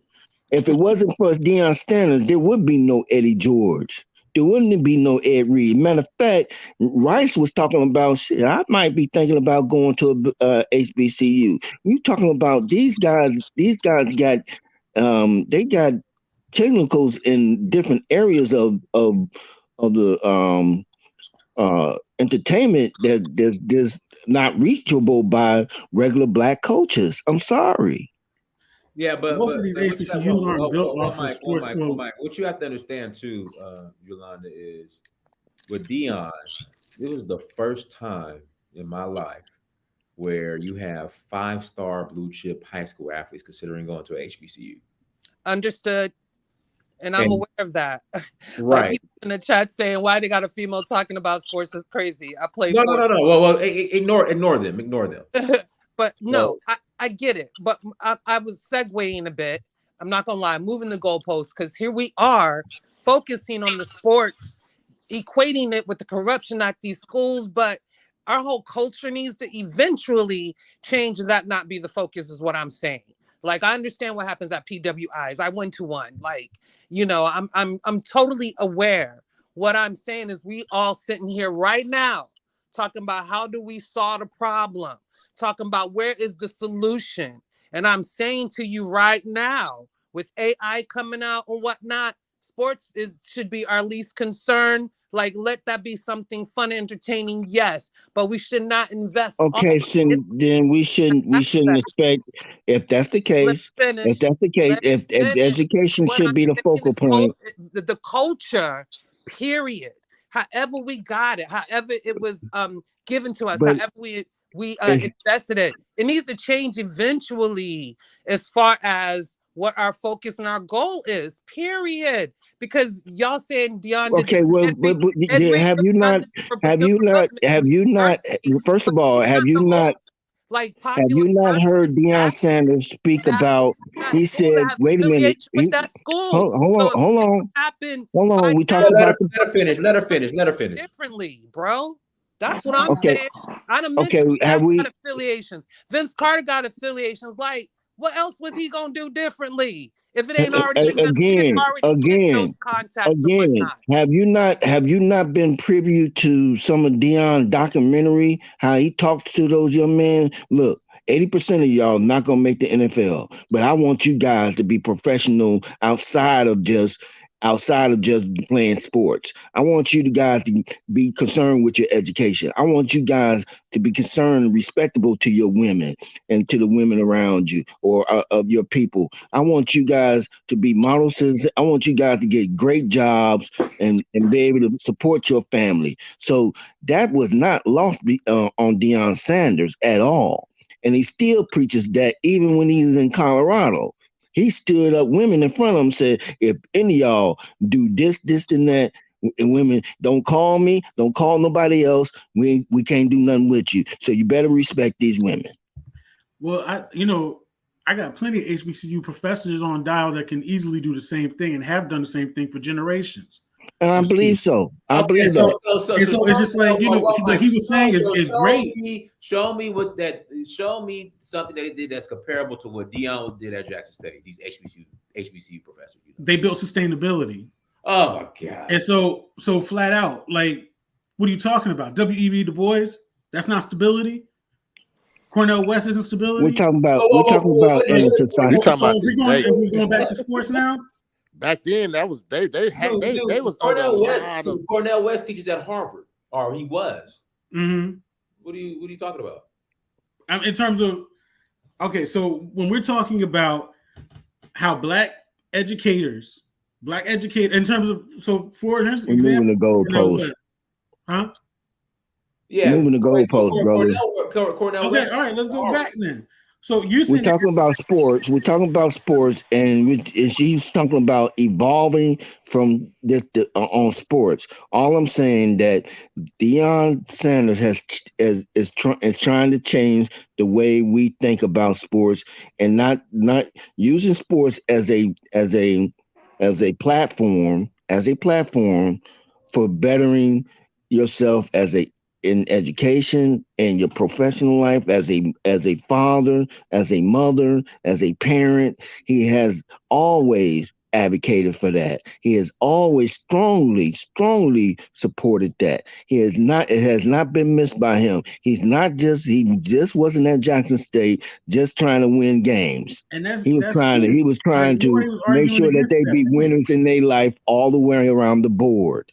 He even brought in a lady to let them know how they get how ladies go after these athletes and what to watch out for, and how you should take care of yourself, and how you should not have sex before marriage, or this what I mean. That's cool, man.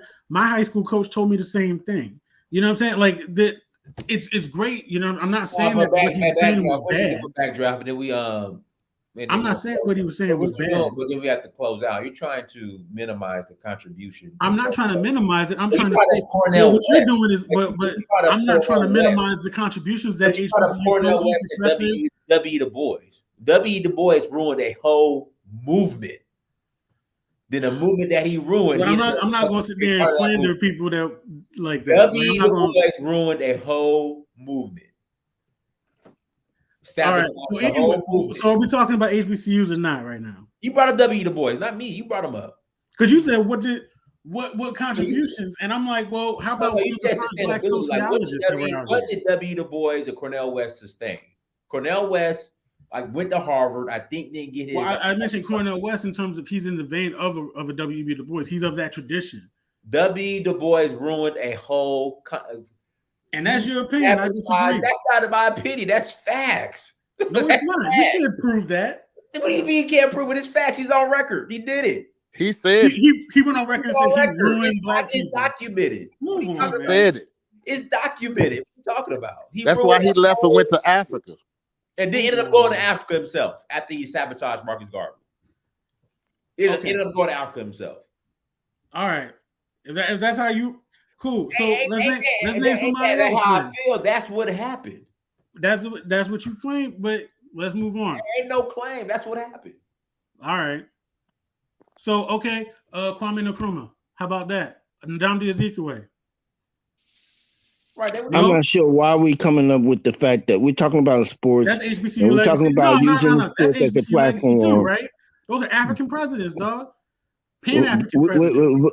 Again, we're just talking about. We're talking about. First of all, you got to realize that none of our top black athletes was going to HBCUs until just recently. Until maybe the last 2 years, you started to hear twinkling. Did he go to HBCU? Now, just because it didn't happen across. How long ago was that, sir? How long ago was that, sir? Early 80s, late 70s, bro. What you got cats that, I mean, like, just because I don't know the names offhand, but you got cats who was a lineman that came out of Virginia not too long ago. Again, the majority of our top athletes was going to Power 5 schools. Because of the money. Right. And so it wasn't because of no money. They didn't start getting the NIL deal until just recently. What is you talking about? They got the draw, the money aspect. They're looking at the chances of them going to pro was high. Right. People was not looking at HBCUs like that, man. We've been on for 4 hours and not even yes, sir. Okay, and not even like what we discussed in the beginning, the facilities, the app, like the title of this the show, HBCUs don't care about student athletes. That's why all these athletes are not going to HBCUs, because HBCUs did not invest in their athletic facilities. They were trash. It's still on. Facts. And that's just the reality. Except now, Howard, I had the opportunity to see Howard's facility. Now, their football stadium is about the size of a high school, probably smaller than the high school stadium. But their weight room is halfway decent. They got a decent weight room. But outside of that, the majority of these HBCUs, their athletic facilities are trash. And then when I hear the argument, well, Dynas, Raphael Warnock went to Morehouse. Okay, what's that got to do with your trash athletic facility? Okay, so we keep pivoting back to athletics, or are we talking about the HBCU? No, we're talking about athletics. No. Here we go. Okay, every time I bring up athletics, okay, in regards to how they're neglected at HBCUs, the conversation's always shifted to Martin Luther King Jr., Raphael Warnock. Nobody here since I've been on here mentioned any of those people. No, not you. Not you. I'm saying in general. But again, we generalizing a lot in this conversation now, man. That's the truth. That's the truth.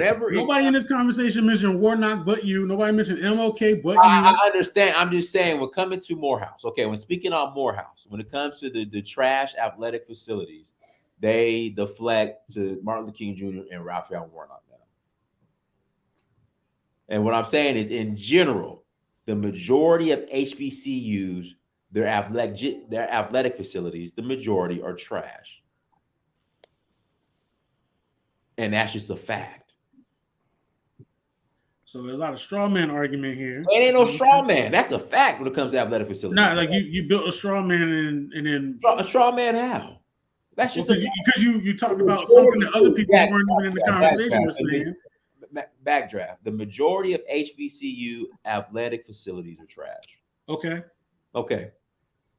I'll go with you. I'll go with your statement on that. Okay. Okay. Okay. All right, there we go. Guys, hey, everyone, thank you so much for joining. Like, share, subscribe. No conclusion. Okay. All right. That's cool.